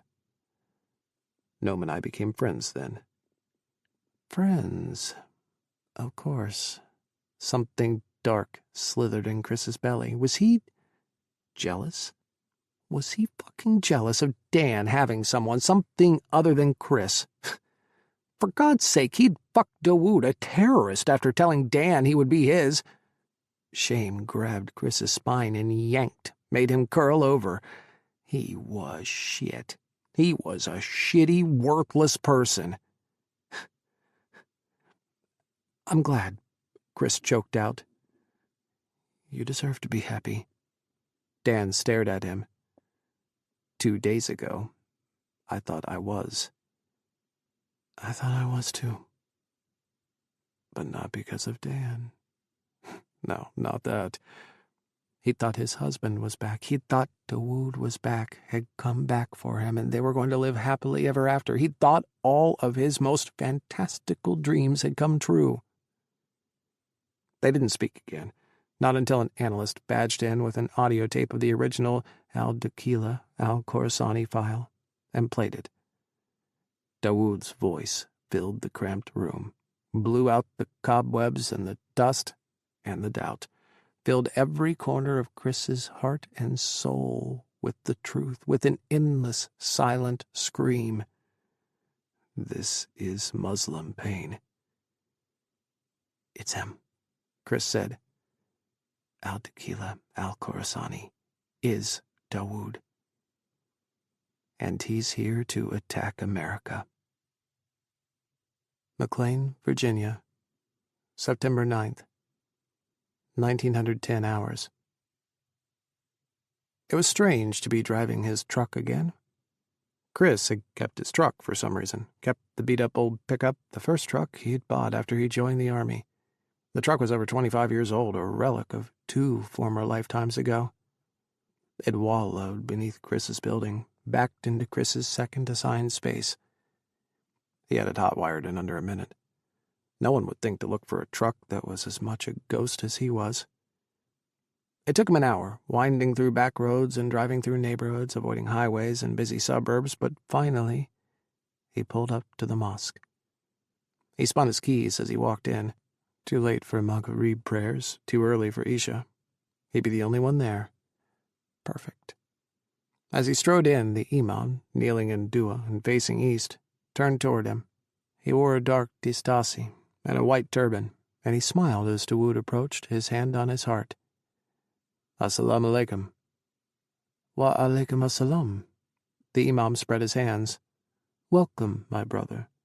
The peace and blessings of the Prophet, peace be upon him, be always with you. How can I help you, Habibi? I have come to speak with you. Dawood breathed in carefully. About jihad. The imam froze, stared at Dawood, his gaze going cold, hard. I was sent here. Dawood breathed. His hands trembled. He shoved them in his pants, hid them in his pockets. I was sent to you. Silence stretched. Long enough Dawood heard dust settle in the corners, heard the creak of the sun slant against the roof in the evening light. He waited. His heart, his soul, quaked. Sit, the imam finally said, and let us speak of your jihad. 31. CIA Headquarters, Langley, Virginia, September 10th, 0400 hours. Kris? Someone was shaking him. He moaned, pressed his face into the throw pillow, tried to pull the blanket higher. Kris, we should get you out of here. A hand cupped his cheek, thumb stroking softly down his skin. Dan's concerned face swam into focus, shadowed by the fluorescent lights of the interview room. Dan looked like shit, haggard, exhausted, like he'd run 2 marathons back to back. What time is it? He groaned. 0400. Have you been up all night? Again? Dan nodded. We're trying to find Haddad. The FBI is mobilized and they're working with local police. We've got an APB out and we put out the images from the bar in your building. The FBI is getting tips, but most of them are junk. Wherever he's hiding, he's staying low and out of sight. Kris pushed himself up and blinked hard. His eyes felt rubbed raw with sandpaper. He'd finally cried himself to sleep sometime the night before, locked alone in the interview room while the rest of the CIA looked for his husband before Dawood launched some kind of attack against the homeland.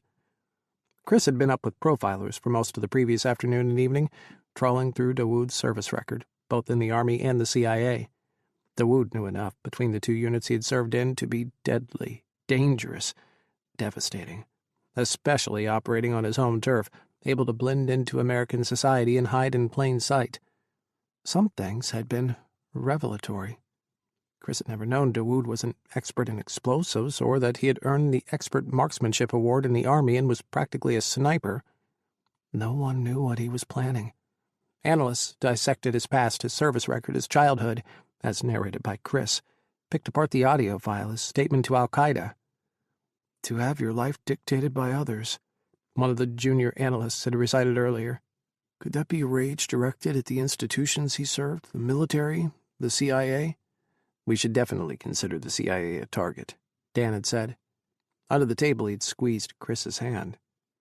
They all took what they needed from him and left, and Kris had wallowed in his memories and his fears until he'd sobbed, curled up in a ball on the stiff couch, and finally passed out.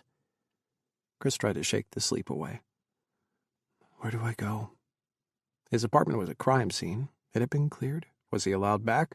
Was he allowed to be anywhere without Dan's supervision, or was he off to jail, Ryan's eternal Christmas wish come true?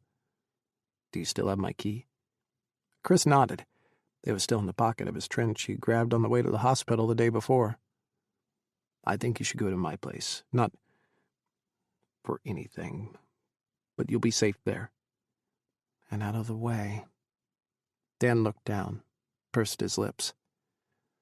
I know. The CIA can't babysit me. Kris heaved himself to his feet. Everything ached. The sobs the night before, the hard, tiny couch, Dawood around him and in him. His body wanted to quit, wanted to give up and give in. I'll crash in your spare bedroom. I've got to be here for a while longer, but I'll come home this afternoon. At least for a bit. Kris looked away. He couldn't tell Dan not to come to his own house. Couldn't say he'd rather be alone, would rather sit in the dark and mourn for Dawood, for David, for everything they had had. Try and trace back through the strands of their entwined lives until he could find the place where everything went wrong, where their paths diverged and they'd ended up here. Dan pulled his car keys from his pocket and handed them to Kris. I'll get a ride home later. From Ryan? Kris snorted. Ryan lived near Dan, was almost a neighbor. As much as they bickered at work, Ryan and Dan were friends. They'd hit the golf course together, played the back nine, and had a few drinks at the clubhouse in their upscale suburban community. He's losing his mind. Dan tried to smile, failed. We're all terrified, Kris.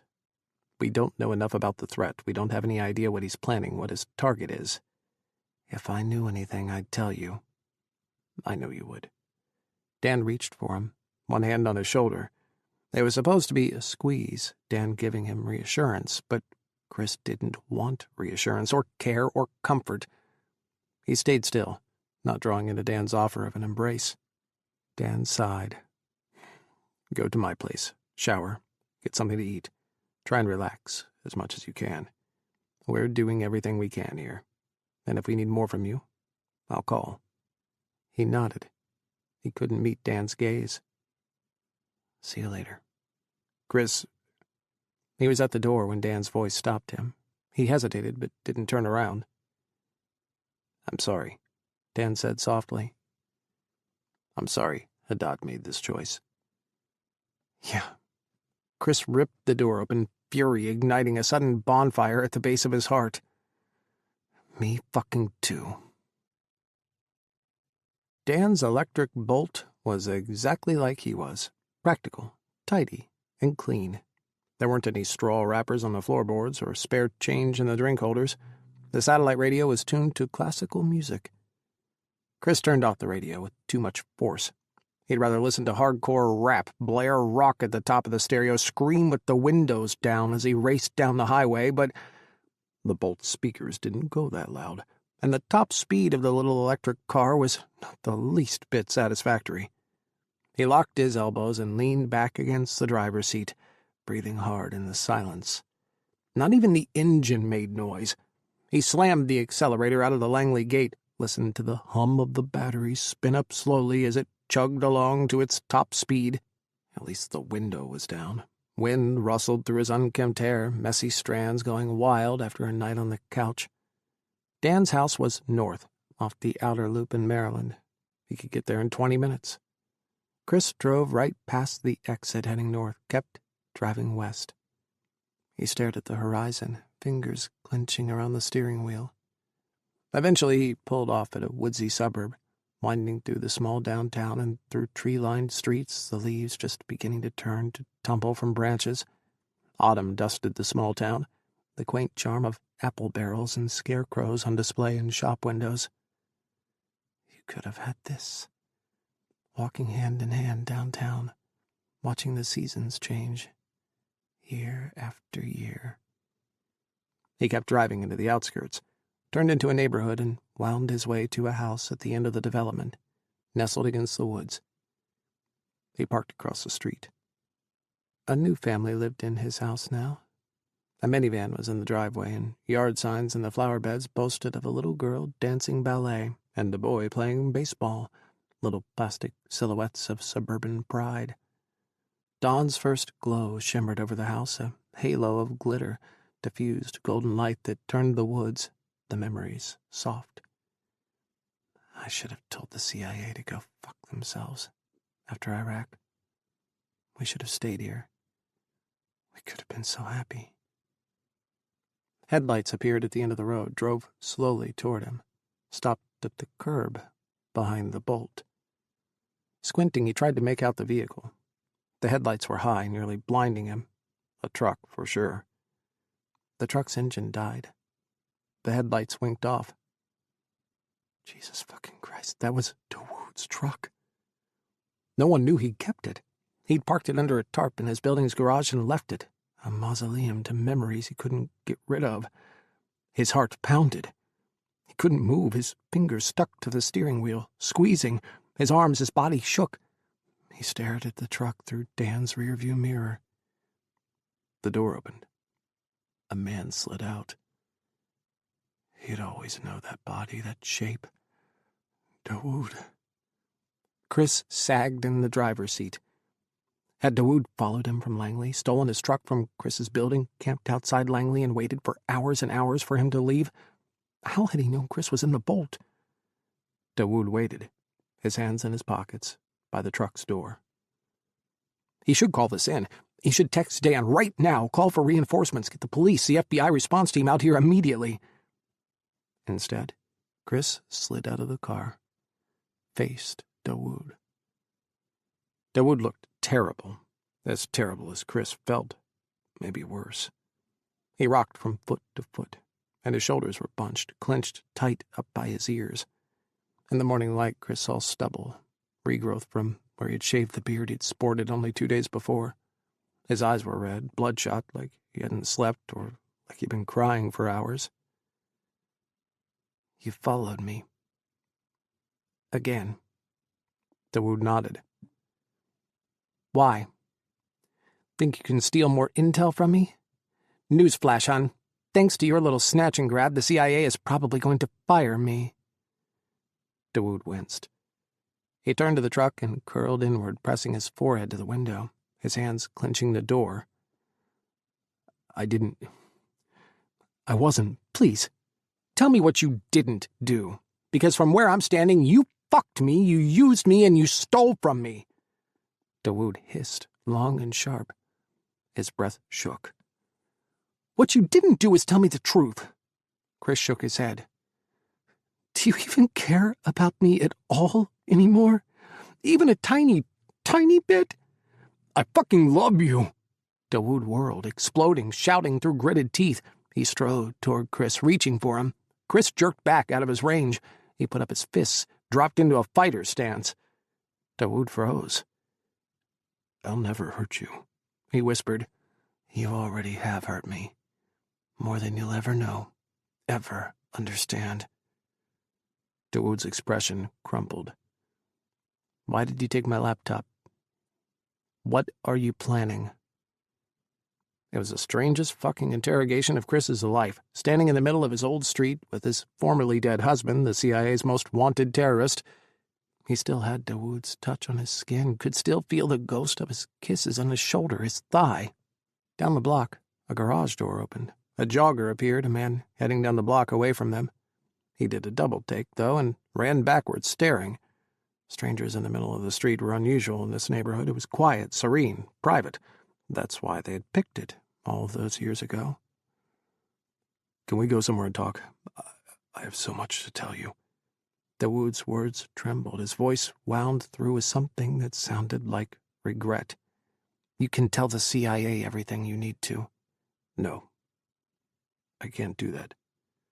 Dawood dug in his pockets, pulled out a cell phone. Kris, I'm trying to help. By what?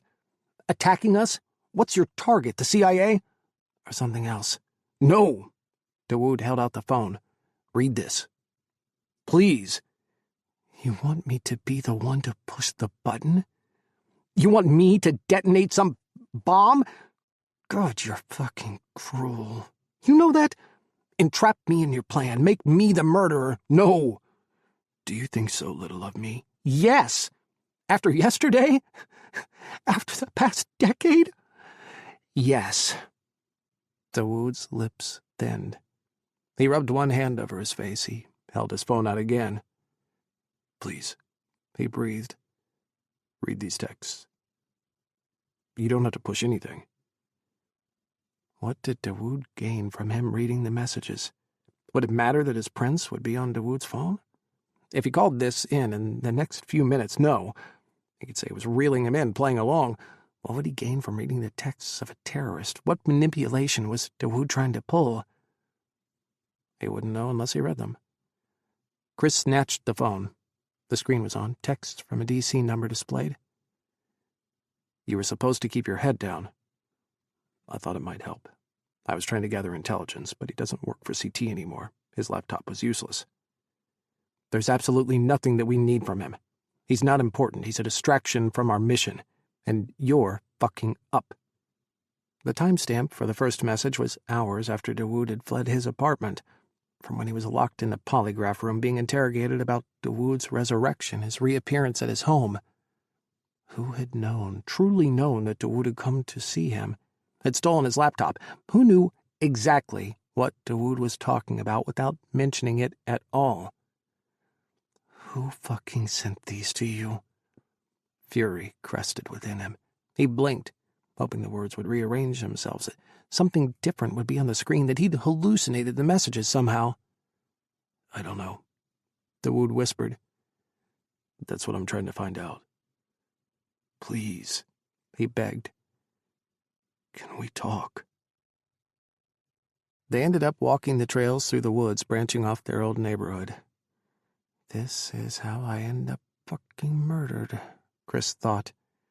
This is how I end up in a ditch, strangled. 9 times out of 10, the murderer is someone the victim knows. Dawood kept his hands in his pockets as they shuffled through the trees, through the autumn brush and the dense undergrowth. Pine needles crackled beneath their shoes, a soft carpet of the forest shushing all sounds, drawing everything inward. You're al-Dakila al-Khorasani. Yes, Dawood whispered. I am. You're the enemy, then. You're against us. No, not me. There's a mole in the CIA, Dawood said, helping al-Qaeda, and they recruited me to join their attack. That's fucking ridiculous. No one in the CIA would help al-Qaeda. Just like no one would spy for Russia in the Cold War or for China today. Dawood swallowed. It's what you think of me. That I'm one of them. That I'm working for al-Qaeda. You fit the profile, and you just admitted you're al-Khorasani. Kris's heart burned. You're not CIA anymore. 10 years in the grave means you're not. I'm not against you, Dawood insisted. I'm trying to tell you that. You had 10 years to tell us. Why should I trust you now? Dawood took a deep breath. He kicked a fallen branch, tumbling it end over end through the woods. 3 years ago, the mountain where I was living was bombed. Do you remember the Pakistani-U.S. sweeps of the FATA, the tribal agencies? Kris nodded once. I was deep in Bajaur, weeks away from any civilization, Western or otherwise.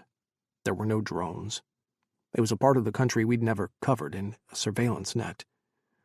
To get to the base of the mountain, it was a 4-day journey. And I was a broken man when I got there. It took months to heal. A year before I was walking right, another year before I finally shook off the last of the infections. After a while, I made a kind of life there. Talking to me through the moon. Yes, you said. I thought you were dead, Dawood whispered. And I was too afraid to come out of the mountains and find your grave.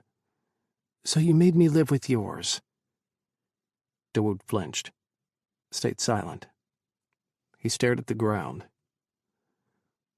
Allah opens paths before us, guides our lives. We have the choice to follow his path or turn our backs on him. I spent my whole life, from when I was 10 years old until I was dumped on that mountain, with my back to him. He squinted. But on the mountain, Allah opened a path before me. I thought I was doing the right thing, walking it. For my sins, for being away from Allah for so long, I had to pay somehow. I had a father again, but I'd lost you. I thought that was my path. How does this lead to a CIA mole? to you becoming al-Khorasani? Get to the point. 3 years ago, during the campaign to rid the provinces of al-Qaeda, of jihadi fighters, the Pakistanis carpet-bombed the mountains. They obliterated everything. Our homes, our farms. We lost everything in the bombs and the fire, and we had to run. Dawood bit his lip. That's when I lost Bu Adnan. Where did you go? Down the mountain. We met up with a group of fighters fleeing as well. We were defenseless, helpless. I was in charge, and I didn't know what else to do to protect my people. I joined the fighters. Jesus Christ. We made our way over the border back into Afghanistan to Kandahar City. Kandahar City? You were 2 miles from a NATO base. You could have come home any time. I have a son. Kris whipped his head around, staring at Dawood, wide-eyed, his jaw clenched, his teeth scraping together. You said there was no one else. Bahruz's family was killed in the bombing. I took him in, cared for him, like I needed after I lost my father. Kris strode ahead, leaving Dawood behind in the pine needles and the silence. Dawood chased after him. What else could I do? I was looking in the mirror of the darkest, most terrible parts of my life. I saw a boy who was me, broken-hearted, broken in his soul. What would you have had me do, Kris? Tell me. What would you have had me do? I don't know, Kris shrieked, whirling. But you could have at least told me you were alive, and we could have figured it out together. I thought I was on Allah's path, Dawood breathed. And at the end of the path was you. Kris shook his head, stared over Dawood's shoulder, at the sunlight winking through the trees. So you raised a son in Kandahar City, a hotbed of jihadism and al-Qaeda in Afghanistan. Did you fight for them? I was one of their imams. Jesus fucking Christ! Kris buried his head in his palms. Are you shitting me? You have no idea what it's like. Dawood's voice trembled. Burying your friends. Burying children you helped care for. Digging bodies out of the rubble of houses and farms that moments ago were standing. You can't see the drones coming. You can't hide from them. You can't tell when or where death will come, so you just live with knowing every single moment can be your last. He breathed hard, his fists clenching. Did you know the kids there? They talk about the drones, like they're the hand of Shaitan. Like Shaitan lives in the sky and reaches out, murdering whomever he feels. How can a child know the difference between their loving father and an al-Qaeda fighter, when the father has been by the child's side their entire life, playing soccer and eating dinner together, when the boy's father is everything to him? They're the enemy. They want to kill us. They do kill us. And we kill them. Yalla, we are very, very good at killing Arabs and Muslims all over the world. We've made it an art form, a disgusting, hideous art form. There's so much death, Kris.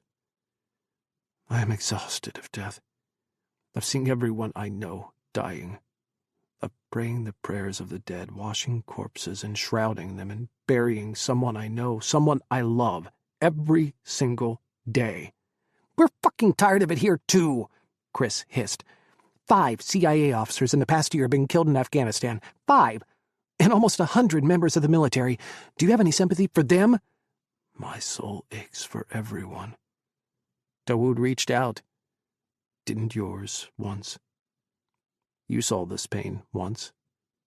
Muslim pain. That was before they took you from me. Before Dawood had been kidnapped, tortured, and murdered. No, before Dawood had been kidnapped, tortured, and dumped on a mountain. Before Dawood had chosen them over Kris. Dawood dropped his hand. He kept talking. 2 years ago, an al-Qaeda fighter came to Kandahar City. He'd been Al-Jabal's friend, his best friend, the only one Al-Jabal ever told about leaving me with his father in the mountains. What's this jihadi's name? Dawood stayed quiet. Kris looked away, squinting. Just where were Dawood's loyalties? What was he giving up? And what was he keeping quiet? He said he'd been looking for me, that he'd been looking for the CIA spy Al-Jabal had been keeping to execute later, to make an example of him, finally. I told him that man was dead and gone. He didn't exist anymore. But he knew who I was, and he wanted me to help their fight, as a sign of loyalty. You didn't, did you? You did not take up arms against the United States? No. I never have. He wanted information. He wanted to corroborate what he was being told by a CIA officer who was passing intelligence to him. The supposed mole? It's not supposed, Kris. You said you lost 5 CIA officers in Afghanistan this year. Why do you think that is? Why do you think you suddenly lost so much ground against al-Qaeda in Afghanistan? Why are ambushes against your forces worse now? Kris breathed through his nose. It wasn't possible. It just wasn't possible. But his mind whirled, calculating who had known about Dawood coming to his home. Who had known about that night? The mole has been passing along intel to this fighter, giving him American intelligence to attack American CIA and military officers. Why? Why would someone in the CIA help al-Qaeda? This is not some MICE scenario. MICE was the counterintelligence acronym for possible motivations for a traitor: money, ideology, compromise, or ego. Al-Qaeda isn't buying any CIA officer's loyalty. Al-Qaeda can barely rub 2 pennies together, and Al-Qaeda would be hard-pressed to come up with compromise material that would pressure a CIA officer to give up as much as you're claiming. They're not the fucking KGB resurrected. They don't have that kind of reach. And the only person with any ideology sympathetic to al-Qaeda and the jihadi movement is you. I'm not supportive, Dawood snapped. I hate it. I hate the ideology. I hate the war. I hate the killing. That's not Islam. That's not the path of Allah. I thought you were on his magic path, Kris shouted. That's why you left me, isn't it? To follow Allah's yellow brick road? Dawood turned away, muttering under his breath. He spoke with his back to Kris after a long moment. The mole was building his bona fides with this fighter. He was proving that he was the real deal, that he was passing on real intel, like Hamid, all those years ago, did with us. It was classic tradecraft, 100% CIA. And everything he passed along panned out. Dawood turned, a tear raced from the corner of one eye. Do you know how sick I was watching someone in the CIA pass along information that al-Qaeda used to attack Americans? What did he do to stop it, huh? Kris spread his hands wide inside his coat pockets, flaring his trench. Did you seriously just watch Americans die? Do nothing? I've been trying to figure out who it is, trying to gather evidence. And then I was asked to join their biggest mission, their grand finale, when the mole will strike against the United States in the name of jihad. The mole said it would be bigger than September 11th. Kris stared. His heart pounded again, harder, faster. He swallowed, his throat clenched agonizingly tight. This is the path I am on, Kris. This is Allah's path. All things happen in time. Endure patiently, the Quran says, with beautiful patience. Walk the path Allah has laid out for you. If I wasn't kidnapped, if I didn't stay in the mountains, if I didn't join the fighters, become their imam, how would I ever have found out about the mole, been asked to join in the mole's plan, be the one person who could stop this? It was too much. Too much cause and effect, too much destiny, too many ripples in the waters of time and reality. The long years of their lives stretched forward and backward, choices Kris and Dawood had made, apart and together, bringing them to this moment. Afghanistan was a fulcrum, as was September 11th. Ghosts lived between his bones in the hollow spaces of his soul. his broken heart, ghosts of the past, of his failures, ghosts of the innocent, ghosts of the damned, ghosts of Americans and ghosts of Muslims, of Iraqis and Afghans and so many others. He tasted ash in his throat, felt the grit of sand between his teeth. His knees buckled, his bones, his muscles letting go of reality, their grip on life that had kept Kris going for a decade, sheer determination in the face of anguish. His hands flew forward, landing in pine needles and dewy ground, fingers scratching through dark dirt. He kneeled, head down, gasping for breath. It was madness. It was pure, utter madness. Paths through life, choices made to follow destiny or turn your back on it, ripples in the water always spreading outward, crashing into each other, cause and effect, action, reaction, always, ever onward. His mind churned, slowly at first, then faster, sharper. A dead ambassador in Afghanistan leads to the Soviet invasion, which leads to the CIA supporting the Mujahideen, which leads to the collapse of Afghanistan, the rise of the Taliban, of Al-Qaeda and Bin Laden, which leads to September 11th, and the war in Afghanistan and the war in Iraq. Justifications for war build up a terrorist who unleashes an army in the lawlessness that follows.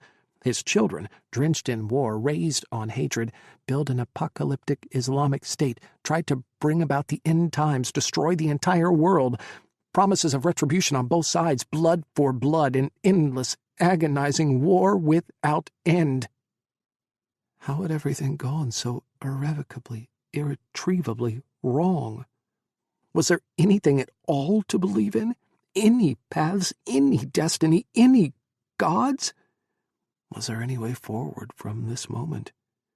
From Dawood telling him it was paths and destiny that brought them to these woods through the tangled refuse in the agony of the last decade, it was fucked up.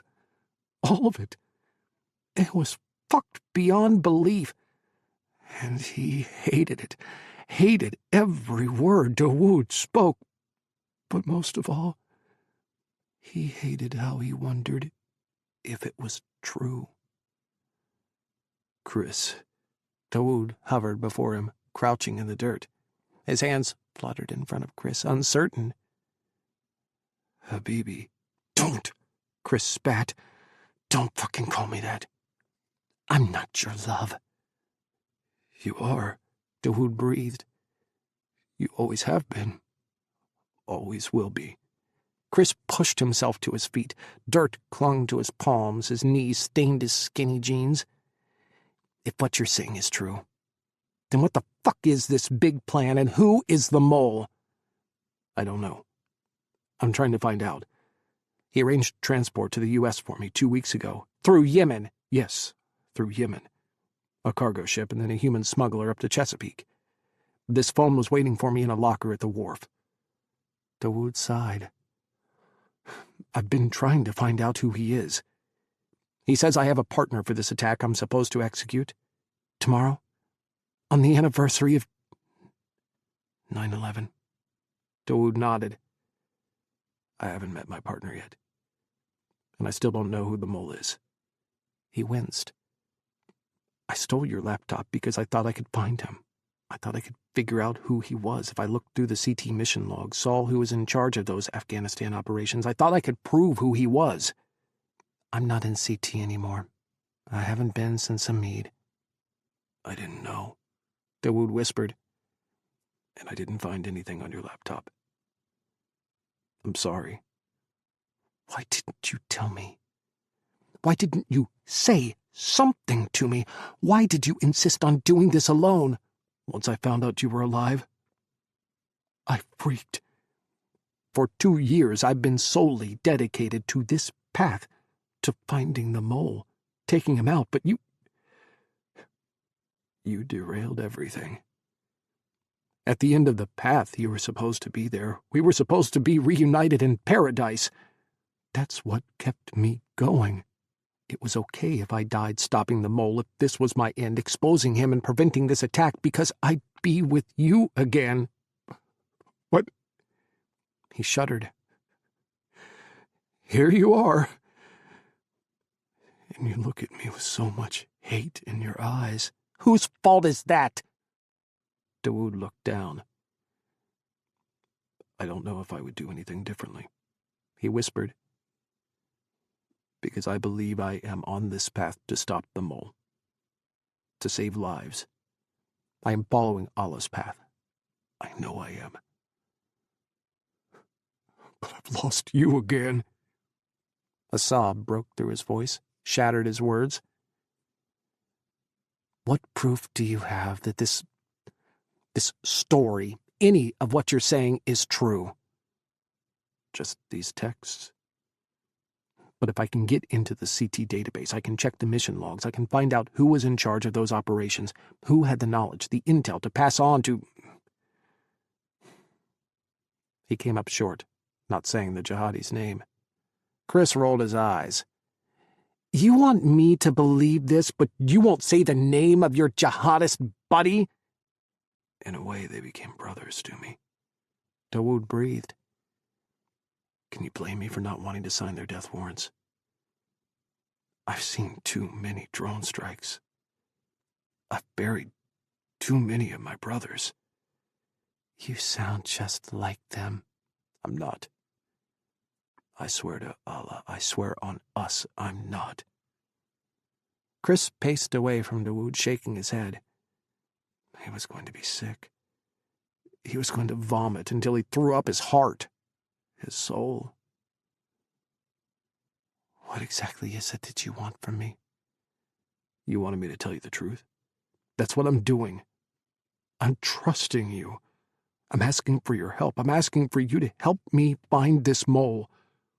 Help me search the CT mission logs. Jesus, Dawood!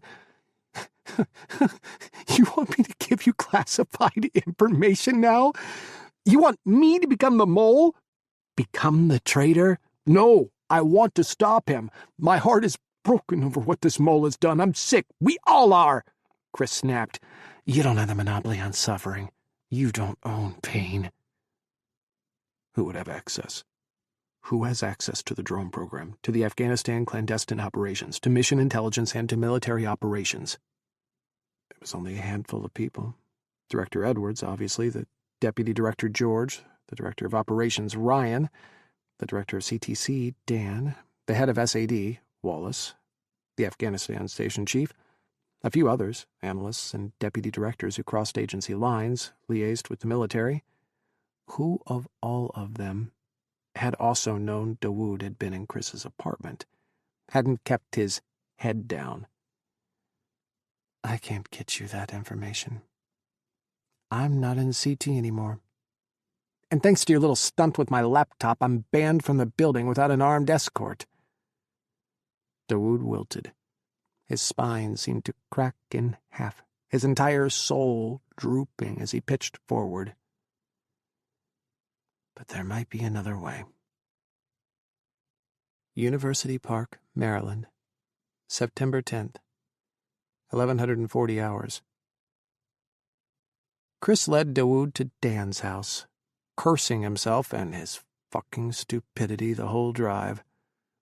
Dawood parked down the street, well out of sight, and walked casually to Dan's, meeting Kris at the front door. He eyeballed the key in Kris's hand. You have a key?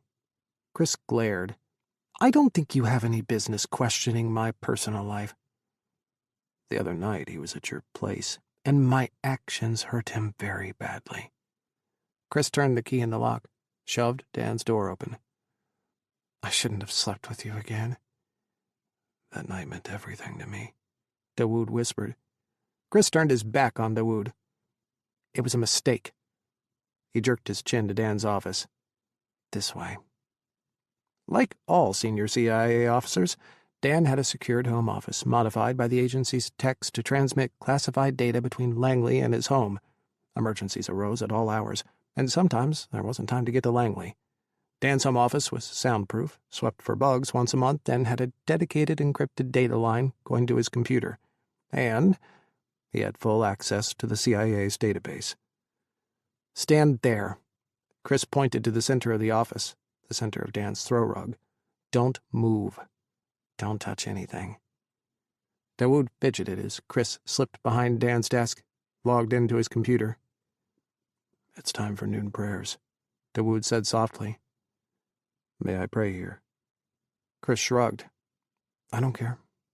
As long as you don't leave that spot. Dawood's soft voice filled the room, his deep Arabic swimming around Kris's head and to his soul and around his heart. He bowed, prostrated, recited from the Quran, prayed for Kris, for his happiness, for his soul. Kris slammed down Dan's keyboard on the desk, typed hard and fast. How dare Dawood pray for him? How dare he? After everything, how dare Dawood even breathe his name? Think of him at all. Mission logs appeared, 2 years' worth of Afghanistan operations, a seemingly endless file. Kris sighed. He'd have to sort them somehow. He scanned for the operations that had failed, operations where their officers had been killed. Was it actually possible? Was any of Dawood's story believable at all? Could a CIA officer ever work for Al-Qaeda? If he thought it was possible for Dawood, what made it any less believable if the mole were sitting at Langley right now? Did he have a duty to check it out, explore the possibility? Or did he have a duty to turn Dawood in, hand his ass to the FBI for interrogation? If a mole did exist, wouldn't someone other than them, a fallen CIA officer in the CIA's most hated, be better equipped to find said mole? His cell phone vibrated in his pocket. At the exact same time, the search results came back. 5 missions with dead CIA officers. He pulled out a cell. Dan had texted. Hey, bad news. There's a fire in Aden, in Yemen. Looks like an oil refinery was deliberately lit up in the middle of the night. Kris looked up, stared at Dawood. Lines from the Hadith came back to him, slammed into him like a shotgun to the heart. And the fire will burn forth in Yemen, driving the people to the place of judgment, the final reckoning.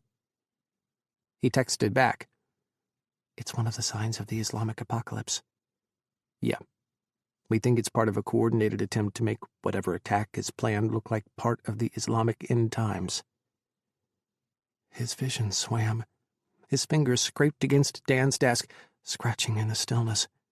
Dawood's Arabic fluttered, the rise and fall of his prayers moving in a careful rhythm. Dawood, he said slowly. Who is in Yemen? Dawood froze. Who is in Yemen? Who are you working with? Don't ask me that. Please. And a fire will burn forth in Yemen, driving the people to the place of judgment, he recited. There's a fucking fire burning in Yemen right now. And you left 2 of your jihadi brothers there, in Aden. Who the fuck is in Yemen, Dawood? What aren't you telling me? I have prayed with them, Dawood cried. I have lived with them for years, shared tears and joys with them. And I'm just your husband, and this is just your home, your country. God damn it, you haven't told me the truth. Jesus, he had brought an Al-Qaeda operative into Dan's house, into Dan's CIA home office. He should have called it in as soon as he'd seen the truck. He should never have listened to Dawood, to his lies. He was such a sucker. Dawood knew exactly how to play him. They're just supposed to set the fire. I was the one sent to America. I was the one who was supposed to carry out the attack. Me, and me alone, with the mole. I didn't want the others to die. Don't ask me to send them to their deaths. Dawood started toward him. Stop! Kris bellowed. Lightning fast, he reached into Dan's desk, drew his hidden pistol. Do not come any closer. Dawood froze. His eyes went wide, perfect circles. He held up his hands. I swear, I'm not lying to you, Ya Ruhi. Shut up! Kris's hands trembled. Just shut up. I don't want to hear your voice. What did he do? What the fuck did he do? If he called the FBI, brought them here, he'd implicate Dan in his fucked up decisions, drag him into his shit. Again. Damn it, he had no fucking idea what to believe. Dawood was in front of him, living, breathing, aching, talking about conspiracies and begging for Kris's help, but he had no proof, nothing except his words and a few scattered texts. What if those were faked? What if he'd sent them to himself? How easy was it to buy a burner cell phone, create the image of a conspiracy, convince Kris to get him intel from the CIA's mission logs with a wild story that pulled on Kris's heartstrings? Where was the truth? Could he believe the words of a dead man, a ghost who had chosen to walk away from him, follow a path that split them apart? He had always just wanted to know the truth, know what had happened to his David. But the truth was unbearable, impossible to hold in his heart, and what Dawood said, the possibilities he presented. Kris didn't know how to reconcile the past and the man he knew with his broken heart, his shattered soul. How to take Dawood's confession, his pleas, and his reaching out for Kris after 10 years, and one night and a morning that had broken Kris in ways he didn't know he still could break. He hadn't known that he could point a gun at the love of his life either, but apparently he could. Could he pull the trigger? If Dawood moved? If he tried anything?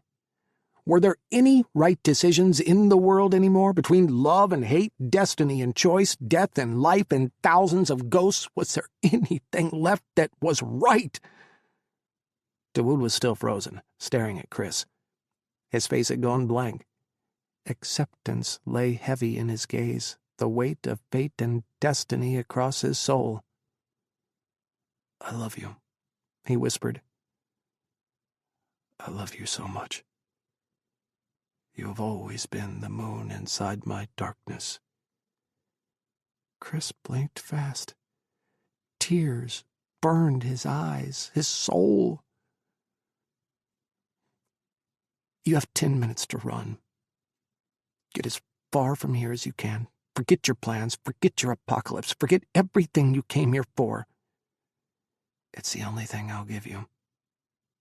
You have one chance to get away, because in 10 minutes, the entire world will be chasing you." "I'm not going to stop. I'm going to find this mole somehow. And I'll do everything I can to stop this attack. Whatever it is, whatever they want me to do, I won't do it.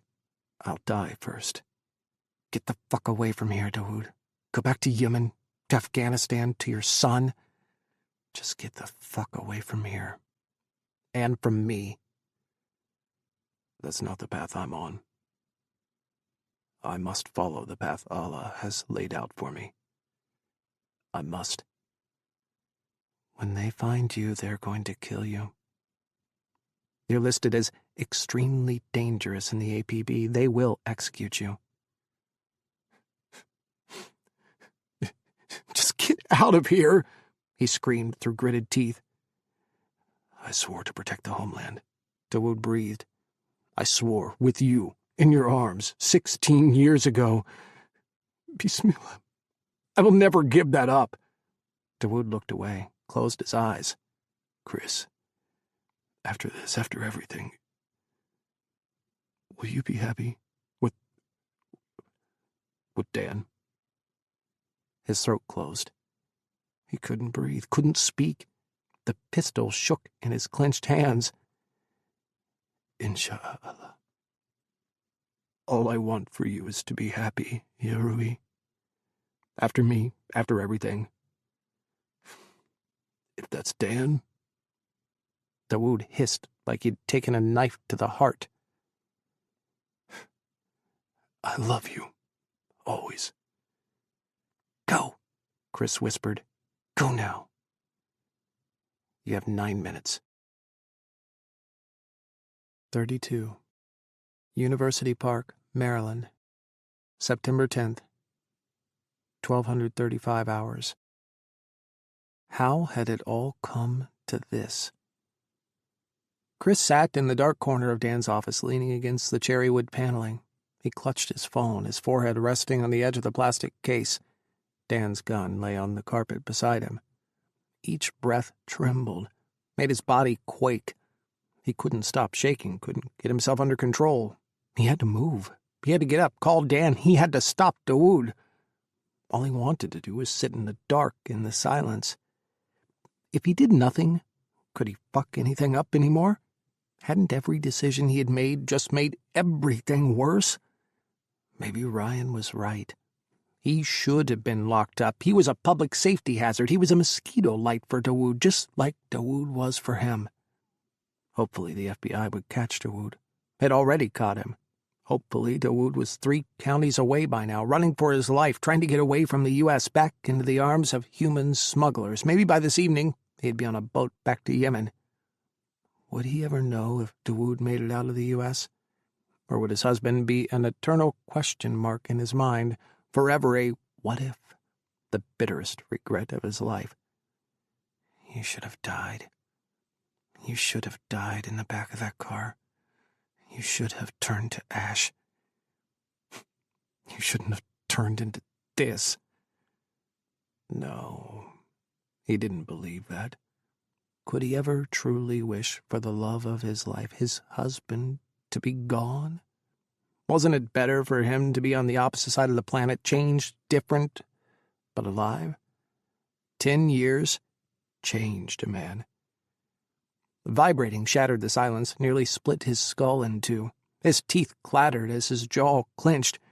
He sat back, staring at his phone. Dan was calling him. It was only a matter of time. He swiped his phone on. Dan? Kris, are you okay? I just saw the updated intel on Haddad. An anonymous sighting was reported in my neighborhood. Did he follow you? Are you at my house? Are you safe? He pressed his lips together, trying to keep his sob in.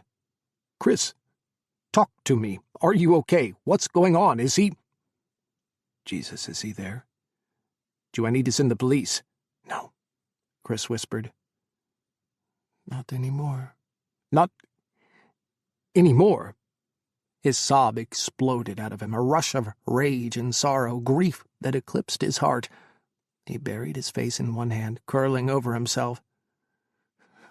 Dan, I'm so sorry. I fucked up. Again. Silence. What happened? Not on the phone, he breathed. Just get everyone searching in this area.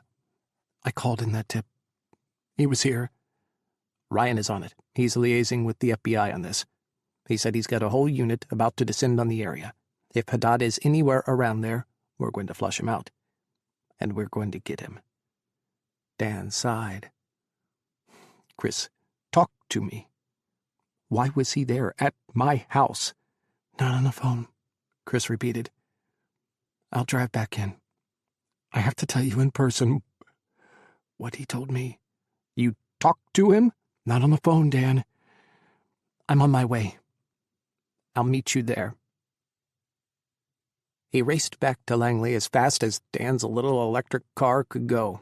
His mind zipped from Dawood to Dan and back, from Dawood's trembling confessions, his insistence that he was doing the right thing, to Dan's text about Yemen, about the fire, and Dawood's refusal to give up his brothers. Was it the bonds of brotherhood only? Dawood not wanting to lose another life, no matter whose life it was? Once. Hadn't he thought the same? Hadn't he argued for the same? Argued for compassion, for humanity, for Zahawi, a man who would rather Kris be dead than interrogating him. That touch of humanity, though, had won out over brutality. We're all just human. Could he fault Dawood for not giving up his brothers to their death? Or was the refusal to give up his brothers in Yemen his Achilles' heel? The weak point in Dawood's master plan, the coordinated confusion of Kris's soul. Whose side are you on? Or are you on your own side now? Dan met him outside Langley, pacing by his assigned parking spot as he talked on his cell. Kris heard him say goodbye to George as he jumped out of Dan's little car. Dan grabbed him, pulled him close, wrapped both arms around him, and sighed into his neck. Are you okay? You're shaking. I don't know. Kris gripped Dan's elbows. His fingers felt like claws. He was still trembling. Maybe he'd never stop. Did he hurt you? No. Kris swallowed. He never touched me. Dan exhaled hard, squeezing Kris against him. Kris could feel his relief, the deluge of it. He pulled back. We have a big problem. Dawood, he followed me because he said he had to tell me what was really going on. Dan frowned. What do you mean? What did he say? He said there's a mole in the CIA. Someone who has been feeding Al-Qaeda intelligence, information on operations for over 2 years, that he was brought in by Al-Qaeda to verify what this mole was giving them. Dan turned bone white, every speck of color draining from his face. His jaw dropped. Holy fuck, he whispered. Who? He doesn't know. He's been trying to find out. Kris paced away from Dan, one hand on his forehead. That's why he stole my laptop. He was trying to find out who had been in command of the Afghanistan missions where we lost our officers this past year, and who was the lead on the other missions that went sideways, that were sabotaged from within. You don't have that access anymore. He didn't know. He's been gone a while. Dan blinked. A breeze would have knocked him over. What proof did he have? How do you know this is real? I don't know, Kris whispered. All he had was a cell phone number, someone who has been giving him instructions over text. He says the texts are from the CIA mole, but... He shook his head. We have to find that cell phone. Who's been texting him? I've got to call Ryan. He's with the FBI. They're the ones who can look this up. You know the CIA can't do anything on American soil. Dan, wait. If there is a mole, it's someone high up. Someone who could access all the intelligence in Afghanistan across the drone program, joint military missions, and dig into our clandestine program, our SAD officers. Who fits that description? Who has that kind of access?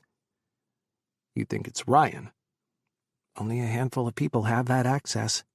And think about it. Why do you think Ryan has been on a hair trigger for years? Stress from a double life? Trying to keep his spying for Al-Qaeda secret? Ryan hates Al-Qaeda, Dan breathed. Why would he spy for them? Pass along CIA secrets? I don't know, Kris snapped. I don't fucking know. I don't even know if Dawood told me the truth or not. He's giving me mixed signals. Wants my help one moment, but is keeping secrets the next. When I brought him to your house, he wouldn't even tell me the names of his Yemeni brothers. Dan froze. When you what? Fuck. Kris gritted his teeth, groaned, clenched his hands into fists, and looked away, shaking his head. I thought he followed you to my house. Now you're saying you brought him? I went to our old house first, just to see it. I was being... maudlin, I don't know. He followed me there. We went into the woods, talked. Dan cursed. And then you brought him to my house? You weren't supposed to know that. I wanted to keep you out of this. Why did you bring him there? Why did you bring a possible Al-Qaeda agent into my house? I was going to look up the Al-Qaeda mission logs for him. Dan stilled. Did you? I looked him up. I didn't give him anything, though. I pulled your gun and made him leave. You let him go. Kris looked away. He nodded once. Jesus Christ. Dan closed his eyes, seemed to try to center himself, pull himself together. Okay, let me run through this. We may have a mole in the CIA. You let an Al-Qaeda agent into my home, almost passed along critical top-secret intelligence, and then you let the nation's most wanted terrorist go. We believe there's an attack being planned for tomorrow, and we don't know anything about it. He opened his eyes, sighed. But all I can think about is how to keep you out of jail. Damn it, Kris. I'm sorry. Were there any laws you didn't break? Any you left that I could try to work with? Kris looked down. What did you find in the mission logs? Nothing useful. The missions were all headed up by either you or Ryan or Wallace, or signed off by George. There wasn't a pattern, nothing at all that broke operational regulations, nothing that screamed mole. If there is a mole, whoever it was probably didn't authorize the missions. They probably went into the logs after, which means we have to inspect the mission access logs, see who looked at the intel, at the mission specs before they went south. And we have to track that cell number, the one texting Dawood. Dan pulled out his cell phone. I'm calling Ryan. I know you don't trust him, but Kris, I do. Trust me, okay? And if he is the mole, if Ryan is the mole, then this phone call will turn the heat up. He'll know we're onto him. He'll start making mistakes, try to cover his tracks, try to get out before the net closes around him. Because while he's supposed to be looking up the number, I'll be looking into the mission logs, see who pulled them and when. If it is Ryan, we'll know soon, one way or another. If it is Ryan, Kris's voice cracked. He's already ordered the FBI to consider Dawood extremely dangerous. What if he orders the response teams to shoot on sight? What if he executes Dawood? If Haddad is the only one who can corroborate this, then he probably will give that order. Or he'll make sure Haddad goes down in whatever he's planning for tomorrow. Dan stared. He licked his lips. You believe Haddad? Kris exhaled. His breath, his body trembled again. I don't know what to believe, he whispered. If I believe Dawood told the truth, then I'm hoping someone has betrayed us, someone at the heart of the CIA, someone who knew Dawood was alive and who kept that secret from all of us, from me. But if I believe he's lying, then he's trying to play me, craft a conspiracy that he thinks I'll buy. Why? To send us chasing after our own tails, turn us against each other, distract us while he works on his grand plan? Give me the phone number, Dan said softly. We'll know soon enough. Kris waited as Dan dialed Ryan's number, as Dan pressed his lips together, waiting for the call to connect. He could barely breathe. His throat was closing, his lungs refusing to fill. He was drowning in conspiracy and potentiality and possibilities of betrayal, each darker than the next. Ryan, it's me. Dan waited, staring at the pavement. Look, we have a situation. I'll come brief you in a few, but right now, I need you to run a search on a cell number for me, okay? It's tied to Haddad. I'll explain more in a bit. He waited again, then recited the number Kris showed him. Kris had written the number on a sticky note as soon as Dawood had fled Dan's house. His fingers rubbed over the square of paper over and over. We need to know who owns that phone and where it is. Dan listened for another moment, nodding along with whatever Ryan said. Okay, I'll see you soon. He stared at Kris as he hung up. Kris, I don't know what to say, Dan said softly. I don't know what to think, what to believe. I don't either. If he's still playing me, then I'll know for sure the man I loved is dead. That there's nothing left of him. But his voice went high and strained. If there's a 1% chance that what he's saying is true... Dan grimaced, shaking his head at the 1% doctrine, the guiding philosophy of the war on terror. That philosophy had been an impossible standard, a weight that had broken the CIA's back.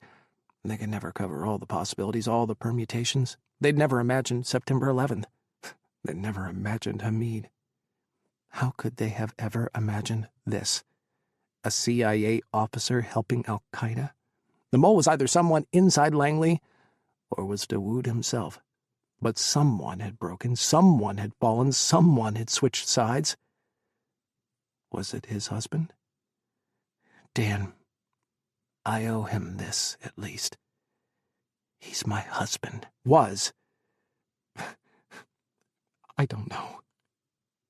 At Kris calling Dawood his husband, Dan's expression twisted, a flash of pain bursting across his features. He took a deep breath and it vanished. I'm going to brief George, too, and Wallace. Same basic idea. If the mole is one of them, we'll know when they start covering their tracks.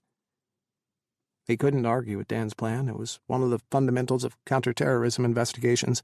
Pressure the target, provide them with enough information to get their paranoia going, watch for after effects, for their moves to get sloppy.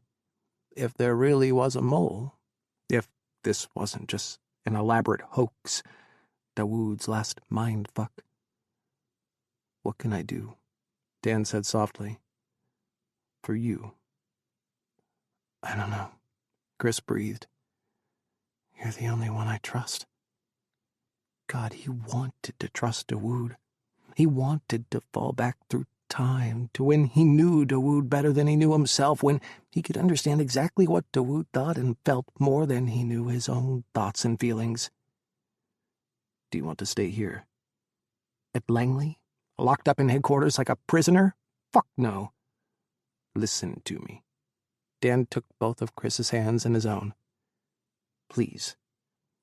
Drive straight back to my house. Lock all the doors, all the windows. Stay there. Haddad is fixated on you. He might come for you again now that we're closing in on him. He might try and do something. Dan swallowed. I should get the police to escort you back home. Get a patrol unit to sit at the curb, watch over you, keep you safe. No, I'm okay. I'll be okay. I'll go straight back. There's a huge police presence in your neighborhood now. I'll be safe. And I've done enough to fuck everything up. I'm done. Dan's hand cupped his cheek. He stroked his thumb over Kris's cheekbones, stared into his eyes. In front of the whole CIA and anyone who could be looking, Dan pressed his lips to Kris's, kissing him gently, sweetly. Kris felt nothing at all. Call me if you need anything, Dan said. Anything. Stay safe.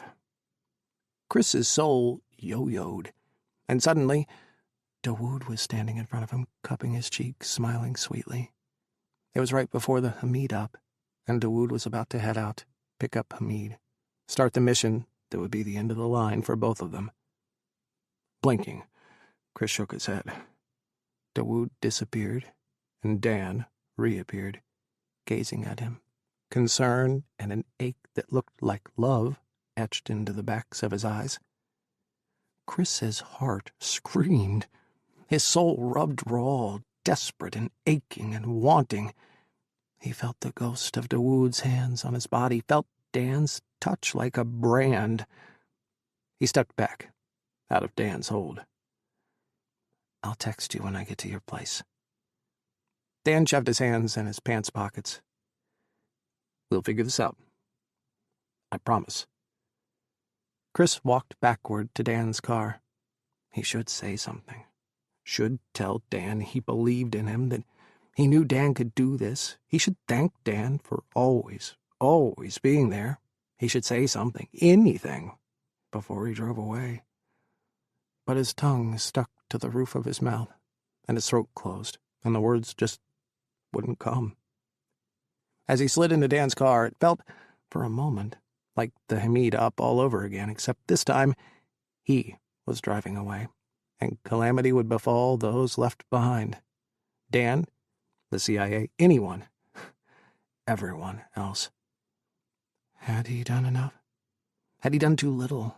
What was the right choice, the right action? Dan raised one hand, a silent goodbye as Kris backed out of his parking spot. He floored the little electric car out of Langley. Dread followed him every mile of the drive, suffocating him inside Dan's silent car. September 11th was only 11 hours away. Brentwood, Washington, D.C., September 10th, 1635 hours. You fucked up big time. Dawood stared at his phone. The number, his contact, was texting again. You fucked up big time, and now everyone is hunting for you. I had to see him one last time. Dawood tossed his phone on the bed and went back to shoving clothes into his duffel, grabbed his toothbrush. He had to hide. The motel wasn't safe anymore. He could feel long stares on his back, eyeballs digging into his skin, lingering looks that lasted too long. Even in Brentwood, where the residents despised the police with a sizzling, searing hatred, Al-Qaeda operatives were not welcome. I've worked too long, sacrificed too much to call this op off. Get to the safe house, stay there. Don't fuck with Caldera again. You are fucking this up. Didn't you swear you wanted to watch America burn? Wanted to make everyone suffer like you did? He grabbed his cell, pulled his duffel over his head. He had a new baseball cap and clothes he'd lifted from a street cart. I wish that everyone could feel an ounce of what Muslims feel. Understand the depth of Muslim pain, of our anguish. He hesitated, closed his eyes for a moment, exhaled. Should we call this off? Postpone it. Nothing is getting called off. The op goes forward. If you're not in, then it goes on without you. Dawood cursed. A breath of Arabic and a plea to Allah rolled into one. Of course I am in.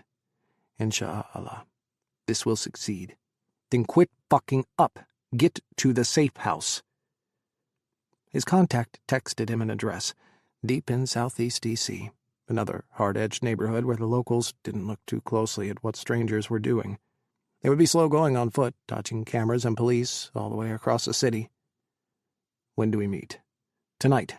Your partner is here. You'll get your mission together. His stomach clenched. Alhamdulillah. If you can keep your head down, if you can make it to the safe house, if you're caught, you'll be shot in the face. And this will go on without you. I'll make it. I swear to Allah I will. Nothing will stop me now. Insha'Allah. Dawood shoved his phone in his pocket and slipped out of his motel room. You must follow the path Allah has laid out for you. He had a long walk in front of him, and prayers to pray. The prayers of the dead, of the martyr, before their sacrifice. He was ready. He'd wondered once how he'd feel in this moment, how he'd face himself as he prepared, what thoughts, what regrets he'd have. He thought he'd console himself with thoughts of Kris, dreams of their future in paradise, or being reunited at last. But, in a way, Kris had been at the end of his path. They'd had a goodbye, of sorts. He'd tasted Kris's soul, lingered over his lips, felt his body like the sun breaking across the desert of his barren life once more. That was the end for them. Kris would no longer be with him in the next life. Not after this. He had his own path to walk, his own future to forge. But these memories, the last touch of his love, would be enough to sustain him for eternity. Goodbye, Ya Ruhi. 33. University Park, Maryland. September 10th, 2200 hours. His cell phone lingered in a puddle of light, a circle falling from Dan's bucket lights hanging over the breakfast bar. The house was dark, eerily silent, other than the kitchen. Silence from the CIA, from the FBI, from Dan. No breaking news alert, no police shootings reported on the news, no press release of a wanted terrorist arrested in D.C., a plot foiled. Was there nothing to report? Had they discovered nothing? Or were they keeping everything under wraps? Had Dawood been shot dead somewhere in the street already, or taken alive, brought in for interrogation? Was the mole real? Had Dan uncovered their trail? Had the mole slipped up? He'd said he'd stay at Dan's. Stay out of the way, not interfere. Again. But a phone call was okay, right? Just to check in, just to see how the investigation was going. If Dawood was... If he called Dan, Dan would take it as him checking up on him. Could he call Dan and ask about his husband, the wanted terrorist? Ask if Dawood was okay? If he was right or wrong? If there was a mole? Or if Dawood was a master manipulator? How would Dan react to him asking about his husband? He tried to care. He really did, but maybe he and Dan needed some time apart after this. Or maybe he needed time apart from the world, away from everybody. Where was Dawood? Was he alive still? Had everything he had told Kris been a lie? Damn it, his mind was racing in circles, going around and around and around, over and under itself, tying his soul in knots. He grabbed his cell, dialed Dan's number. He had to know. Dan's phone rang and rang. Kris waited, one foot swinging up the bar stool, his toes tapping out a too-fast rhythm. Surely Dan was busy. He couldn't just drop everything for Kris. But he always had before. Kris hung up when Dan's phone rolled over to voicemail, his calm voice politely asking the caller to leave a message. He'd wait a few minutes, then call again, or Dan would call back. 5 minutes later, he dialed Dan's number a second time. Again, no answer. He called the CIA switchboard next, asked to be patched to Dan's office. Ringing, endless ringing. That drone, that buzz would live in his brain. He thought a drill bit behind his eyes. Where the fuck was Dan? Hello? Finally. But that wasn't Dan's voice. His deputy answered, her voice ragged and fraying at the edges. Shannon, where's Dan? I don't know, she sighed. I haven't seen him since this afternoon. He said he had to go talk to Ryan. No. Dread crawled up Kris's soul, slithered around his bones like ice creeping out of the ground. Have you spoken to him at all? Been able to get a hold of him? No, no one has. I can't find him. We need him, though. We're getting nowhere in this investigation. What about the mission logs? What mission logs? Oh, God. Kris crumpled, both elbows on the countertop as he held his forehead in one hand. The mole. He must have gotten to Dan. He'd stopped him before he could do anything. Jesus, was Dan even alive still? Who had Dan told? Who had he called? Ryan, right in front of him. And he said he had briefed George after. It had to be one of them. Wallace or Ryan or George. Wallace hated his guts, blamed him for the Hamid op, and wanted him out of SAD. The guy was an asshole, was no doubt begging Ryan to fire him. Memories snapped through his mind, shotgun blasts of time smearing behind his eyelids. Ryan, watching Zahawi die in a puddle of water and blood, frozen, immobile. Ryan, always on the edge in Afghanistan, the rage he'd nurtured, the darkness that hovered around him, how he'd hated Kris always, the way he seemed 2 steps from flying apart, and the Hamid op. He'd pinned everything on Kris, had let Kris take the entire fall, all on his own. Had he known even then that Dawood was alive? Had he killed Al-Jabal to tie up loose ends, keep his secrets safe? How long had Ryan known Dawood was alive? Had looked Kris in the face and lied to him? How long had he been planning this? What had Ryan done with Dan? Shannon, have you heard from Ryan at all? No, he's not at Langley. He left earlier today. I gotta go. Kris hung up on her confused questions. His trembling fingers hesitated over his phone. He knew who he had to call. They always called each other when it came down to the wire. That was what they did, wasn't it? He thought he'd never call him again, not after everything, but history was a cruel predictor of the future. Kris pulled up George's cell number, pressed the call button before he could hesitate. George picked up on the second ring. Dead air hovered over the line before he spoke. Caldera? George, did Dan call you today? Did he brief you on a cell phone number you had to track, on a possible mole within the agency? Kris, slow down. What are you talking about? Did Dan do what? If Dan had briefed George, George would have known exactly what he was talking about. God damn it, Ryan had gotten to Dan somehow. Trust me, Kris, Dan had said. I trust him. George, Dawood came to me this morning, again. And damn it, you were right, Dawood. And I pointed a gun at your face. What? He said there's a mole in the CIA that he is trying to uncover, someone passing along information to Al-Qaeda, that he's still with us and is working against the mole, trying to uncover their identity. This mole has been feeding information to Al-Qaeda in Kandahar City for over 2 years. They arranged for Dawood to come to the U.S. and be the front man for this attack. It's the mole's false flag attack. He's pinning everything on Dawood, but this is coming from a mole, someone who has been working against us for over 2 years. He's why we've lost those officers this year, why everything's going to hell in Afghanistan. Speechless, George sputtered on the other end of the line. I called it in, George. I told Dan everything. The mole could only be a few people. Ryan, you, Wallace. Dan wanted to try and turn up the heat, flush the mole out, put pressure on him, see what he'd do, so Dan called Ryan.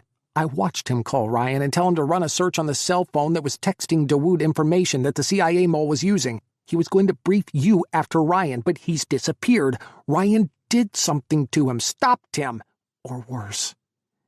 Dan never called me. I haven't heard any of this. I'm with Wallace. We've been holed up all day.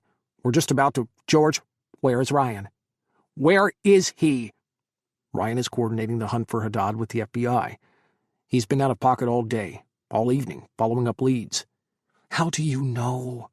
Have you seen him? With your own eyes, George. Do you know where he is? Jesus fucking Christ, George muttered. When did Dan disappear? He told Shannon he was going to see Ryan. Now no one can get a hold of him, and no one seems to know where Ryan is either. Kris sucked in against the stabbing pain in his chest, a knife into his back. All this time he'd been wondering about Dawood, agonizing over his husband. But Dan had been in danger, was missing. What if... Kris heard George moving, heard him tell Wallace to keep trying Dan's phone, heard him breathe hard as he jogged down the hallway, started running downstairs. He pictured George running from his executive suite down to the operations units, down to CTC. Heard him shout orders to people, for someone to call the FBI command center, for someone to find Ryan now. I need you to do me a favor, George. Kris, no. We need to let this process work. I'll call the FBI. They will locate Ryan. He was with them last. They can track him down. We will find him. We need to track the cell phone that Ryan has been using to communicate with Dawood. You need to track it. You know we can't do that on American soil. To an American citizen. That's the FBI's turf. We don't have jurisdiction. We don't have time for this. There is an attack plan for September 11th right now in our country. The only one who has the information is Ryan. Are you willing to blow any chance of a criminal prosecution? If we act and we don't follow the rules, anything we uncover can't be used as evidence. You know this.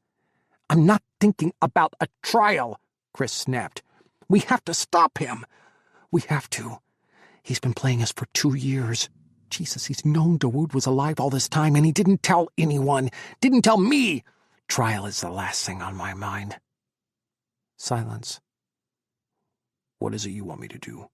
As Deputy Director of the CIA, I want you to do a geo-search on that cell number. You can create a legal justification. I know you can. Since Ryan has been texting Dawood and Dawood is associated with an Afghanistan al-Qaeda cell, you've got jurisdiction right there. I thought you said Haddad was on our side. Kris swallowed. I hope he is. But then that means someone on our side isn't with us. Ryan. George grunted. I'm walking into CTC now. He heard the buzz of CTC, the hum of activity. It's a fucking beehive in here.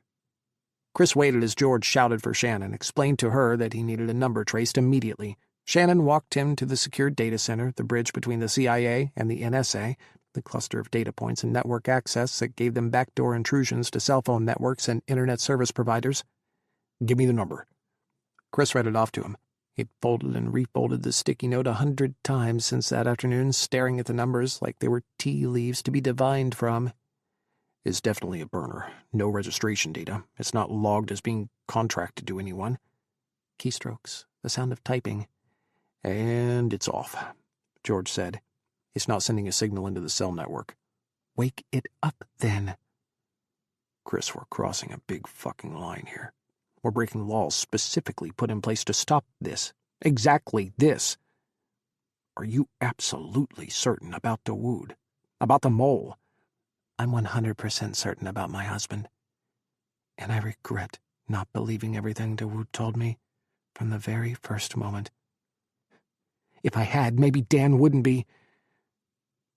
He should have brought Dawood in, kept him safe. Should have trusted him, should have worked with him, searched the mission logs with him, come up with a plan together. They should be doing this together.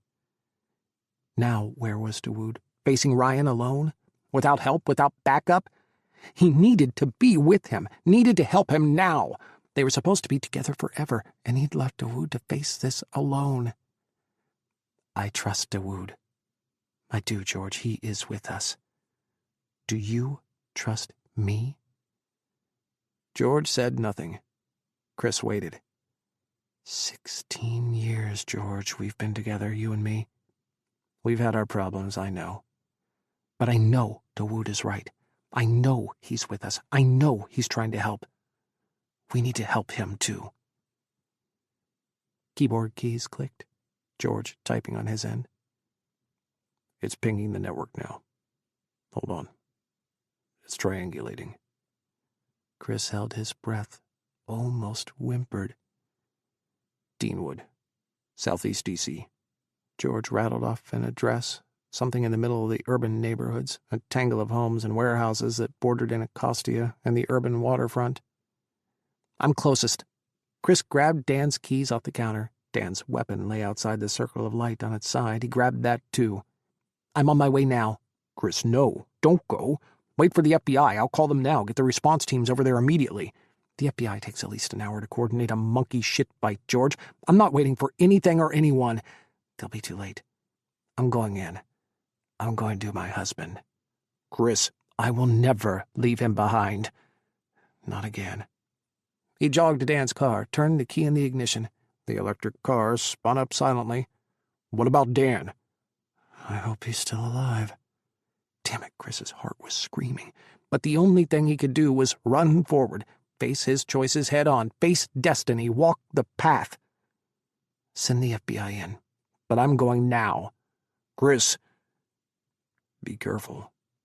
He put the car in reverse and gunned the engine. Deanwood, Washington, D.C., September 10th, 2300 hours.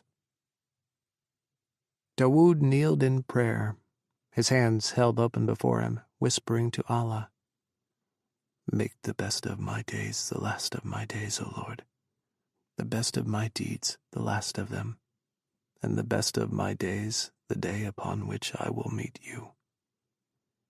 He was ready. He waited inside the decrepit remains of a long-abandoned warehouse, one in a string of industrial black holes on the south side of Deanwood.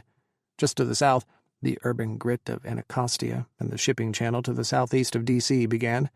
He was in the forgotten corner of the capital that languished in disrepair and disquiet. It was the perfect place to hide in plain sight, and the perfect place to stage an attack. O you who believe, be persistently standing firm for Allah, be witnesses for justice, and do not let the hatred of people prevent you from being just, for justice is nearer to righteousness. He recited verses of the Koran, trying to center his soul. He tried to set his fate in Allah's hands, tried to quiet his mind, his heart. He has the keys to the unseen. No one knows but him. No leaf falls without his knowledge, nor is there a single grain in the darkness of the earth or anything fresh or withered that is not written in his heart. His thoughts turned, always, to Kris. You must follow the path Allah has laid out for you. Even if it broke his heart, shattered his soul, and took him away from Kris, even if Kris, in the end, became someone else's, loved someone else.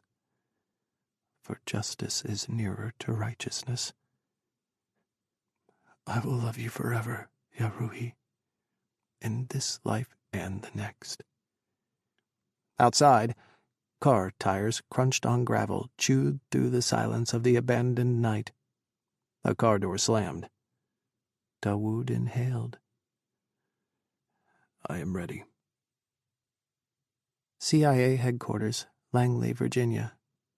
2300 hours. I need FBI tactical teams to assemble at the command center immediately, George barked into his phone. We have a hot lead on Dawood Haddad and possible accomplices, and we're going in. We have to move now. He'd taken over CTC in Dan's absence, trying to coordinate a response while down two of his best men. Panic simmered beneath the surface of his skin, an itch he couldn't scratch. Dan, Ryan, where are you guys? Don't let this be true. Don't let any of this be true. George swallowed hard. It was easier, far easier, to think Haddad was the bad guy, to pour all his anxieties, all his nerves, all his fear and his hate and his terror into the specter of Dawood Haddad. "Do you trust me?" Kris had asked. I don't know, he should have said. I've never known. Half the time I don't know what I'm doing. I just try to hold on as tight as I can and close my eyes before we all crash face first into the brick wall. "Sir?" Shannon jogged to him, a Bluetooth earpiece in her hand. "The FBI. They found Ryan." He snatched the earpiece out of her hands, shoved it into his ear. "Talk to me. Where is Ryan?" "Sir, what the fuck?" Ryan, pissed as hell and loaded for bear, growled over the connection. "I was taking a fucking nap and an entire squad of FBI agents turned the fucking cot over, dumped me out. They're circling me with flashlights and their weapons drawn, and I need to know what the fuck is going on right goddamn now." George blinked. His eyes slipped closed. "No. Please, no. It's supposed to be Haddad." "Ryan, did Dan call you today about tracing a phone number Caldera uncovered?" "Dan? I haven't talked to him since yesterday." Deanwood, Washington, D.C. 2300 hours. Feet crunched over gravel over the broken glass of the warehouse's shattered windows. 2 years of agonizing waiting, trying to string clues out of breadcrumbs, trying to track a ghost whispering through Kandahar City, trying to find out who was slitting the throat of the CIA from within. Once he knew about the mole, he couldn't leave Kandahar City. Not until he could prove, beyond all doubt, who it was. Not until he could do something about it, stop the killings, the betrayal. He would finally have his answers. True patience comes from complete trust in you, O Allah, when the trials and calamities are at the highest. Footsteps, closer, closer. There is no God but God. Dawood rose slowly. One hand reached behind his back, gripping the handle of a pistol he had bought from a 12-year-old in Brentwood the first day he had arrived back in the States. It had been easy to acquire weapons in Afghanistan, easier still in the United States. The mole thought he was on their side. He had the element of surprise. "Kris, Yaruhi, my love, forever." "Hands up, Haddad." He knew that voice. No. "I said hands up. I can see you, and I have my weapon trained on the center of your forehead. So if you don't want to die this very moment, put your fucking hands up." Slowly, Dawood let go of his weapon, lifted his hands until they were next to his head. He stared at the darkness, the blackness from where the voice had come. "Show yourself." The barrel of a handgun appeared first, then hands clutching the grip, arms, legs, a face cast in shadow, and... "Kris, I am so sorry." "Finally, you can follow instructions," Dan purred. "Let's see how well that continues." "On your knees." Dawood didn't move. "Now?" Dan stepped closer and took aim, right between his eyes. "Don't make me tell you again." He kneeled, his knees digging into the cold, broken cement of the warehouse's cracked floor. "Why, Dan? Why did you do this?" Dan circled him slowly, weapon aimed for the center of his head. Dawood's breath shook, trembling over his lips as Dan's boots crunched against the dirty ground. Bam! Blinding pain streaked through his skull, made his vision streak and smear. A boot slammed into the center of his back, shoving him forward face first. All the air in his chest whooshed out, and he gasped, struggling to breathe. Hands grabbed his arms, wrenched them backward. The cold steel of handcuffs closed around his wrists. "Quiet. You don't get to ask questions. Not after the trouble you caused. Just keep your mouth shut while I fix your mess." Dan pushed hard off his back and moved away, holstering his weapon. Dawood struggled to his knees. "Why are you turning against the CIA? Why have you betrayed everyone?" "I am a fucking patriot," Dan snapped. "I care about this country, about the world. I'm going to wake everyone up again. Wake them up to your fucking barbarism again, of you and your kind." "My kind? Fucking Islamists. You and your brothers who bow to your Allah, who worship a camel fucker from the 7th century and want to return the world to the backward bullshit of the medieval times, who think that the only laws worth following are Sharia laws, which, by the way, would see you stoned to death for being a fucking sodomite. That is not true Islam, or the true love of Allah. Spare me the preaching. I've heard enough preaching in the gutters of Islamabad from the mouths of Zahawi and Khalid Sheikh Mohammed and all the other al-Qaeda fucks we threw in Guantanamo Bay and Abu Ghraib. I've heard enough about your fucking death cult to last the rest of my life. Nothing made sense. Nothing added up. And you decided to help al-Qaeda? Decided to betray the CIA? I'm helping the CIA. I'm reminding everyone, the CIA, the president, the American people, everyone, just how dangerous your kind truly is. The world is slacked off. Let the fucking Islamists regain ground. ISIS making land grabs in Iraq and Syria, in Egypt, in Africa, and back in Afghanistan. The world has taken their eyes off the ball. And it's time they realized how wrong that is. It's time to remind everyone that this is a war for the soul of humanity, against you and your death cult, your god of murder. It's time that everyone remembers that we have to destroy every last one of your kind. He couldn't breathe. Dan spun in and out of focus, Dawood's vision fracturing into a billion shards, the world collapsing all around him as he struggled to hold on to reality. What had happened to the world? To the man he'd known, the soft-spoken, gentle analyst, Kris's friend and lover? Dan was supposed to be the happy ending he couldn't give Kris, the safe harbor for Kris's heart, the arms that cradled him close after. Dawood blinked, tried to inhale, tried to form a thought, a prayer. Allah, what is this? What path is this? He'd put his faith in Allah, and the path he had to walk, had clung to his determination in the face of everything, in the face of Kris, the other half of his soul. His jihad had always been about the soul, about keeping to the path of his life, holding fast to Allah like his father had begged him to so many years ago. Was this what clinging to the path led to? What faith delivered? Was this, in the end, all that was left? He had run his race, fought his wars, lived more lives packed into one lifetime than any man had any right to feel in his heart. And for what? What did the end of the path lead to? Where had his faith brought him? Like father, like son. The Proverbs always said, the apple does not fall far from the tree. His father had been murdered for his faith. So, too, it seemed, would he. What did he have to show for this life, this dedication to his faith?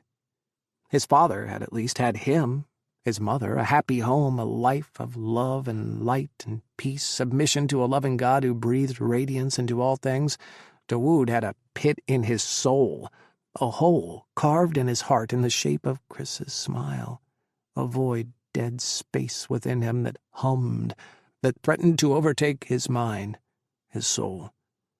And he had a husband who had thrown him aside, who had lain in the arms of another man, a traitor. Allah, what am I supposed to do? I thought this was your path. Endure patiently, the Quran said, with beautiful patience. Endure.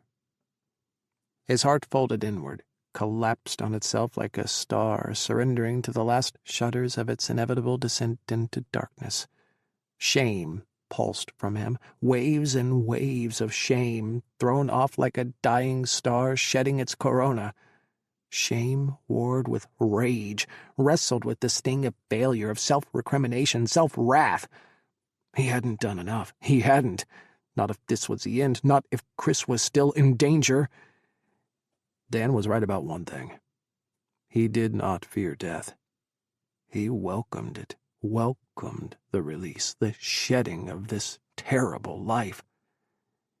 Every moment that passes from this one is dedicated to stopping you, to ending you. I am already dead. I only await my reunion with Allah.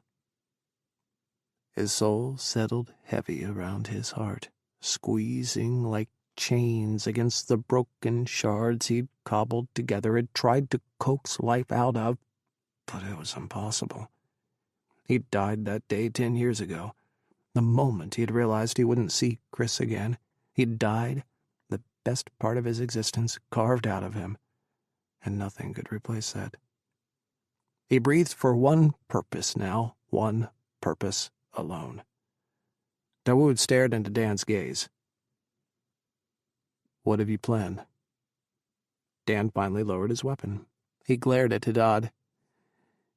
"You know, you were supposed to be my golden goose, the gift that keeps on giving, a perfect patsy, a perfect fall guy.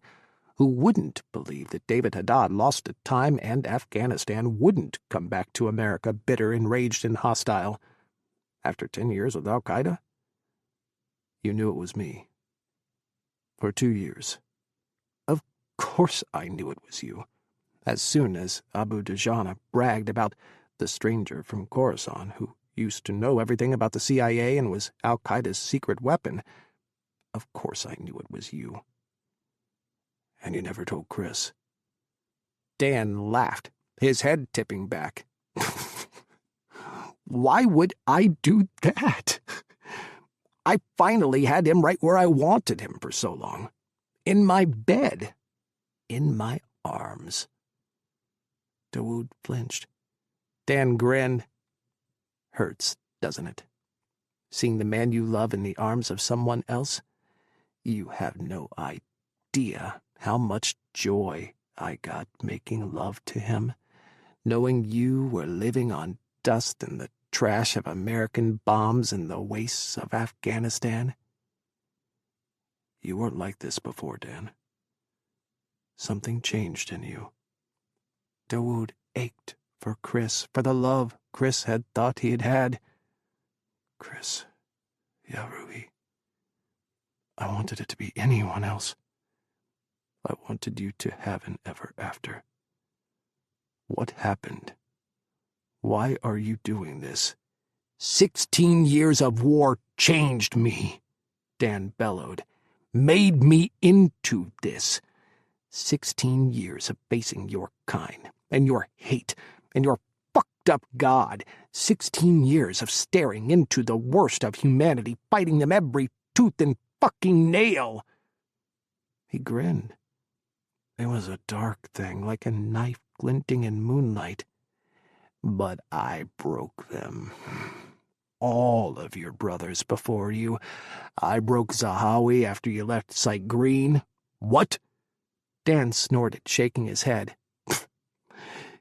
"You know Kris could have been something amazing if he hadn't been tied to you. You fucked up his mind, filled him full of bullshit until he didn't know who the enemy was anymore. You fucked him for life when he pulled out of the Zahawi interrogation. You fucked his whole career. He and I could be running the CIA now if it weren't for you." "You didn't stop the Zahawi interrogation."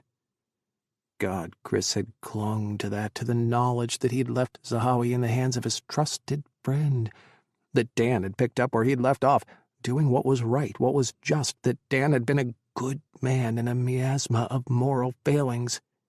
Of course I didn't. I took over. Paul was a heavy-handed oaf. He didn't know what he was doing. I did. I broke Zahawi in 20 days. Ryan couldn't stomach it. He always thought he was some big badass, but when it came down to the wire, he bailed. He's had to live with his shame, knowing how weak a man he really is. I kept it secret. How he couldn't take it, couldn't watch the interrogations, couldn't watch me. "You're a monster," Dawood breathed. "You've become a monster." "Look in the mirror," Dan shouted. "You're talking about yourself. I hunted the monsters for years. I am the one who built the detainee program. I am the one who built Guantanamo, who trained everyone at Abu Ghraib. I was a nightmare to your brothers, your jihadi fucks. I was the end of the line for the real monsters, the animals like you." He inhaled a ragged breath. "Until the world started to forget. and lost its nerve. And look what happened. The monsters hid in their rat holes and regrouped. ISIS, he snarled. Left to your own devices, you and your kind will always choose barbarism. It's in your nature. Dizzy. He was dizzy. The world was spinning, upending. Everything he and Kris thought they knew was wrong. The knowledge they'd built their world on, their reality, that Dan was a good man, that he'd stopped the torture, had worked in the grinding bureaucracy to put an end to dark things, to evil.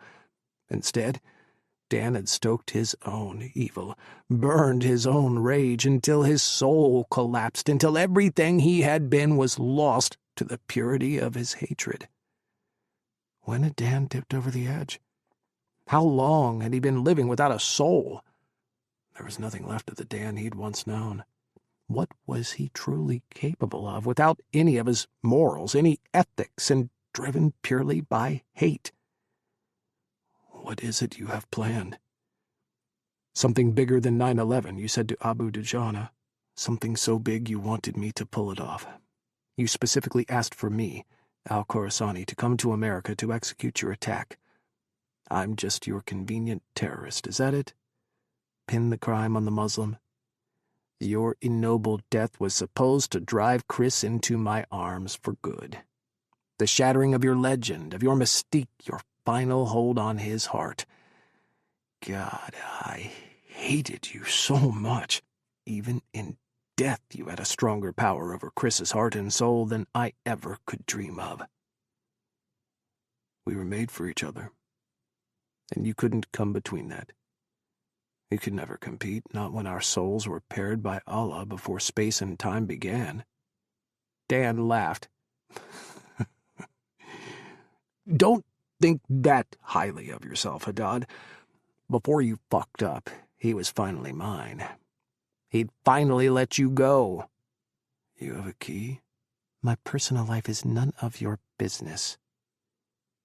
Dawood swallowed, and it felt like 1,000 knives of betrayal, 1,000 days and nights of longing, of yearning for Kris with every breath in his body.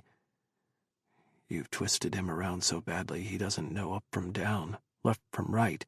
He was following the script perfectly, Dan snapped again. But you had to reach out, had to make contact, had to confess everything.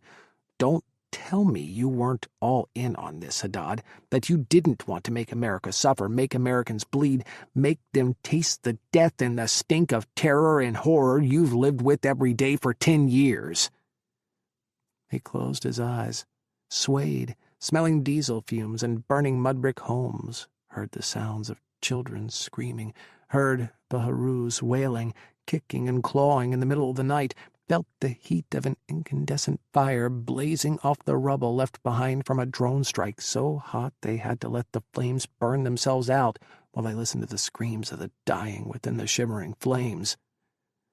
Do not kill with fire, the Quran said, for that is of Allah, and you shall not take the power of Allah for yourselves.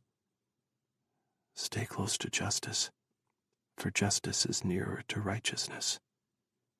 There were moments, in the darkness, when he'd felt something close to hatred, when he'd stared at the hand Ihsan always held out for him, a silent offer to join his brothers, when he stood at the cliff edge and looked over the abyss of American foreign policy and felt the anguish of 1 billion Muslims cry out in rage. He'd wondered if it was possible to go too far, where the line was, where his rage tipped him over the edge, where he risked turning into what Dan had become. The thought of Kris, the memory of their love, of everything Kris was, kept his soul from spinning off, splintering into the winds and withering to dust and ash. Kris and his love, his commitment to justice. Stay close to justice, for justice is nearer to righteousness. For Dawood, that meant staying close to Kris and to his memory. My path has always been to expose you, to destroy you. Dan laughed again, gesturing between them with his handgun. Dawood was still on his knees. Working out well for you, huh? How did it feel when Kris threw you out of my house? When he didn't believe you? My path is mine to walk alone. He didn't believe you. No one is coming for you, and no one is going to help you. You're on your own, Haddad. And you're mine. Whatever it is you're planning, I won't help. I won't participate in the slaughter of Americans, or push your twisted evil, your intolerance, your justifications for hate in any way. Yes, you will. Kris ducked beneath the broken window outside the decrepit warehouse at the address George had given him. Voices murmured from within, rising and falling on the still night. Above, a crescent moon carved through the clouds, casting a faint glow over the dead end of the Capitol.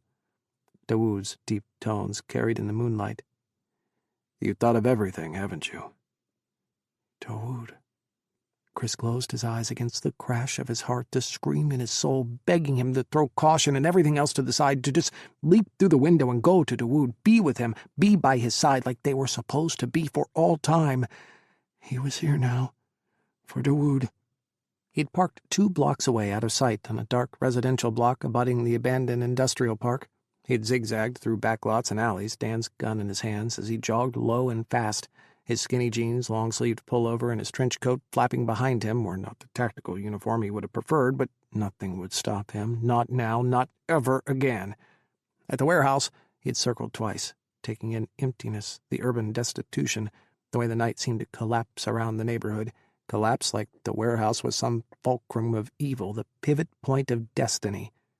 Outside the warehouse, a dark, older model SUV was parked in the shadows by the warehouse's side freight doors. 2 silhouettes within were carved in the light of the SUV's headlights. One standing, a holstered gun on his hip, gesturing as he spoke. Ryan. He gritted his teeth, tried to breathe through the surge of rage. One kneeling, his hands behind his back like he was cuffed. Dawood? Another figure lay on the ground, still, unmoving. His throat clenched. Dan? Was he too late? Muffled voices carried on a soft conversation, punctuated by harsh laughter that grated down Kris's spine. Time to end this. Time to confront Ryan. He eyeballed the inside of the warehouse over the edge of the broken window. Ryan had his back to the SUV, to the freight doors. That was his breach point, keeping to the shadows as he slipped in. Kris moved, and then waited at the edge of the doors, listening to Dawood's voice. The death toll will be astronomical. This will ignite a fury that cannot be contained, that cannot be controlled. You will unleash hatred and wrath on the world. And all for what? A lie? It's not a lie. It's a revelation. It's showing the world exactly what you truly are. Your Quran, your Hadith, your jihadi brothers, your ISIS fighters. They begged for this, for the apocalypse, for the end of the world. They begged to meet their God. Kris's blood turned to ice, freezing solid in his veins. 1,000 spiders tap-danced down his spine, the pitter-patter of pure terror. That wasn't Ryan's voice. I'm just giving your kind exactly what they want. A holy war. And the apocalypse. The end times. It just won't turn out the way they want. You have become what you hate, Dawood said. You have become exactly what you hate. Kris felt every beat of his heart, heard the rush of blood in his veins. His thoughts tumbled, swirled, coalesced. Truth stared him in the face, at last. He didn't call Ryan. Everything he said, it was a lie. I gave up Dawood right into his hands. He covered his tracks, threw suspicion off him from the moment I brought Dawood's confession to him, straight to him. The mole. And you don't understand. We will always win. I will always win. Laughter, suddenly so familiar to Kris, a laugh he had heard hundreds of times over the years, a laugh he'd come to rely on, a sound he had set the compass of his heart to when all his moorings had come undone. I already have one, especially where it really matters. You're going to break his heart. I'm going to hold him close and kiss away his tears when he mourns the memory of who you were, when he rages against what you became and what atrocities you are about to commit. He's going to give his heart to me." Fury crackled through Kris. How long had he been played? How long had this been going on? How blind had he been? His vision swam, narrowing until all he saw was the dark silhouette before him, the shape of a man, a shadow outlined in headlights, the back of a head. The very center, where he'd put his bullet. He pushed forward, striding out of the shadows as he raised his weapon. "Dan!" "Freeze, you son of a bitch." "Hands up!" Dan gasped. He could hear it in the stillness of the warehouse, Dan's quick little inhale. He kept his back to Kris and raised his hands slowly. Beyond Dan, Dawood kneeled on the ground, hands behind his back. A trail of tears glittered off his cheeks. "Habibi," he started. "Shut up," Dan growled. "Suspects don't get to speak." Kris advanced, digging the barrel of his gun into the back of Dan's head. "Take your own advice, Dan. I will pull this fucking trigger if you move one single muscle. Kris, try me. Please. Give me an excuse." "You're confused, Kris. You don't know what you're seeing. You walked in on something that can't be understood, not like this. Let me help you." "Shut the fuck up!" Kris bellowed. "Keep your fucking mouth closed. You've spread enough lies." "Kris, you're wrong. You don't understand." "Habibi, it's him." "It is." Dawood sighed. Fresh tears poured from his eyes. "I'm sorry." "Who the fuck is that?" Kris jerked his chin to the body on the ground, the man lying on his side, his back to the headlights, to Kris. His burnished skin suggested Arab, and his unnatural stillness, the way his limbs lay loose and unmoving, clawed at Kris's gut. "Haddad's partner," Dan snapped. "Like I said, you don't understand what is happening here." "Habibi!" Dawood shouted, panic shredding his voice. He tried to stand, his eyes wide, crazed. "Look out!" A pinch. A hot prick stabbed Kris in the neck. He whirled, but the world smeared in shadows, turned to darkness as everything tipped sideways. He felt hands on his arms, catching him as he fell, and the last thing he heard was Dawood's voice, bellowing his name. Dan lowered Kris's unconscious body to the warehouse floor, cradling his head before it hit the cold ground. "You were supposed to keep a lookout." "I was working on the timer." Noam glared at Dan as he yanked the syringe from Kris's neck. "He appeared out of nowhere. I barely had time to duck so he wouldn't see me." "He's SAD. You're Mossad. Aren't you supposed to be better than SAD? Isn't that your point of pride?" Dan cursed. "He may have seen too much." "Why the fuck is he even here?" Noam wagged the empty syringe over Kris's body. "This beauty will wipe his recent memory. He won't remember anything. He won't even remember how he got here." "You better be fucking sure." "I am. I use this all the time." Dan glared. "Is everything ready?" "Almost. Converting from a switch to a timer takes a while." Noam glowered at Haddad, cuffed and kneeling. "Would have been better if he hadn't fucking turned on us. I thought he was the anchor of our plan." Dan grinned, all teeth and raw hatred, his fury pouring from him, crackling off his being, the very center of his soul, finally unleashed. "Haddad has always fucked everything up. It's his legacy. I shouldn't be surprised about this. I need a few more minutes on the timer." "Get back to it, and don't worry about Haddad. He's still going to fucking help us." "I won't." Haddad swayed on his knees, as if he were about to pitch forward. Everything in him screamed, reaching for Kris. Dan had to see how he barely held himself back from crawling across the dirt to go to his husband.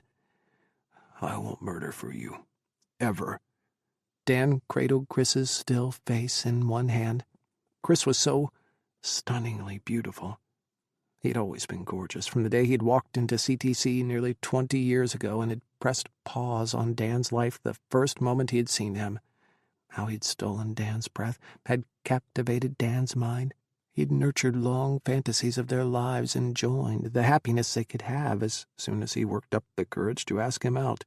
How he craved Kris, nurturing his desire in the silence of CTC, watching Kris in his formative years. Nearly 20 years ago. How long their lives had been entwined, had been shared. They were destined to be together in every way. Until Haddad had fucked everything up. Dan pulled his gun from Kris's limp fingers. He rolled Kris's head, turning Kris's face to Haddad. Dirt and grit dug into Kris's cheek as he pressed the barrel of his gun against Kris's temple. No. Yalla, no. Astaghfirullah. No. Please. Haddad's voice, his breath, trembled. Please. He begged beautifully. His tears glistened, each a drop of joy in Dan's soul. Naked terror danced in Haddad's gaze. Please, don't do this. Don't. You want him to live? Haddad's eyes closed. Don't do this, he whispered. Don't make me choose. I thought I would have to spell it out for you, but you jumped the gun, Haddad. Good boy. So, do you want to see Kris's beautiful, beautiful brains all over the ground? Or do you want him to live a long, long, happy life? Haddad doubled over, screaming through gritted teeth. He pressed his forehead to the ground, the anguished sobs crashing through his chest. All your paths lead here, Dawood Haddad. Every choice you made in your life, every pitiful, desperate, stupid choice you made built your road to this. It's always been your destiny. You're nothing but a filthy Muslim. Dan's bellows bounced off the warehouse walls, echoed in the darkness. You were always going to go out like this, worthless, meaningless. But I have given your death meaning, Haddad. You should fucking thank me. You should thank me in your prayers for delivering the end times that your fucking psychotic God and all his followers beg for. Because this will be the end. And you're all going to fall. You're all going to die. You will always fall to us, to me. Dan hissed. Haddad's sobs seemed to tear him in two, seemed to rip his soul into tatters. It's so fucking poetic, don't you think? I will beat you, and I will kill you, and I will take everything that is yours. Exactly like history is supposed to go. Haddad rolled his face against the ground. Dan saw a puddle of snot and spit, the ocean of his tears. Allah, he moaned. I cry out for you in the darkness. Your God is dead, just like your people will be. And you will be remembered as the man who brought about the end, who ushered in the end of days and woke the might of the American people. His thumb dragged over Kris's lips. Because you're going to do this. You will never, ever let him die.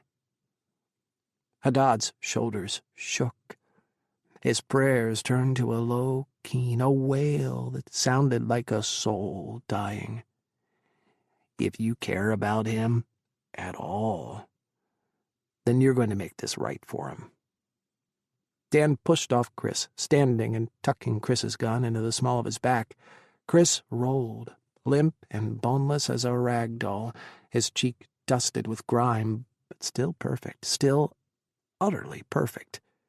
He was wonderful like this, pliant, limp, open to Dan in all the ways he never was. Why had Kris sealed off the deepest part of himself from Dan? Why hadn't he ever let Dan into his heart, his soul? Fucking Haddad. It was always Haddad. You're going to write him a confession. You're going to confess everything." Finally, Haddad sat back. His eyes were vacant, shattered orbs that bled sorrow and hollow acceptance inside every tear. Snot and spit and dirt stained his face. He was a filthy animal. Nothing but a filthy animal. How had he ever captured Kris's love? "You're going to tell him this was your plot, that you wanted it, that you dreamed of it, hungered for this, that you planned it, all of it. You're going to give him a future in my arms." Haddad shook his head like he didn't understand.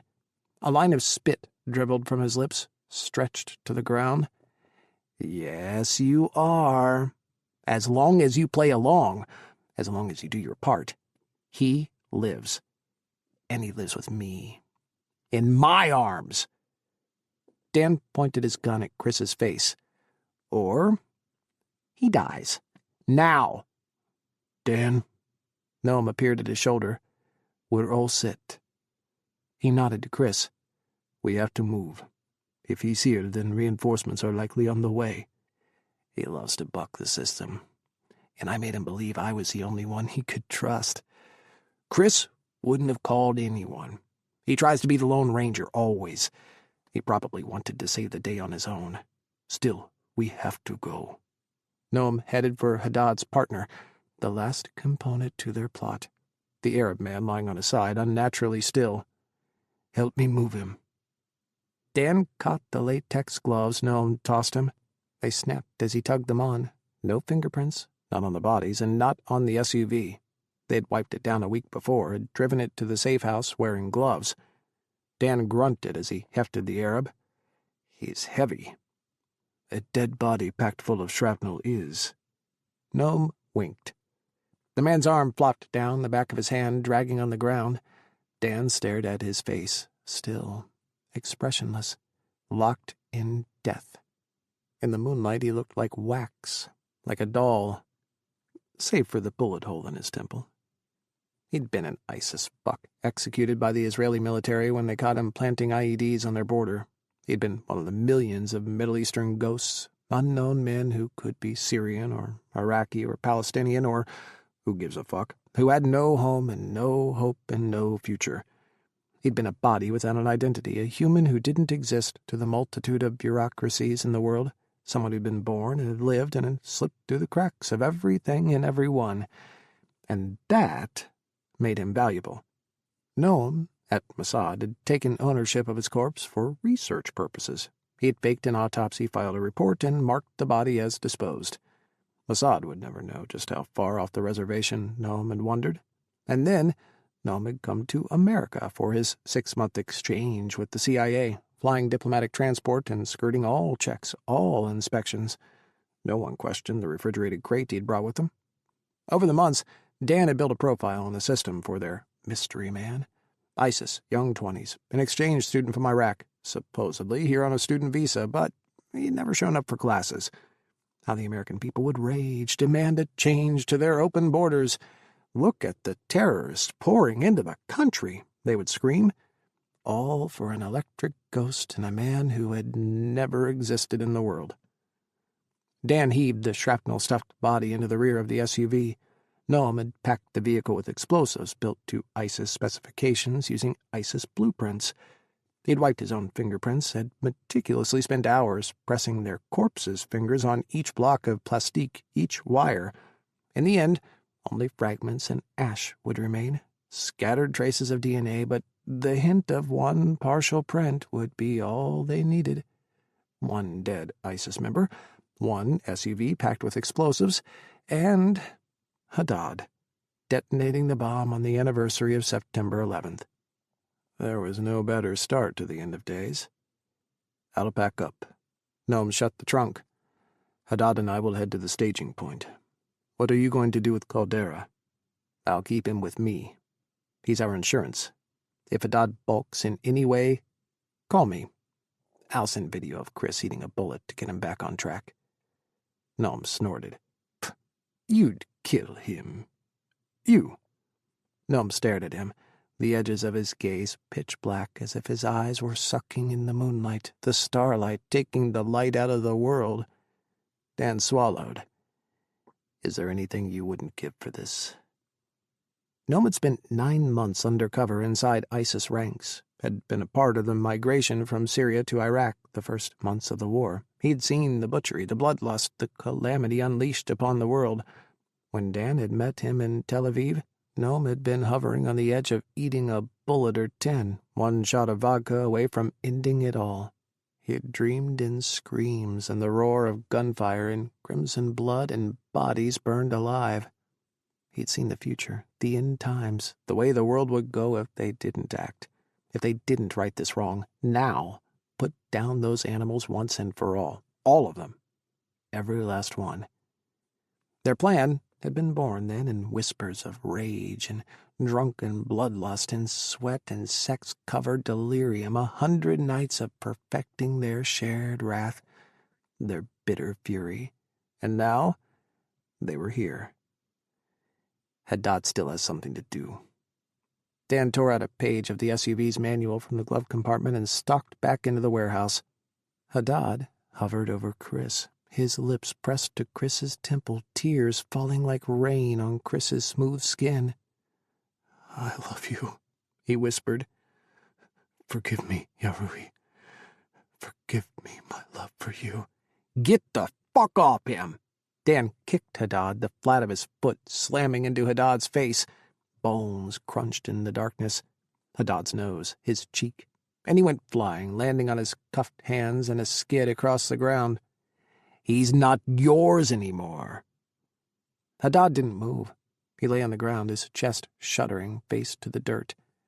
Dan tossed the torn page and a pen on the ground in front of him. He pulled out his handcuff keys. Time to write your confession. 34.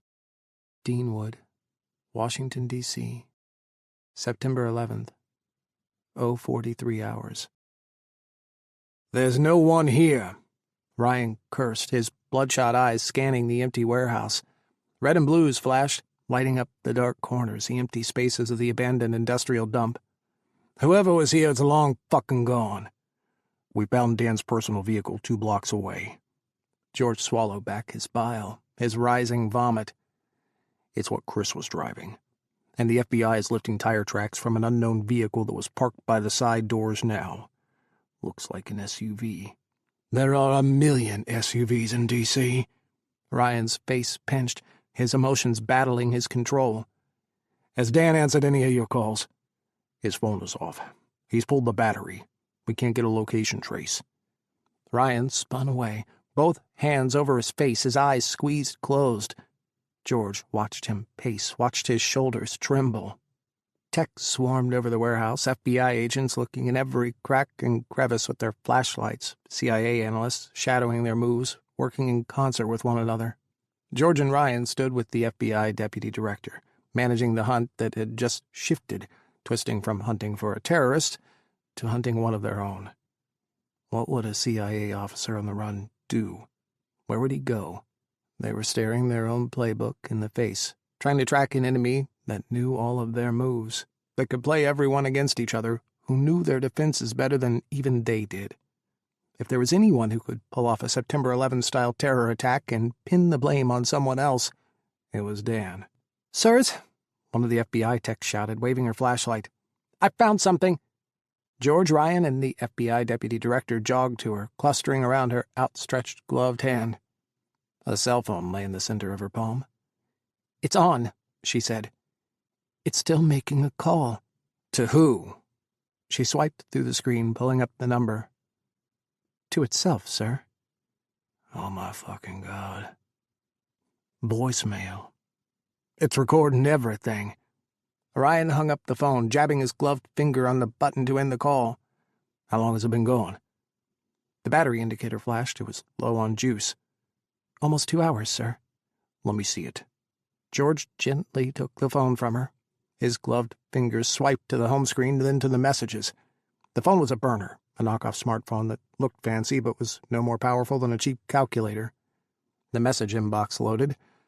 One message was on top, unread. The phone's owner had sent it to himself. He clicked the message icon. To whoever finds this phone, this is the record of CIA officer Dawood Haddad meeting with an unknown CIA officer who has been passing intelligence and information to al-Qaeda for over 2 years. Please turn this phone immediately over to the FBI and CIA. A recording of the meeting will be lodged within this phone's voicemail. Make sure this gets to the right people. Make sure justice is done. Holy shit, Ryan breathed. Someone get a phone charger, now! We have to listen to this. Haddad? George's throat clenched. Well done. 35. September 11th, 0740 hours. Sunlight stabbed into Kris's brain, bleached out his eyeballs, even through his eyelids. He groaned, trying to roll away from the light. His head felt like a gong had been struck in the center of his brain, like his skull was a watermelon that had been split in two. He pressed his face against the cushion, smelled carpet cleaner and car upholstery. Voices out of context, words without meaning. Habibi, you don't understand what's happening here. It's him! Shut up. Suspects don't get to speak. I am so sorry. Habibi. I will pull this fucking trigger if you move one single muscle. He blinked, struggling to make sense of the flutter of images whirling through his mind. Driving, a dark warehouse, Dawood on his knees, a prick of pain, his body going heavy. Dan. He tried to sit up. His body ached like he'd gone 10 rounds with an entire frat house or had spent the night in a cement mixer. He couldn't move his hands. He tried again, tried to pull his wrists out from behind his back. He was cuffed. Why? You awake? Dan spun in the front seat of his car, slowing as he braked. Morning sunlight streamed through the windshield. Dust rose around the car like they were driving off-road, deep into the woods on a rocky, dry track. How are you feeling, Kris? Why am I cuffed? Kris rose slowly, slumping against Dan's back seat. His eyes darted around the car outside the window. Trees surrounded them. Where were they? Where were they going? I didn't know how you'd be when you woke up. Do you need some water? How's your head? His concerned gaze bored into Kris. Kris groaned, squeezing his eyes closed. He shook his head, more fragments of memories going off like fireworks. Shut the fuck up. You've spread enough lies. You walked in on something that can't be understood. Habibi, it's him. What do you mean? How I'd be when I woke up? Kris stared at Dan. What happened? What do you remember? Dan, freeze, you son of a bitch. He blinked, licked his lips, looked at the trees, the dirt track they were deep into. I was coming to help Dawood, he said slowly. Against the mole. Dan nodded. You found him, but you walked in on something you didn't fully understand. Kris stayed still, silent. I found Haddad, too. I was trying to negotiate with him, get him to turn himself in, work with us. I offered him immunity if he'd just come in and reveal what he knew about the mole. You're confused, Kris. You don't know what you're seeing. You walked in on something that can't be understood. What happened? Dan twisted in the seat all the way around and showed Kris his black eye, his swollen jaw. Haddad said no. Kris threw his head back against the seat, closed his eyes, tried to stop the pounding in his head, the train barreling through his mind. The car started moving again, rolling forward. Dirt and rocks crunched beneath the tires. Kris, the plot about the mole. It was all a lie. It was all just a smokescreen. Haddad was playing you. Dan reached into the passenger seat and grabbed a torn sheet of paper. He tossed it behind him into Kris's lap. He left a confession. Habibi, It's him. The words swam on the page, Dawood's slanted handwriting, staring him in the face. He squinted, tried to focus as the car lurched. Yaruhi, forgive me for what I am about to do. Everything that happens now happens because of me, because of my choices. If I set my heart on anything but you, let fire burn me from inside. Oh, beloved, take away what I want. Take away what I do. Take away what I need. Take away everything that takes me from you. La ilaha illa Allah wa Muhammad Rasul Allah. Allahu Akbar. Kris shuddered, reading the words. There is no God but God, and Muhammad is his messenger. God is great. Where are we? He choked out. Just getting away for a while. I've got to keep you safe. They're still trying to find Haddad, but it's September 11th. I have to get you out of here, in case he's trying to hurt you. He stared at the back of Dan's head, lines from Dawood's palm repeating in his memories from a different time. I know what I saw last night, Dan. Dan sighed. No, you don't, Kris. You were confused. You walked in on the middle of something, and I knew you wouldn't understand. I know what I saw. What the fuck did you do to me? Damn it, no you don't. Dan slammed his palm on his steering wheel. The car leaped forward, accelerating. I'm trying to save you. Dawood was right. About everything. He shifted. About the mole. Dan cursed. Is that what you believe? I believe the truth. The truth is staring you in the face, Dan shouted. Haddad confessed. He said everything that happens is because of him, and that he's doing this for the God he loves, his Islam, his brothers. Christ, you are obsessed with him. So obsessed. Kris laughed. This confession? This is a love letter. Our marriage vows are in this, you dumb piece of shit. Dawood is telling me he's doing whatever he's doing for me. That he'd do anything for me. Even something he was forced to do, something abhorrent, something the mole was making him do against his will. In the rearview mirror, Kris watched Dan's gaze darken, his face tighten, watched him mutter curses as he gripped the steering wheel. I should have believed Dawood from the first moment. I should have gone with him, helped him with everything. I should never have listened to you. I'm not the one who fucked a terrorist. I'm the goddamn patriot here. I am helping the country. I am waking everyone up again.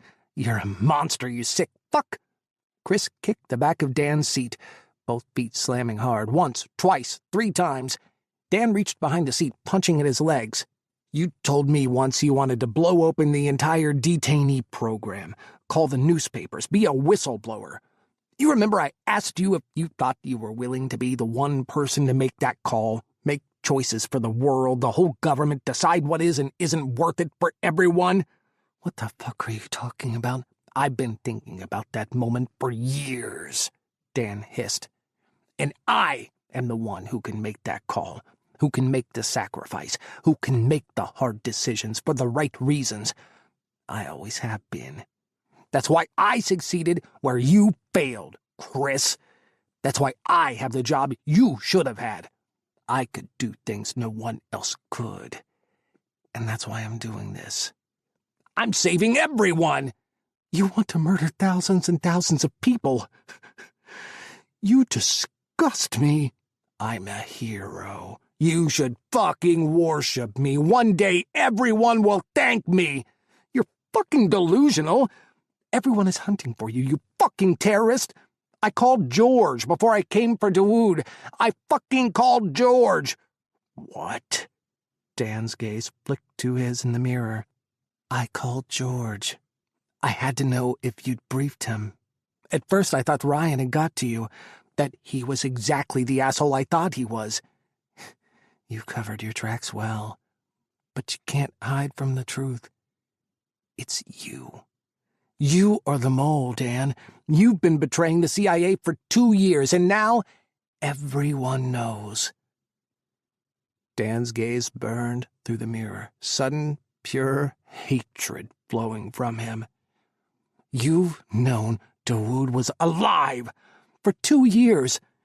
You looked me in the eyes and you knew. What the fuck did you expect I would do? Tell you the love of your life was alive? Fuck no. We were finally together. Haddad wasn't gonna fuck that up. We were never together, Dan. I fucked you like I fucked a lot of men, but only one man has ever had my love. Fuck you! Dan roared. What the fuck did you tell George? Panicking? Kris shifted, sliding across a seat, moving his legs. Worried your lies are about to be exposed? Worried that everyone is going to know it was you? What the fuck did you tell George? Dan bellowed. Gone was the controlled, rational man Kris had known for years. Dan punched the steering wheel again, seething as he glowered at Kris in the rearview mirror. The car jumped ahead again, rocking over the uneven ground. He geo-tracked the phone you used to text Dawood to the warehouse. I was closest, but the entire FBI was swooping in. Did they make you run and hide? Did you panic and flee? Is that what this is about? You on the run? The FBI never showed up. Dan spat. No one showed up. His hands clenched on the steering wheel, leather squeaking, groaning. You're lying. You didn't call him. I did. How do you think I knew where to go, asshole? What the fuck did you tell him? Enough that he knows the mole was meeting Dawood at that location in the warehouse. He kicked the back of Dan's seat again, shifting quickly. And who did Dawood meet? You! The game's up. Everyone knows you're the traitor. No. Dan's lips thinned. No. Only you know. Only you were there. You're so fucked, Dan. Betraying your country, giving intel to Al-Qaeda. You're going into a black hole so deep no one will ever fucking see you again. You're going to disappear. I almost hope they fucking waterboard you, you son of a bitch, for what you've done. You know, Dan growled, reaching into the passenger seat again. I thought it would be hard, blowing your fucking brains out. I did love you, you know. He gripped his gun as he slammed on the brakes. But it's not going to be hard at all. He twisted, gun in hand, aiming for Kris. Kris lunged, throwing his cupped hands over Dan's seat back and around Dan's neck, yanking hard. He'd slipped his handcuffs around his legs while Dan wasn't looking, bringing his arms in front of him. Dan squawked, gasping, gagging as he tried to grab Kris's handcuff chain and shoot at the same time. He fired, aiming wildly, and 2 bullets shot holes in the roof of the car. Another shot. The back window exploded. Kris yanked harder, digging the chain into Dan's throat. Dan thrashed, dropped his gun, both hands rising to the handcuffs. He gagged, mouth open as he struggled to breathe. In the rearview mirror, Kris saw panic race through his eyes, saw his face twist, grimacing, desperate. I hope you burn in hell, Kris hissed. I hope you suffer a fraction of the anguish I suffered. I hope you feel 1/10 of what I felt losing the love of my life. Dan's hands scrabbled at Kris's face, fingers trying to gouge his eyes, grab his hair. The car fishtailed, veering left and right. Grunting, Kris heaved, jerking his handcuffs back and up, trying to snap Dan's neck, collapse his trachea. Kill him. Destroy him. Dan's foot slammed on the gas as he grabbed Kris's hair and yanked, tried to haul him off, throw him sideways. Kris screamed through clenched teeth, his arms shaking as he pulled, and he felt Dan's bones crunching, the delicate cartilage in his neck bending, snapping, felt Dan's body tremble and seize, watched his mouth gape open and close. The car accelerated, weaving across the dirt track and heading for an open space, a break in the trees. Kris saw a sign flash by. They were headed for a ravine, a drop off the track 100 feet down to the bottom of a wooded gully coming up fast. "Shit!" Unhooking his hands from around Dan's neck, Kris threw himself into the rear passenger seat. He grabbed his seatbelt in both hands and yanked, rolling into it. Dan gasped, a ragged, choking inhale. His hands flew forward. The car raced off the edge of the track, hanging for a split second before tilting, twisting, tumbling in mid-air as it plunged toward the ravine. Crunch! The bone-shuddering crash of impact, the car slamming into tree trunks as it careened downhill. Airbags deployed with a bang, glass shattered, showering Kris in a million tiny fragments. They tumbled, rolling end over end, jerking left and right, ricocheting and skidding through underbrush and dirt. A long creak and a slow slide gave way to the bottom of the ravine, a gully tangled with vines and dead branches and a trickle of runoff in the bottom of a creek bed. The car groaned, wheels spinning as it lay on its roof. Kris let go of his death grip on the seat belt he'd wrapped himself in. He fell to the roof, landing on his side in a puddle of broken windshield shards. Winded, wincing, he tried to breathe, tried to stop the shaking in his arms, tried to make sense of the images, the voices, the whispers roiling through his mind. It all coalesced into sudden, startling clarity as he spotted Dan's gun lying in a mess of dirt and shattered glass. He lunged, scooping the gun up in both hands, and twisted, landing on his side as he aimed for Dan's head. Dan hung upside down in the driver's seat, motionless, arms limp over his head. Blood dripped from his temple, the ends of his hair pooling rapidly. Kris scrambled out of the car, sliding feet first through the busted passenger window, keeping his eyes on Dan. He crawled through the dead leaves and the debris of the gully, getting away from the car, and then rolled, pointing his gun at Dan. Nothing. No movement. Dan's head hung at an angle, twisted unnaturally to the left. Kris swallowed. He breathed in. His hands shook, trembled.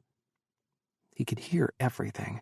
The sound of leaves settling, the tumble of rocks skittering down the ravine unsettled by their crash, birds flying away, fluttering and cawing high above, his heart, the blood roaring through his veins, his breath, the hollow sound of it rattling through his lungs, his throat, passing over his lips.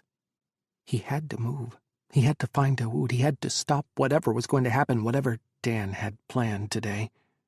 His mind churned, trying to put the pieces together. Memories fluttered just out of reach. The touch of sedatives lingered inside him, trying to confuse him. Someone had drugged him. Someone working with Dan. He breathed deep, closing his eyes. Grab the memories. Push through.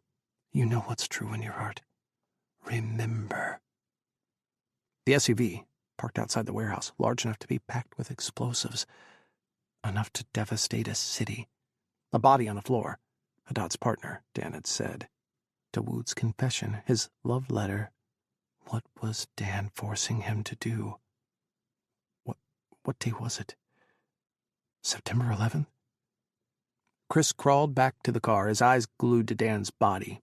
Blood dripped from his face, from his nose, and the corner of his mouth. Kris stilled, waiting, watching to see if his chest rose or fell, if he breathed. Nothing. Dan was gone. Dead.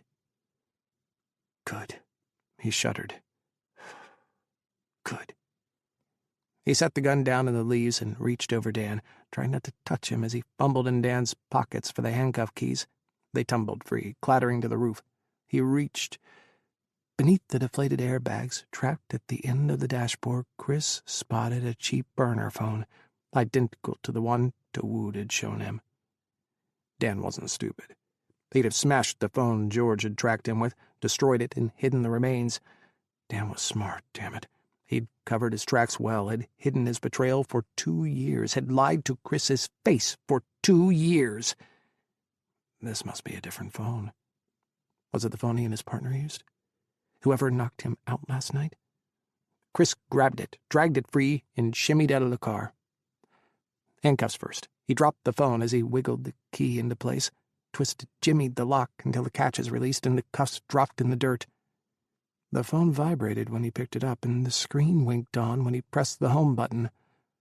One unread message. He opened it. The thread was a back and forth of location, data, and times, starting just after 1 in the morning. 0745, MMU, heading to AMB, ETA 0810. Dawood. If it was him texting, or if it was someone with him, the partner Dawood had said Dan was providing, Kris didn't know. But these texts had to be from them, location and timestamps on their way to their final destination. MMU. He closed his eyes, tried to think. MMU. A landmark, a hotel, a museum? Nothing fit, nothing was the right acronym. Marymount University. In Northern Virginia, near Arlington, which meant AMB, Arlington Memorial Bridge, ETA 0810. He checked the time. 0749 hours. He had 21 minutes. But he had no idea where he was. Kris grabbed Dan's gun and started running, heading down the gully as he pulled up the phone's GPS mapping software. The screen flickered, and the program loaded as slow as a glacier. It was a shitty burner phone, and it had shitty burner phone GPS. Come on, come on.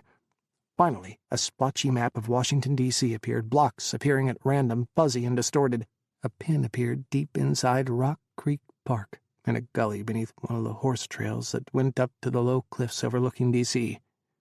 Had Dan wanted a high vantage point when whatever was about to happen went down? Some view over D.C.? What could be seen from the cliffs they'd been driving on?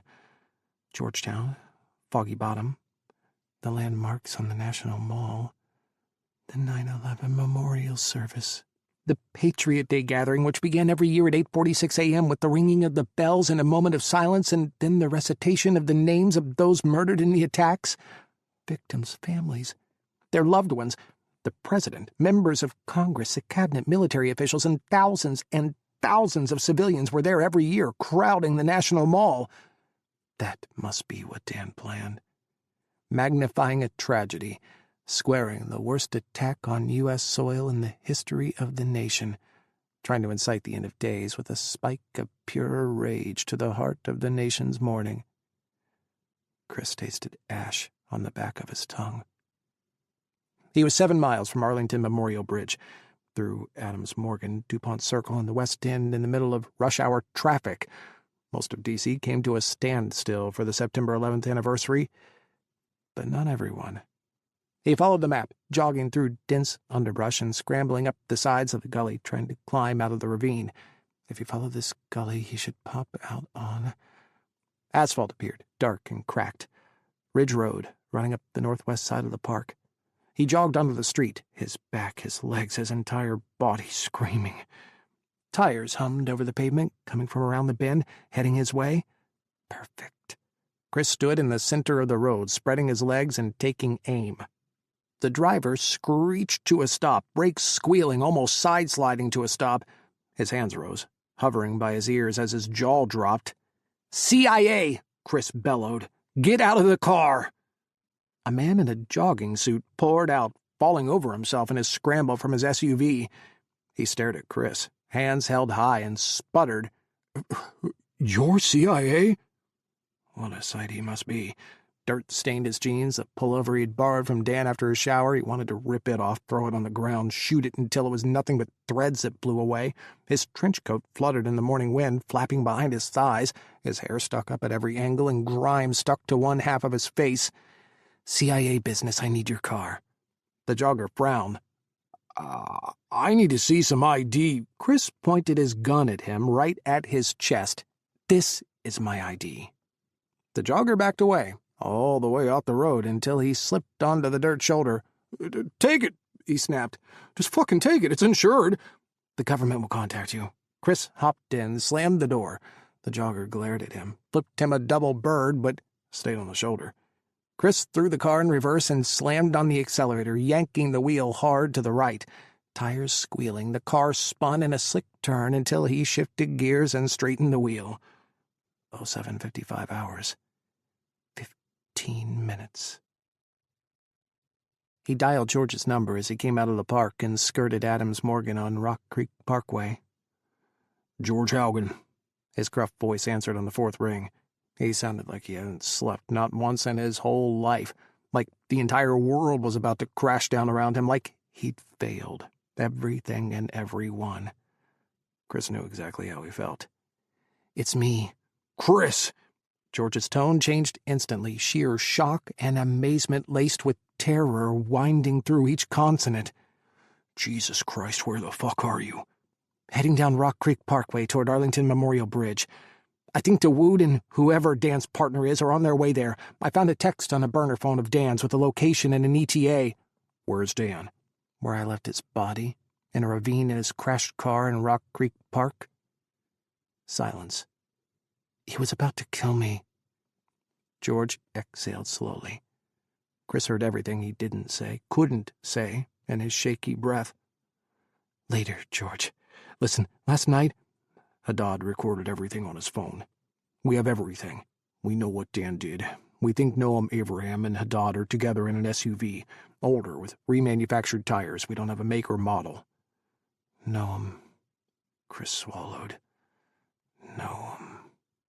They're coming in from Marymount University, so if you have any units in that area, tell them to keep on the lookout." He heard George repeat what he had said, bark it out to the analysts and operators around him. In the background, he heard Ryan's gruff voice ask, "Is he okay?"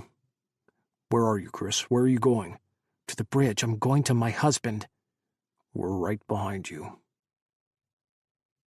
0804 hours. Traffic backed up for a mile off Arlington Memorial Bridge onto Rock Creek and Potomac Parkway. The Watergate rose on his left, overlooking the river. Ahead, the Kennedy Performing Arts Center gleamed in the morning light, and beyond, miles of snarled traffic, gridlock on the roads, stretching across the bridge in both directions. Fuck this. Kris grabbed the cell phone and his gun and jumped out of the SUV. He weaved between the vehicles, ignoring the honks, running as fast as he could southbound on Potomac Parkway, past Easby Point, past the sand volleyball courts.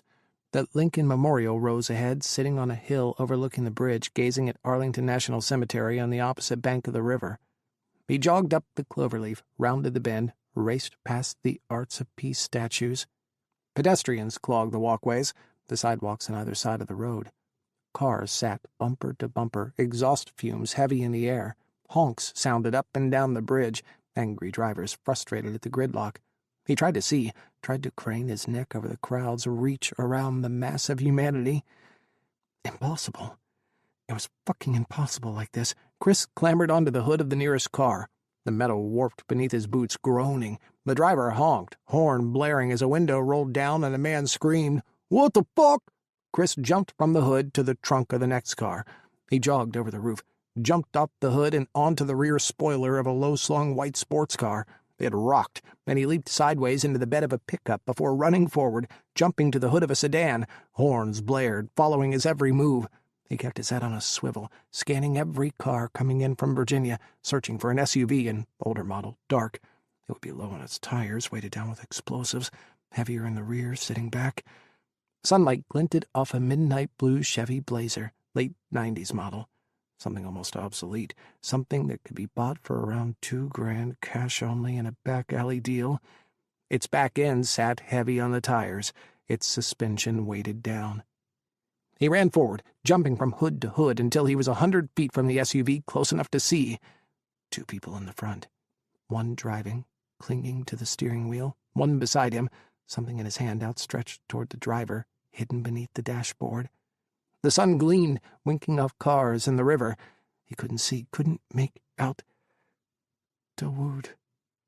Dawood sat in the driver's seat, staring at Kris like his bedraggled, dirty ass was an angel sent from heaven, like he was the Prophet Muhammad come back to life, Jesus Christ resurrected, like he was every dream Dawood had ever had, standing on the hood of a honking sedan in the middle of Arlington Memorial Bridge. Kris raised his gun, took aim. The wind shifted, blew his trench to the side. "I've come for you, my love. I will never doubt you again." Dawood closed his eyes, smiled, bruises on his face stretching. 4 gunshots split the air, cracking the D.C. morning. 3 bullets slammed into the Blazer's windshield, pummeling Noam in his chest, one dead center through his throat. Blood arced against the windshield, the passenger window, and one bullet slid sideways from the gun concealed in Noam's hand, through Dawood's side. Kris watched Dawood double over, clutch the steering wheel, grit his teeth as he screamed, "Dawood!" He ran, jogging over cars and leaping from hood to hood. The horns had stopped. Drivers had their cell phones out recording him as wild sprint to Dawood. Sirens rose in the distance from both sides of the bridge. Good luck getting to them through the gridlock. It was just him. Only he could get to Dawood. Through the cracked windshield, he watched Dawood sit back, press one hand to his side, cringe before the sun obscured his view. "Dawood!" Dawood threw the Blazer into reverse. The SUV rammed the car behind it, flattening the front end, sending it crunching into 2 cars behind it. He roared forward, shoving 3 cars out of his way, again and again, until he had maneuvering room, until he was able to turn the SUV, aim it toward the walkway, the edge of the bridge. "No!" Kris bellowed. "No, no!" Dawood honked, over and over, his fist pounding the horn as he crept forward enough to get the message across.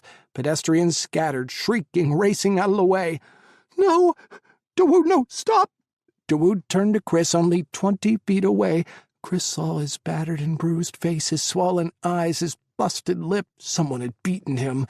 Dan! It wasn't supposed to be like this. Dawood was the hero, and he was supposed to live. There had to be something, anything they could do, anything other than this. "No!" The Blazer roared, jerked forward, and then barreled over the empty walkway, crunched through the old concrete barrier on the side of the bridge. The SUV hung in midair, suspended like time was paused, like Kris had grabbed the hands of a clock and frozen the seconds, the moments that would bleed forward. Kris exhaled. Too slowly. He was moving too slowly, trapped in a nightmare, locked in a reality where he was always too slow, too late, too wrong. The SUV tipped forward, the back end rolling over the front, tumbling as it careened toward the glassy surface of the Potomac. Kris made it to the edge of the bridge in time to see the Blazer slam into the water's surface, in time to see the nose and roof of the SUV hit the river as one. Water poured in through the shattered windows. He saw the outline of an airbag, saw Dawood's still body deflate against the airbag, slump sideways in the driver's seat as the SUV began to sink. Not this time. He wasn't losing his husband. Not again. Kris peered over the edge of the bridge, over the broken concrete and shattered rails Dawood had driven through. It was a 30-foot drop, give or take a few feet. He didn't think, he didn't question. He shoved his gun in his trench coat pocket and ran. People screamed as he jumped, pointed his feet, and plugged his nose and closed his eyes. He hit the river like an arrow, like he was being stabbed everywhere in his body, like his soul had just been punched out of his chest.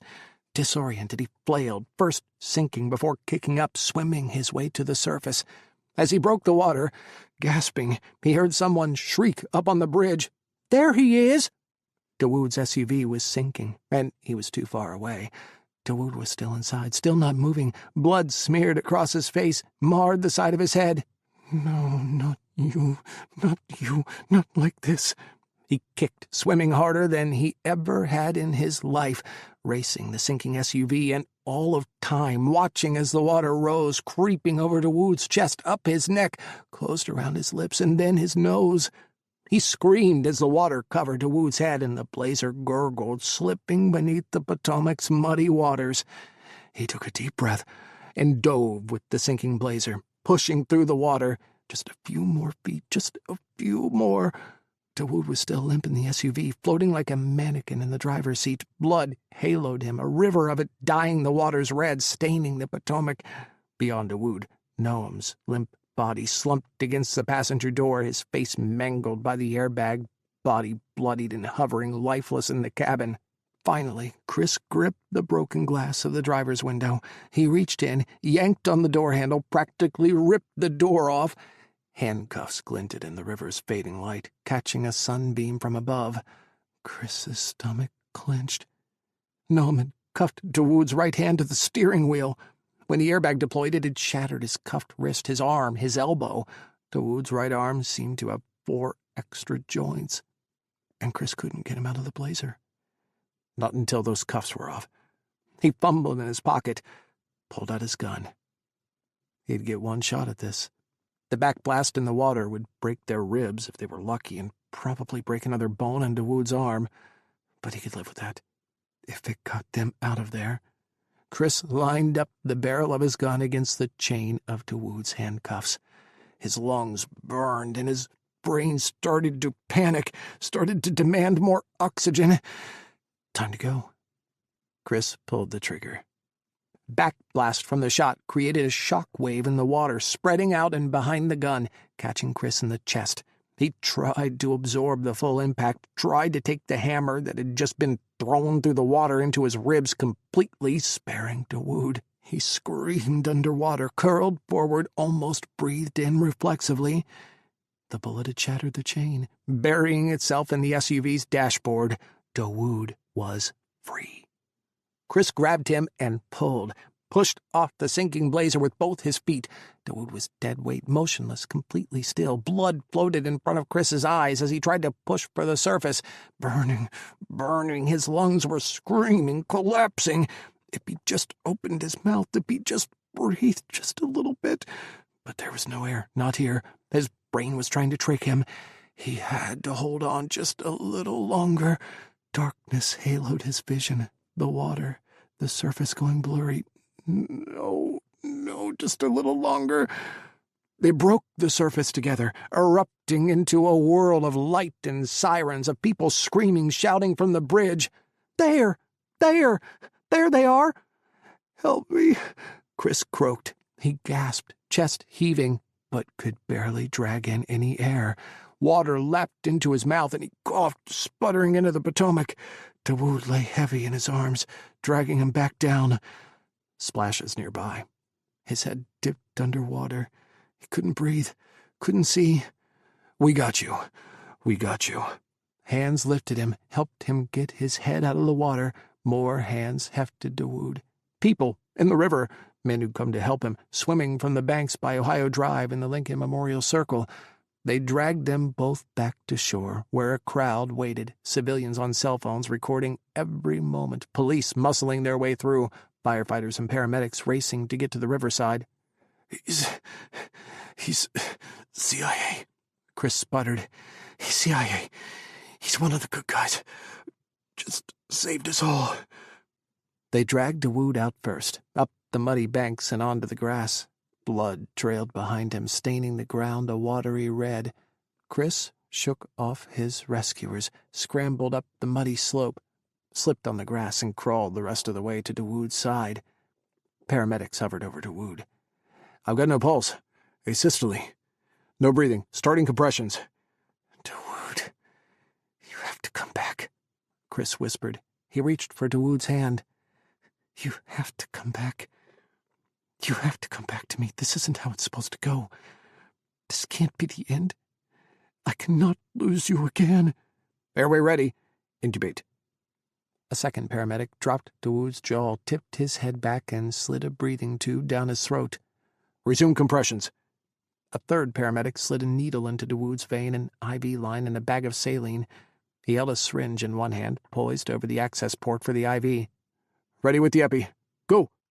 He slid the needle into Dawood's IV, plunging epinephrine into the line, into Dawood's body. Kris lunged for Dawood as they did, cupping Dawood's cheek, pressing his lips to Dawood's icy skin, willing him back to life. "Come back to me," he screamed. "If you die, I'm coming with you." "Get back," one of the paramedics shouted. "Get back. We have to keep working." "Dawood!" Hands grabbed him, yanked him, lifting him bodily off Dawood. He tried to beat them off, tried to fight, but he was carried away, down the grass slick with river water and blood, until they both collapsed, falling into the mud. The man's arms wrapped around Kris, holding him close, his face buried in Kris's neck. "Let them do their job, Kris," Ryan grunted. "They have to save him. They have to." He watched the paramedics pump his husband's chest until his vision blurred and his throat went raw, and his screams were drowned out by the sirens, by the roar of the helicopter that came to take his husband away. at 8:46 a.m. on September 11th. 36. George Washington University Hospital, Washington, D.C., September 16th.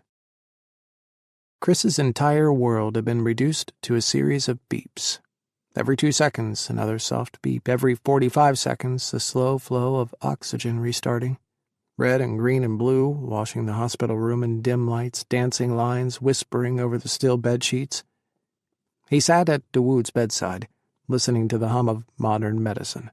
Watched the IV lines and arterial catheters, the oxygen lines, all snaking from his husband. Monitors traced the steady beat of his heart, measured his oxygen levels. Kris's touch ghosted down Dawood's still hand, skirting the IV needle and the bandage, following the bones in the back of his hand down to his ring finger. A gold wedding band, inlaid with a channel of dusty diamonds, was back where it belonged. Dawood's ring on Dawood's hand. He'd flown into a rage after the helicopter lifted off from the traffic circle outside the Lincoln Memorial, flying Dawood across the Capitol to George Washington University Hospital. Ryan had let him go, let him run after the helicopter, screaming, crying, shrieking at the top of his lungs until he fell again, a soaking wet pile of adrenaline and terror. While George weaved in and out of the police, the FBI, trying to control the scene, trying to stop the thousands and thousands of cell phone videos streaming the incident live to the internet, Ryan had grabbed a paramedic and brought him to Kris. He remembered being loaded onto a gurney, being strapped down and the pinch of an IV line in his elbow, hands pressing on his ribs, and what felt like lava erupting through his chest. "Broken ribs," one of the paramedics had said. "Gotta get him—" He'd woken up in a hospital room, in the dark. Someone sat at his bedside, though. Tall, lanky, and with his reading glasses perched on the end of his nose, messy brunette strands. One leg was crossed, and he was reading from a legal file. "Tom," Kris had croaked. He'd tried to swallow. "Is that you?" Tom had dropped his files and leaned in, one hand brushing back Kris's hair. He'd smiled, the warm, wonderful smile Tom had, the one that lit Mike's soul on fire. "Hey, Kris. How are you feeling?" "Where's Dawood? Where's my husband?" "He's in ICU. He's in pretty bad shape." His chest had caved in, and every fear he had felt that day in Afghanistan, the day after the Hamid op, came roaring back 1,000 times sharper. No, he'd whispered. "No, he has to be all right. He has to be okay." "They're doing everything they can." Tom had leaned in, pressed a kiss to his forehead. "He's got the best care in the nation. He's a hero." He'd laced his fingers through Tom's and let it all out. Every sob he had held in, every fear, every anguish, every impossible dream, every second of the last 10 years he had endured without Dawood, pouring out of him like a dam had broken. "I can't be without him again," he had finally choked out.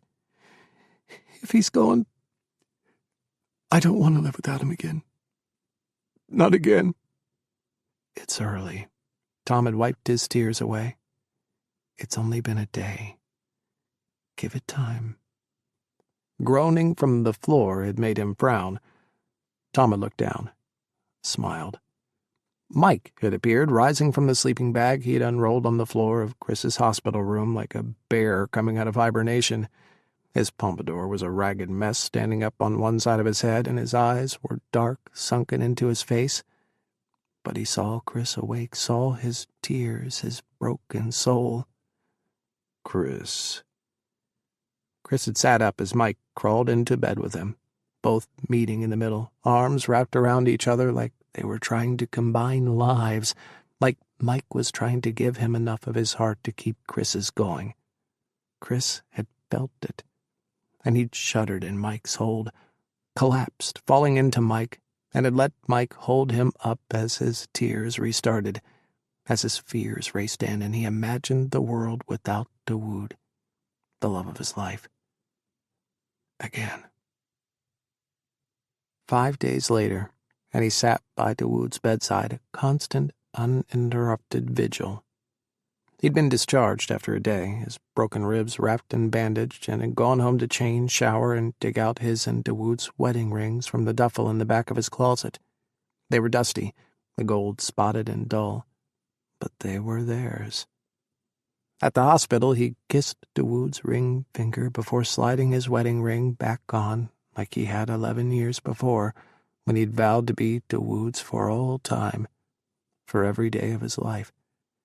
The ring was loose on Dawood's slender fingers. He'd lost weight in 10 years, lost weight and gone gray in places.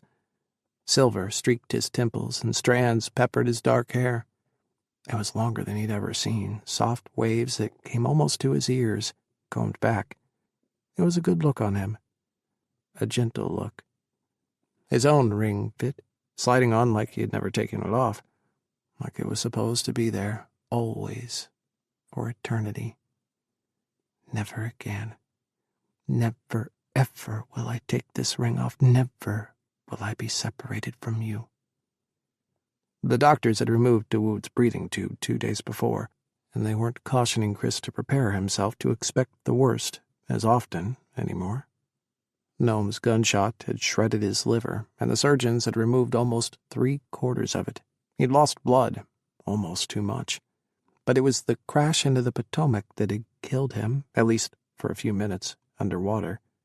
He hadn't breathed, and his brain had swelled, a massive concussion from the crash.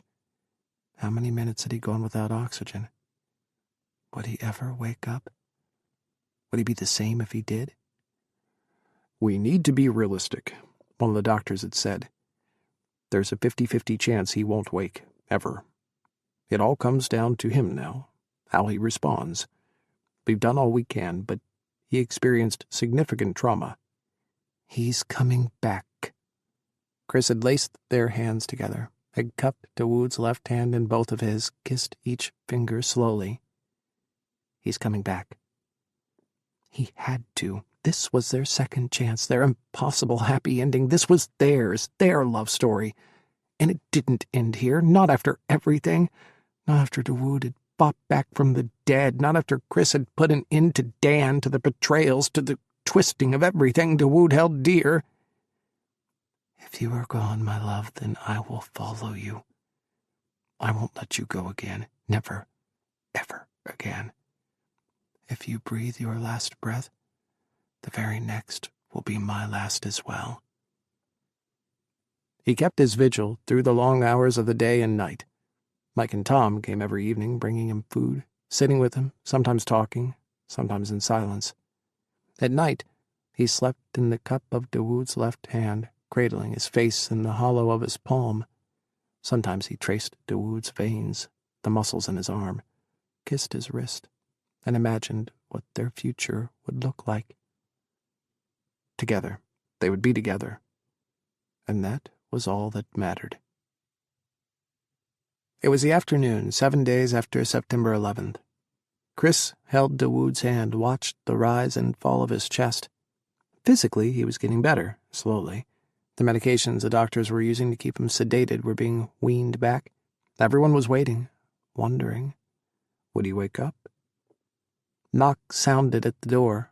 Kris and Dawood had been given a private suite, VIP level, and CIA guards traded shifts with DC police. No one could just stop by, just turn up. Even Mike and Tom had to be cleared 3 times before they could visit. Kris turned his bleary gaze to the door. George and Ryan hovered at the opening.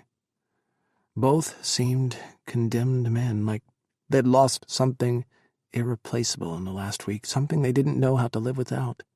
Ryan was half in and half out of himself, like he wanted to escape reality, escape himself. Kris knew that feeling. George led the way into Dawood's hospital room. He had a brown folder in one hand, and he held it out to Kris as he stopped at the foot of Dawood's bed. "This is from the CIA, Kris, and as your Dawood's legal next of kin." He trailed off, shrugging. Last I heard, I wasn't his next of kin. "June 26, 2013. He became his next of kin. George slid both hands into his pockets, looked down. United States versus Windsor. The Supreme Court struck down Section 3 of the Defense of Marriage Act as unconstitutional, which meant the CIA and the entire federal government recognized same-sex marriages from that moment forward. He swallowed. I watched the case and I thought about you. And Haddad. Little late for us, don't you think? Not anymore. He opened the folder. Papers tumbled free across Dawood's legs. A USB drive landed on the sheets. A recording of what happened in the warehouse between Dan and Dawood. You were there too. It seemed right, giving you a copy so you could know what happened. He flipped open a folded sheet of heavy paper, cream linen, with the CIA seal embossed at the top of the page. A letter from Director Edwards. Officer Dawood Haddad, you have the gratitude of a thankful nation for your dedicated service, your commitment to excellence, and your many, many sacrifices over the years. While we cannot turn back time, we will do everything we can to make your sacrifices right. From a grateful nation, Director Ken Edwards. Haddad is a hero. The papers, the news, everyone has the story. He was undercover within Al-Qaeda for years, working to prevent their largest attempted strike on American soil since 9/11. Kris frowned. That's not entirely true. What about Dan? George's gaze pinched. Dan died tragically a few days ago in a traffic accident. They were going to bury it. Bury it and hide it forever, a secret that would never see the light of day. He shouldn't be surprised. The CIA buried their skeletons, their secrets, deeper than they buried their dead. Part of him was disgusted, wanted to be sick, but he had been a part of those secrets they had buried. He'd been a skeleton in their closet. And Noam? Mossad has officially denounced him and has labeled him a rogue element and called his actions criminal in the extreme. That's the classified version. The unclassified version is he, too, tragically died in a motor vehicle accident. Kris closed his eyes. We dredged the Potomac in the middle of the night. Brought up the SUV. There was a dead body full of shrapnel and enough plastique explosive to put a 50-foot crater in the National Mall. Kill thousands. When Haddad drove that SUV off the bridge, he shorted out the circuits in the homemade timer. He saved everyone's life. The dead body. Dawood's partner. Kris flipped the letter from Director Edwards over. The gratitude of a grateful nation was all well and good, but there was 10 years of bitterness in the water under that bridge, 10 years of isolation, of backs turned on him and the memory of his husband. The next sheet was a reinstatement into the CIA, signed and sealed by the director for Dawood Haddad. Kris was listed as his official spouse. It included his salary information from a decade before, and the automatic promotions he would have been eligible to receive. Every year was there, added and tabulated with interest calculated. Total back pay to be dispersed, the last line read, $2 million. This belongs to him, and to you, to both of you. No matter what. George fumbled, trying to find the right words. Kris shook his head. This is the right thing to do. He's always been with us. I know. It's only a start, though. If he wanted to continue, if he wants to come back, he's welcome. George cleared his throat. As are you. Kris laughed, hollow and empty. George, I think I'm done with the CIA. He was, finally, just done. The guilt that had seized his life, that had propelled him forward, the certainty that he had to toil for his entire life to undo the failures, the wrongs of September 11th. But he'd given his all, and then more, until he was stripped raw. He'd given the CIA, the nation, everything he had to give. And then he kept going. He'd lived with ghosts for so long, the heavy weight of their lives hanging off his bones, grinding the spaces between his joints, that he'd gotten used to the pull of their shame. And when they'd gone, he'd replaced their haunting with his own self-shame, his own recrimination. The noose around his neck wasn't of the past or the dead or his failings anymore. It was only him, only his own deluge of anguish and the stifling suffocation of his deepest self-loathing. He'd failed before.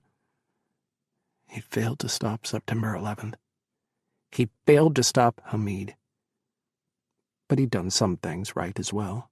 He hadn't lost his soul, hadn't hijacked the hatred of Al-Qaeda, of ISIS, and started living in their twisted brand of hate, hadn't hitched his soul to a black hole and ridden to collapse until he'd perverted into whatever it was that Dan had become. Something ugly and evil, something that was against the world and everyone in it. The balance of his life was set.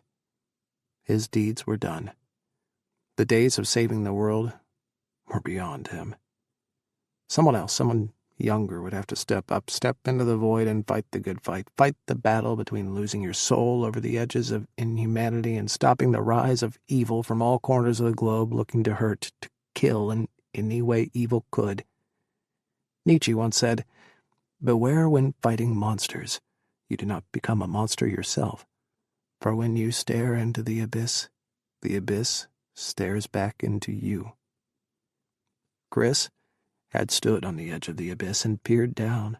Dan had plunged head first, as had Noam, as had Sakaf and Zahawi and Bin Laden and so many others. Dawood had been his anchor, his fixed northern star, keeping him grounded on the firmament, keeping him from tumbling into the darkness. Memories and ghosts and promises lived in his bones. He'd carried them for half his life. It was time to let them go. It was time to start living for him. Him and Dawood. Ryan hovered behind George, staring at Dawood for a long moment before flicking his gaze to Kris. Can we talk?" Part of him didn't want to. Ryan and he had history, 16 years of animosity and snapping at each other, and the disastrous Hamid op that had sealed the uncrossable gulf between them, an impenetrable divide. But Ryan had held him as he'd come undone on the banks of the Potomac, and he had hunted Al-Jabal until he was dead, until he was nothing but ash, had devoted his entire being to hunting Dawood's torturer and killer. There were redeemable moments in his life. Was there more Kris couldn't see? Sure. I need a coffee anyway. I'll buy. George took Kris's seat beside Dawood, watching over him with his hands pressed together, fingers against his lips like he was praying over Dawood. Maybe he had his own confessions to give, his own words to say in the silence for Dawood's ears alone. Ryan shuffled to the door and held it open for him, looking as uncomfortable as hell, and fell into step as Kris headed on autopilot for the hospital's cafeteria. There was a coffee stand there that made a decent sludge, enough to keep him awake for a few more hours. Ryan bought 2 cups and guided him to a table in the corner, settling in the chair backed against the wall. Ryan batted his coffee cup back and forth as Kris crossed his legs, sipped his coffee, and stared at Ryan. Ryan licked his lips, pressed his lips together. "I'm sorry," he breathed, "for everything." "Everything is pretty big." Kris shifted, sighed. "What do you mean?" "I thought I was doing the right thing. I thought we all were. Dan, He was one of my best friends. I don't understand. Kris looked down. The CIA and Ryan, George, and Edwards in particular were going to have to take a long, hard look in the mirror. How did one of their own turn against them? How had Dan, long a rising star in the agency, become so twisted, turned so evil? The Dan you thought you knew has been gone a long time. Same with me. The man I thought I knew, he was just a fake, a fantasy. The real Dan is the one lying in the morgue right now. That's who he was, at his core. Ryan buried his face in one hand, hiding from Kris. His shoulders shook. If Dan can do that, then who else can? How far does this go? Is he an aberration, or is his hatred normal? Kris heard what Ryan didn't ask. Could Ryan slip and fall into the darkness, slide down into the abyss after Dan? Was he, too, capable of something like that? Something in between, I think. Kris played with the lid of his coffee cup as Ryan stared at him, his dark, bloodshot eyes boring into the center of his forehead. He'd never seen so much fear in Ryan's gaze, a fear that danced deep in the back of his eyes. Dan hijacked the hatred he claimed to loathe. He became exactly what he despised. He hijacked ISIS and Al-Qaeda's destinies. He became the most devout believer of their twisted ideology. Dan was not a Muslim. No, but he was a nihilist. He wanted to watch the world burn, tear everything down, destroy anything in the way of his vision of the perfect future. That's exactly what ISIS and Al-Qaeda believe as well. And, he glared at Ryan, you should know better than that. ISIS and Al-Qaeda do not represent authentic Islamic beliefs. Ryan swallowed, looked away. Would Ryan finally listen, actually hear him if he tried to really speak? They'd been using the same language but talking past each other for 16 years. Dan, Noam, George, and you. Yes, you, Ryan, have all had the same problem for 16 years. You look at Islam and all you see is Al-Qaeda, ISIS, Boko Haram. You see the loudest, worst parts. And you erase a billion other believers who don't share any of those beliefs. You don't see nuance when you look at the other. You just see an enemy. Ryan stayed silent. Al-Qaeda and ISIS are the right-wing fascists of the Muslim Ummah. They rose to prominence like all fascist groups do, in response to failures of nationalism, of governance, in response to people's fears about the future, worrying economic times, and a fragile world teetering on the edge of all-out war. Fascists are rising everywhere, from the U.S. to Europe to Asia. They're all playing on fears, trying to control the world through terror, through hatred. They pull lines from the Koran to justify their evil and twist everything to their own ends, just like fascists everywhere justify their actions. Why can't you see how Al-Qaeda and ISIS are exactly the same as fascists rising within the West? It's fascism and it's hatred, pure and simple.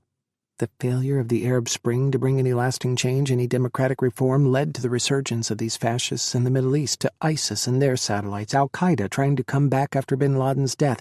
They're tapping into fear, amplifying terror, feeding hopes and dreams like a drug.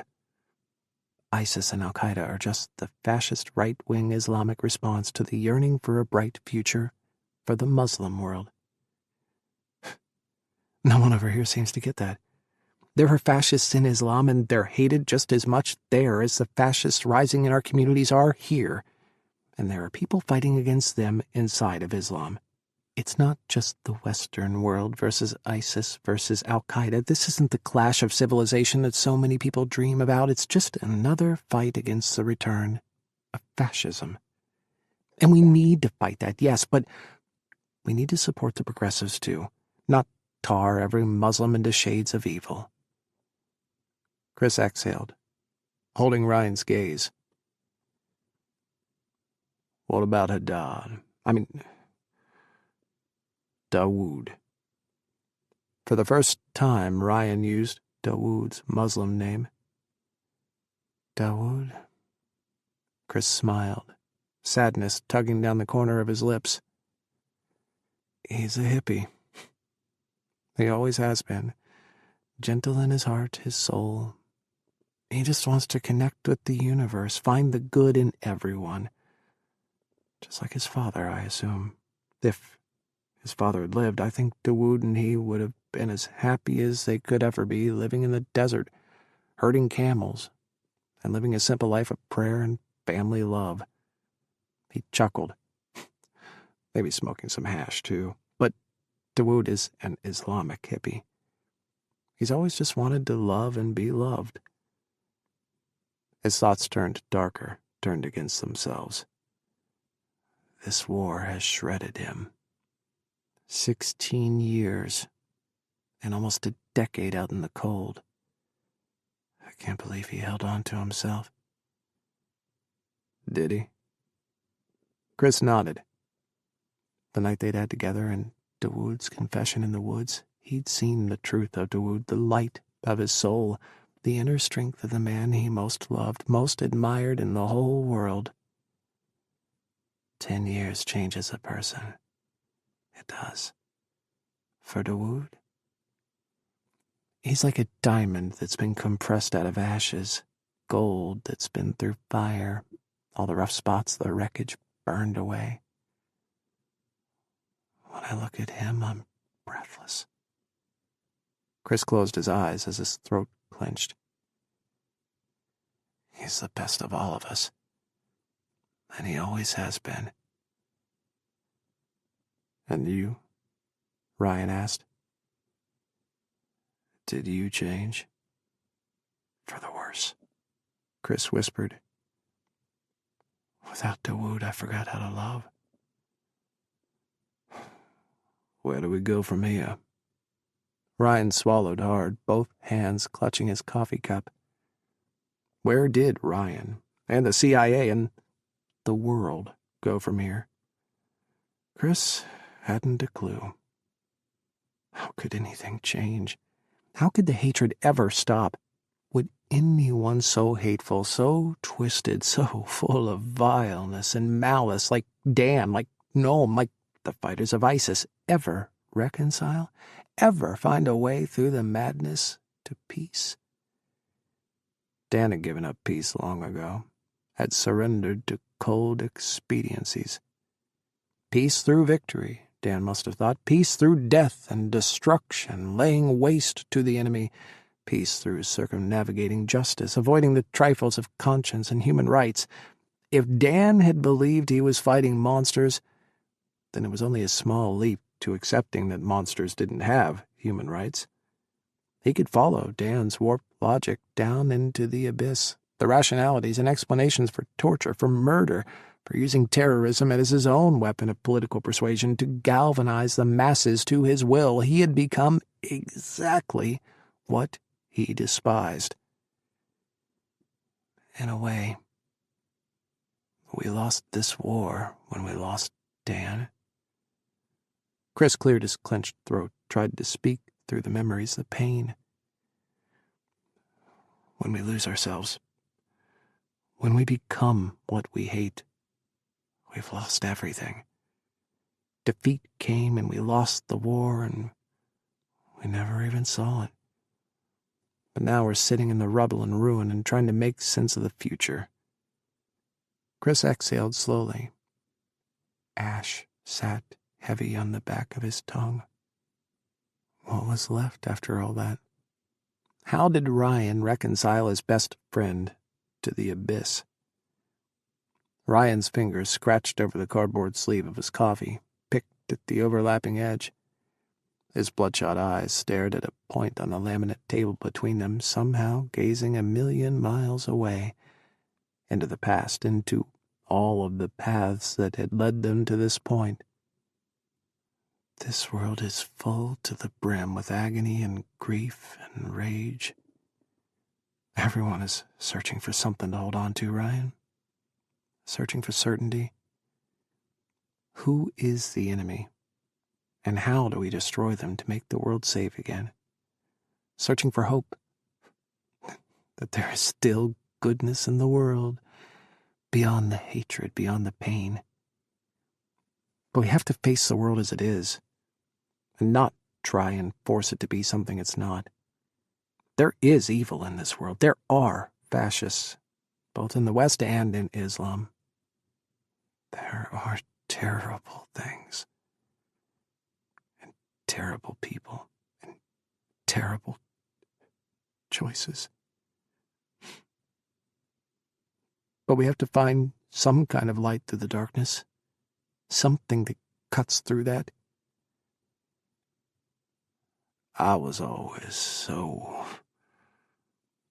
Ryan's expression twisted like he was about to jump off a skyscraper, like he welcomed it.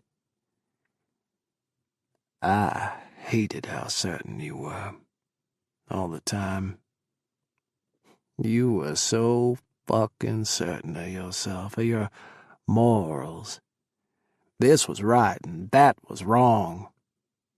I didn't know how you held on to that with everything. You couldn't watch what Dan did to Zahawi. But I didn't try and stop it either. Not like you. Ryan's voice broke. He looked away from Kris, visibly fighting for control. This war had robbed them all of their empathy, their ability to see reason. Hatred was a smog that hung in the air, that colored the world in shades of blood and fire, that let men be tortured to the brink of death and beyond, that let Dan build an entire program, a machine dedicated to breaking men, to anguish and suffering, all in the name of expediency. I was lucky, Ryan. Dawood has always been my rock, my light in the darkness. You once said he compromised me, that being close to him led to me making wrong decisions. You almost called him and me traitors to the CIA. Finally, Ryan looked up, met his gaze. I was wrong, he whispered. A single tear slipped from his eye. Ryan wiped it away with the back of his hand, turned to the side, hid his face, his shame. About everything. And for far too long. Now he recognizes what he's done. Kris was exhausted, almost too exhausted for this conversation. But he could see Ryan's agony, see his pain bleeding out all over the table, flowing across the hospital's cafeteria, see a soul-weary ache, and a desperation for something that looked like salvation. Ryan's wounds went soul-deep, fissures on his heart and his conscience that he'd have to reconcile with, choices he'd made that had fractured who he was until he was a man barely hanging on, clinging to rationalities in his rage. George, too, was lost in his own psychic wounds, a lifetime of playing politics and fighting a war and losing both, forever destined to make sacrifices and compromises for the worst of all sides. Did that to a man. He'd been a politician more times than not, trying to please everyone, but when the hard calls had to be made, George had at least been able to call people who could get shit done. Kris. Dawood. And what about them? Dawood was fighting back from choosing to die, choosing to sacrifice himself for everyone, and Kris didn't know if bringing him back was the right or wrong choice to make. After 47 years of an anguished life, did Dawood deserve his peace? Did he deserve to meet Allah face to face and rest, finally, in the arms of his Creator? He was a hero, an undeniable hero. Should he be given the hero's send-off? Was it selfish, holding on to him? He wouldn't live without Dawood again. He'd come to that simple truth days ago. What happened would happen, but his choice was made. We all lost ourselves in this war, some more than others. Dan, how did you spin so entirely out of orbit? Every choice we make, we choose to either cut out a piece of ourselves, sacrificing what we know is right, or we make the choice to be better.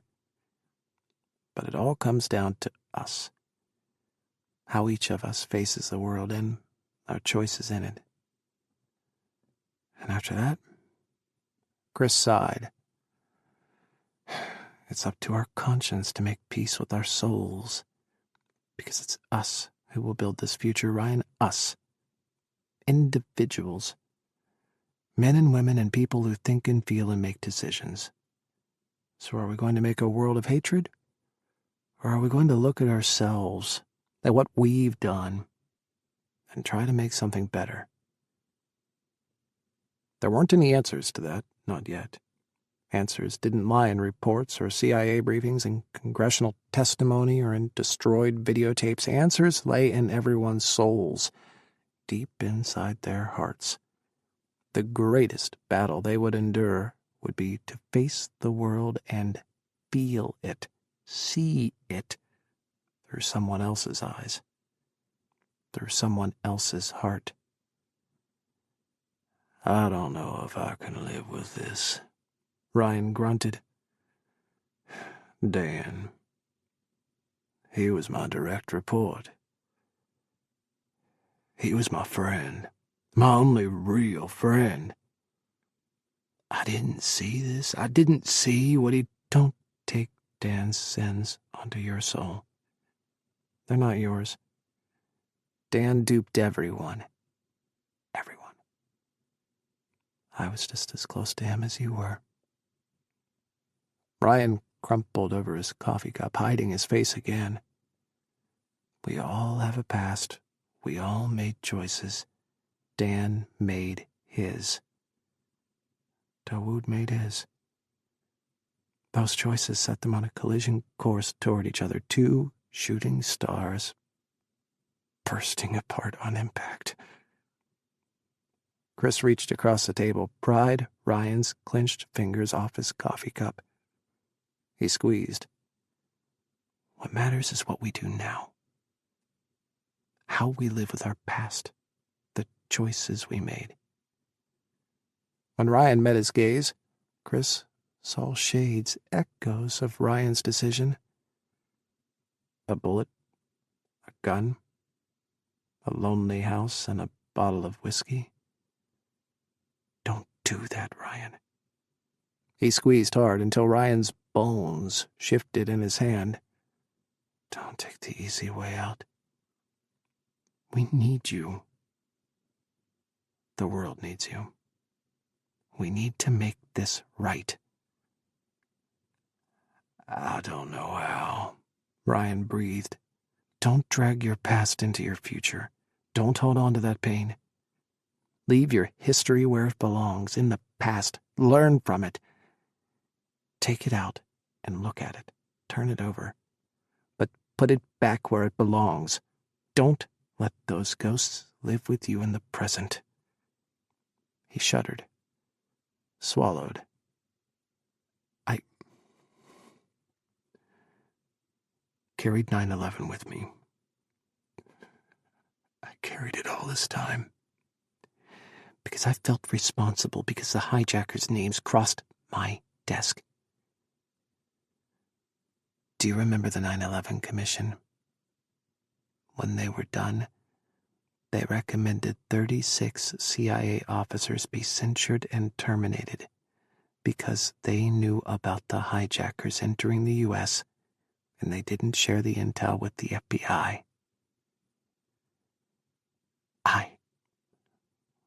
was one of those 36. He licked his lips, swallowed hard.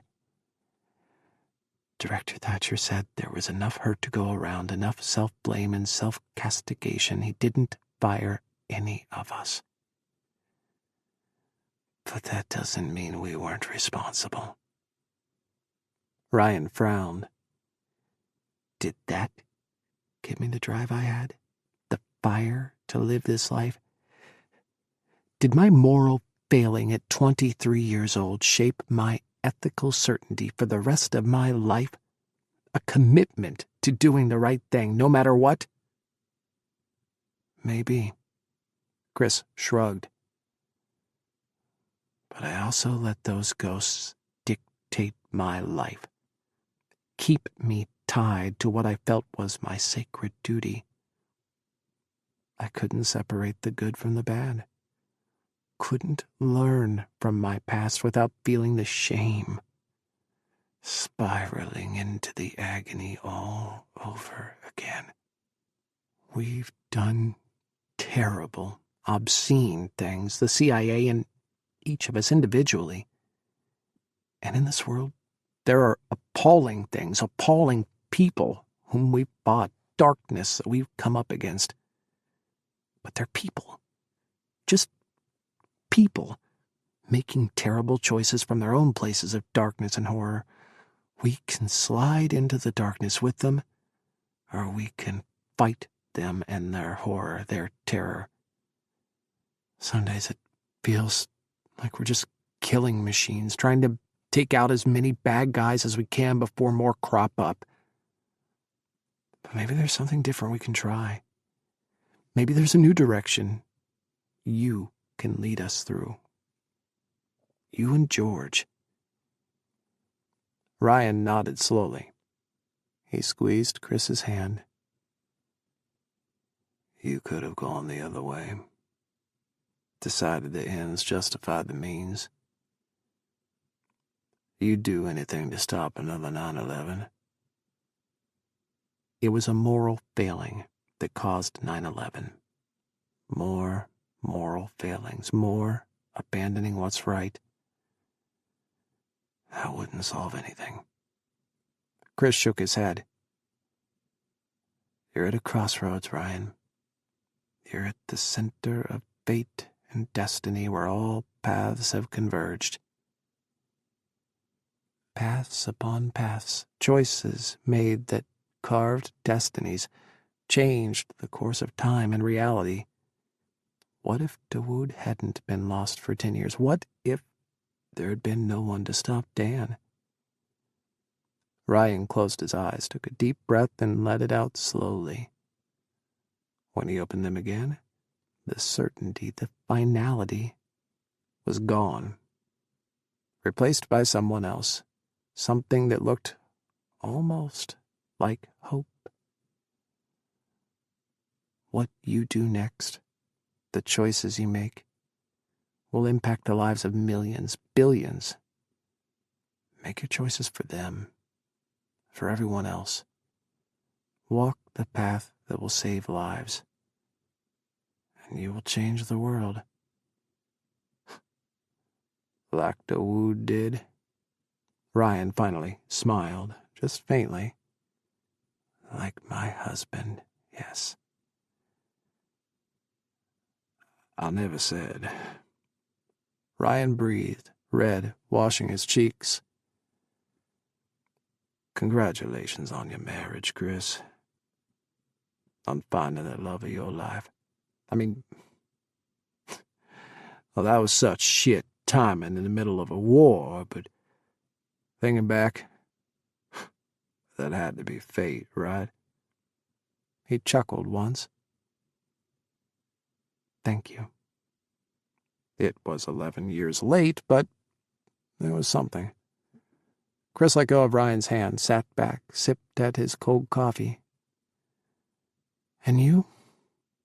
Any wife at home? I haven't been able to connect with anyone. This job. He waved his coffee cup, trying to encompass the enormity of their lives. I stopped even trying to meet people. The last few dates I went on years ago. I don't know, maybe something is broken in me. It's not. Not anymore. Kris smiled, his lips thin. You are going to be okay, Ryan. Don't eat a bullet. Ryan took his time answering, fiddling with his coffee cup, staring at the plastic table, but when he looked up, Kris saw certainty in his gaze. I won't. Because of you.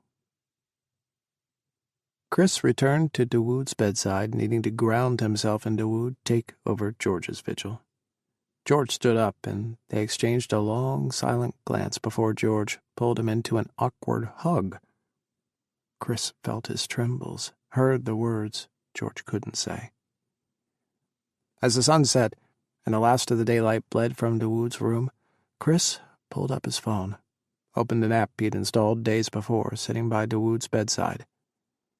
Daily verses of the Quran appeared. He had been reading to Dawood as often as he could in the stillness and the silence. He laced their hands together and recited, whispering from the Al-Furqan Surah. In the name of Allah, the most gracious, the most merciful. The servants of the most merciful are those who walk the earth in humility. And when the ignorant address them, they say, peace. Oh, how deeply that described Dawood in almost every way. Kris felt a hot blade slide through his heart as he tried to breathe. Next to read was the Al-Imran Surah. In the name of Allah, the most gracious, the most merciful. O Allah, owner of sovereignty, you grant sovereignty to whom you will, and you strip sovereignty from whom you will. You honor whom you will, and you humiliate whom you will. In your hand is all goodness. You are capable of all things. You merge the night into the day, and you merge the day into the night, and you bring the living out of the dead, and you bring the dead out of the living, and you provide for whom you will without measure. He studied Dawood's face, the stillness, the stubble, dark brown mixed with silver.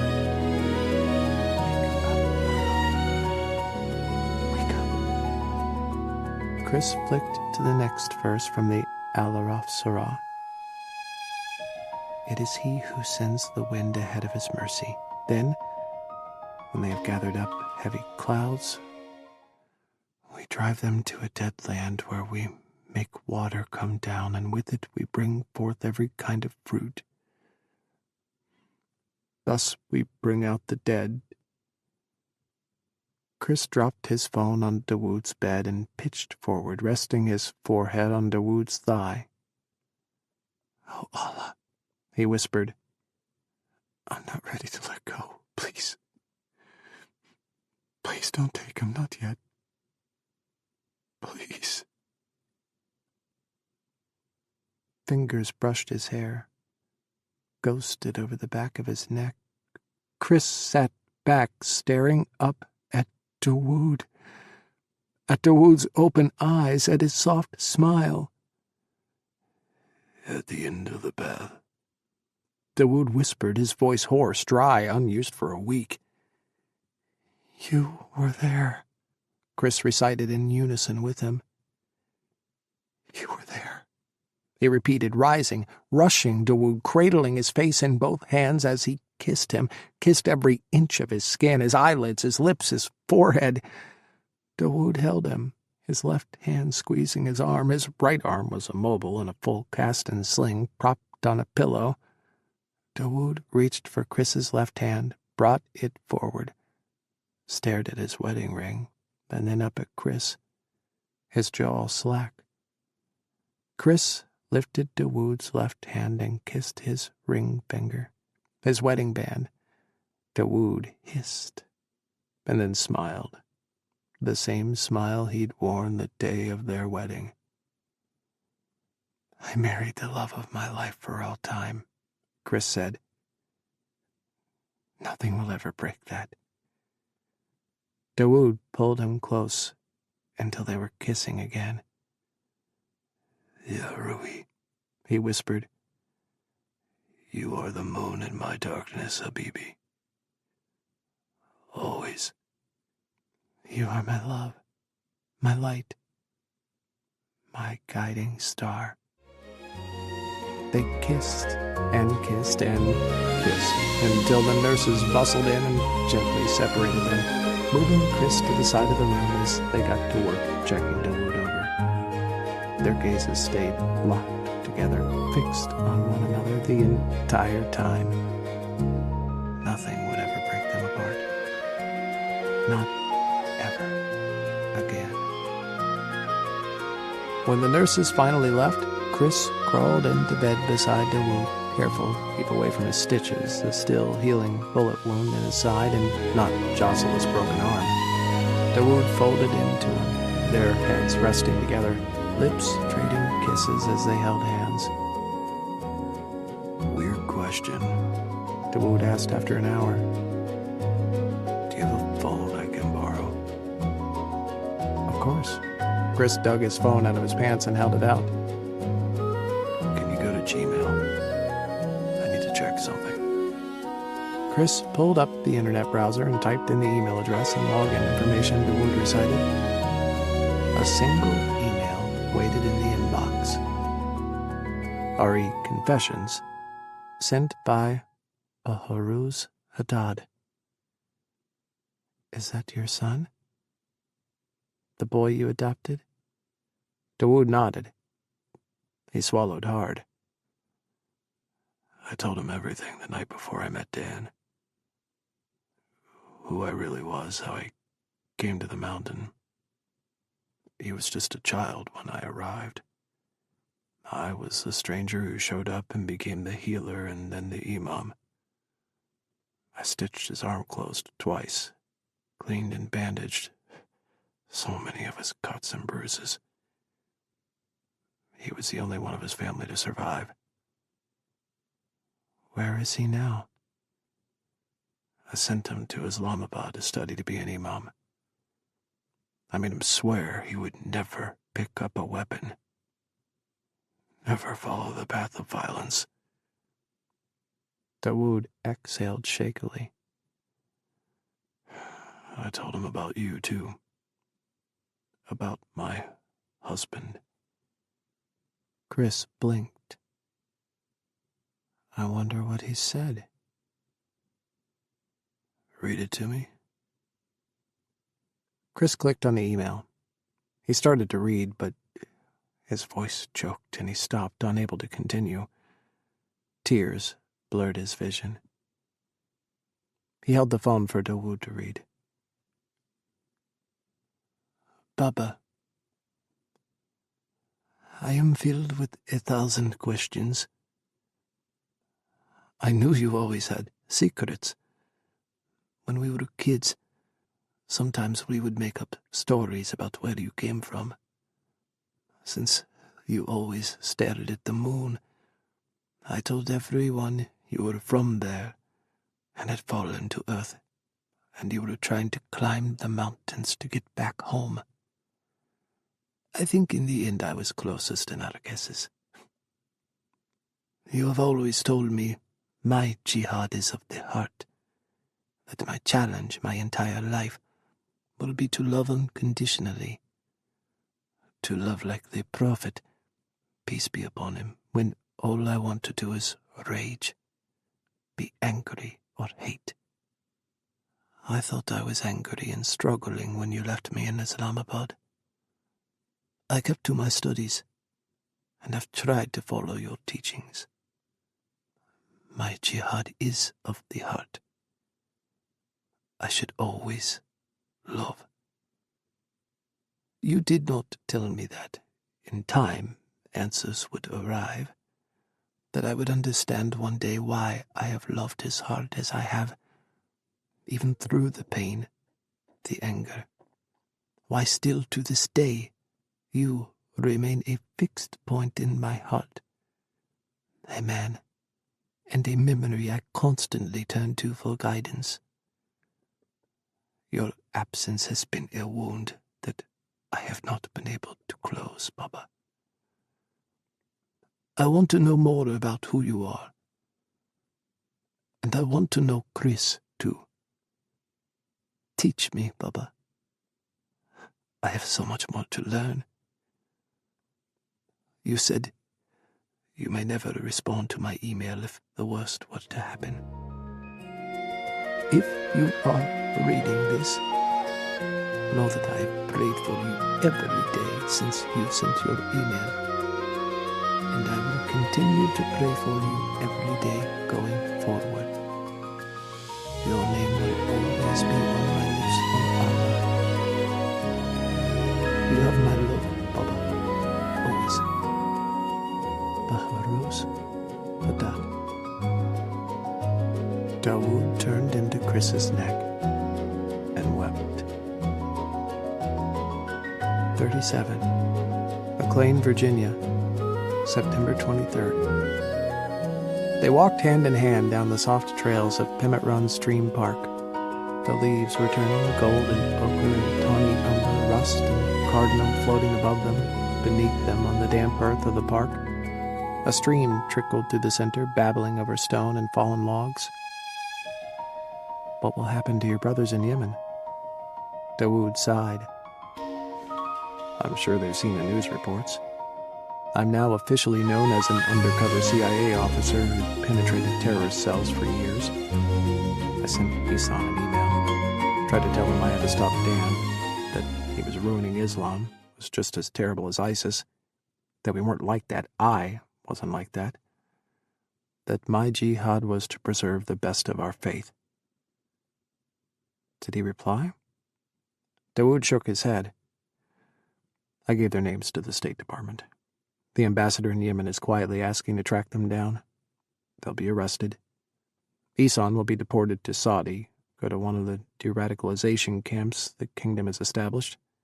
After that, he will have his life back, and hopefully he can find his peace in this life. Abu Dujana. He sighed again. I hope he finds peace, but I doubt it will be in this life.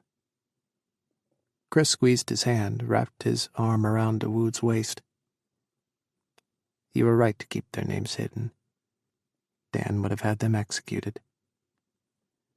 They walked in silence, letting the stream babble, the leaves crunch beneath their feet as Dawood whispered a prayer to the men he once knew, men who had been a part of his life, not quite friends, not quite enemies, human beings he'd walked his path with, brothers. I officially resigned from the CIA this morning. Kris leaned his head against Dawood's shoulder. I was offered an early retirement by Director Edwards. I accepted. I didn't expect what they did for me. The back pay, the letter of commendation, the public glory as an undercover officer. Though the public face was to blur over Dan's heinous betrayal, the CIA had worked overtime to turn Dawood Haddad into the nation's hero. It was nice, for once, to be the good guy. Even Dawood's star on the memorial wall had been filled in with gold, commemorating a returned hero once thought lost. There wasn't going to be a star for Dan. His body had been buried without fanfare in a municipal cemetery in Maryland. Only George and Ryan had watched the casket go into the ground. We're free. Kris squeezed Dawood's hand. Free to do whatever we want, wherever we want. Do you want to move overseas? Would Dawood like it better in the Middle East? Would he want to go back to Libya? If the civil war ever settled down, would he want to live in Dubai or Kuwait or go to Baharuz in Islamabad? I'll come with you. You have a life here, Kris. You've lived in D.C. since you were 18. More than half your life. More than half my life has been lived in war zones. But about your friends, Mike and Tom? They'd had dinner at Tom's house 2 nights after Dawood was released from the hospital. Tom was a gracious and wonderful host, and he'd fed them a banquet of Middle Eastern and American foods. Dawood had eaten half his body weight in burgers and hummus and kebabs and shawarma. Mike had acted like he'd met a superhero, like he'd met Captain America himself. Wide-eyed and starstruck, he'd hung on to Dawood's every word all night long. "They are wonderful people," Dawood said softly. "I like them. I would like to spend more time with them." The park petered out, returning to the suburban bustle of McLean, to a shady street that boasted homes and churches and cafe on the corner. Dawood turned right, heading up the street. Kris frowned. "Will living here be enough for you?" Dawood stopped outside a white building with a squat minaret, a short tower that blended in with the trees and the other buildings on the block. A sign on the fence read, "The Al Fatiha Masjid," an MPV mosque. Dawood lifted Kris's fingers to his lips. "I wanted to bring you here, show you this mosque." He kissed Kris's fingers slowly. "I want this to be my home, where I worship for the rest of my life." "So you do want to stay here with me?" "I do. Especially with you." Dawood nuzzled Kris's fingers against his cheek. "And I want you to be a part of this, a part of my life here. I'm not asking you to convert, but I want you to feel welcome here with me, in every part of my life." Kris shifted. He swallowed. "Are we welcome? Won't we have to hide?" Dawood smiled. "Come, let me introduce you to the imam." Hand in hand they walked into the mosque, passing beneath a canopy of magnolias and a cypress tree, the leaves whispering on the DC wind. The mosque's foyer glittered with inlaid mosaics, and along one wall the shahada, done in a rainbow of colors. "Habibi!" a voice from the masjid cried out. Footsteps rushing toward them, the imam coming to them both. Dawood squeezed Kris's hand, refused to let go. The imam wrapped both arms around Dawood gently, avoiding his right arm in its sling, and kissed both his cheeks. "I have seen you in the news. You saved everyone, Habibi. Undercover CIA hero saves the nation from terrorist cell. Bismillah. You are a hero, and truly, Allah has worked through you." Dawood flushed. He turned to Kris, lifted their joined hands. "Imam Yusuf, this is my husband, Kris." Imam Yusuf beamed, and he pulled Kris into a hug, kissing him on both cheeks 3 times. "Your husband spoke about you.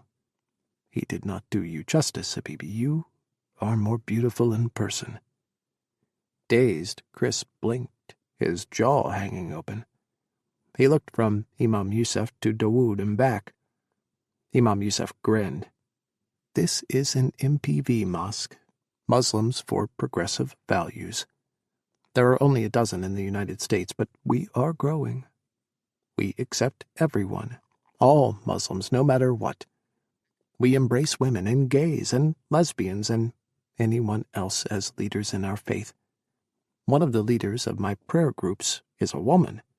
Another is a gay man, married like yourselves. We welcome absolutely everyone here." I came to Imam Yusuf during the incident. They'd taken to calling the week of Dan's scheming, his plan to destroy DC and ignite a war to engulf the world, the incident. I had questions. I didn't know what my jihad was anymore.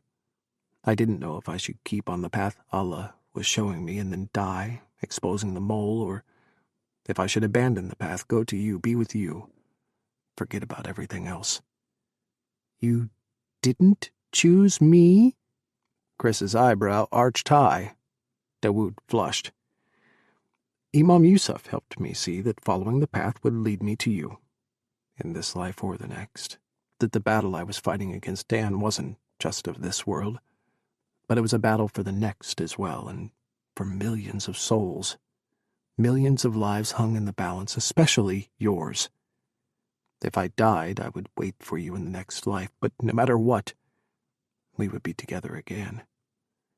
He did choose you, Habibi, Imam Yusuf said, smiling. He always chooses you, for this life and for eternity. And he chose to save so many lives. Kris tried to swallow. His vision blurred. He is a hero. Kris smiled and kissed Dawood's cheek. He's my hero. Imam, I want to show Kris the beauty of our faith. Everything good, everything that is love. We've both been in the darkness for too long. We've been around too much hatred. We've walked our paths, and now we want to rest. I want him to see what I see, feel what I feel from Allah. Imam Yusuf turned to Kris. Is this what you want? I want to understand. I want to walk with my husband, be a part of his life in every way. Imam Yusuf beamed. Then I will expect to see you both make a home in this mosque. Kris, you may join in prayers, or you may watch, whatever you are comfortable with, but you both will always be welcome here. They stayed for tea, and Imam Yusuf gave them a blessing for their new life. After, Kris stood on the masjid's steps and turned his face up to Dawood, kissing his husband as the setting sun beamed down on them. We'll have to buy a new house, somewhere around here. Dawood wrapped his arm around Kris's waist. I'll sell the studio. They'd been staying at Kris's place for now, but it felt wrong. Dawood didn't belong there, high in the sky in the ultra-modern studio with the white leather lounge sofas. They needed something new, something that was theirs again. And I have savings, too. And we have my back pay. Kris laced his fingers through Dawood's behind his back. Do you want Baharuz to move here? Come join us? Dawood's eyes glittered, joy bursting outward. I would love for him to study at our mosque, learn to be an imam from Yusuf. I want to work there too. I want to help people, Kris. For the rest of my life, just help people. Kris smiled.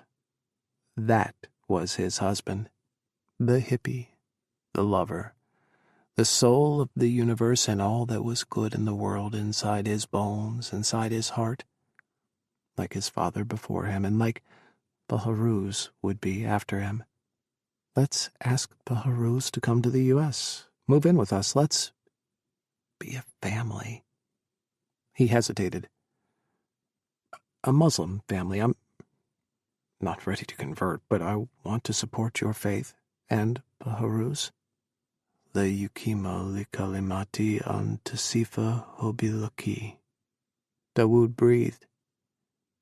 Words cannot describe my love for you.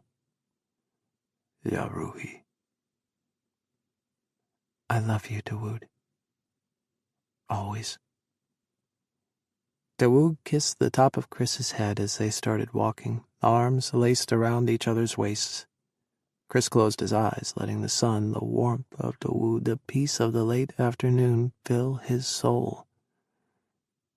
16 years of war. 1,000 decisions made, creating a path that carved through time, connections upon connections, the waters of reality spinning onward, ripples from the past and the future finally sinking. More patterns would emerge, more destinies, more paths to walk, but for today, they had this. The sunlight, each other in their arms, a new life, the future, their path together, belonged to them. This concludes Whisper by Tal Bauer, narrated by John Solo. Copyright 2018 by Tal Bauer. This unabridged audiobook is published by arrangement with Tal Bauer and was produced in the year 2021 by Tantor Media Incorporated, a division of Recorded Books, which holds the copyright thereto. Please visit tantor.com for more information on our growing library of unabridged audiobooks.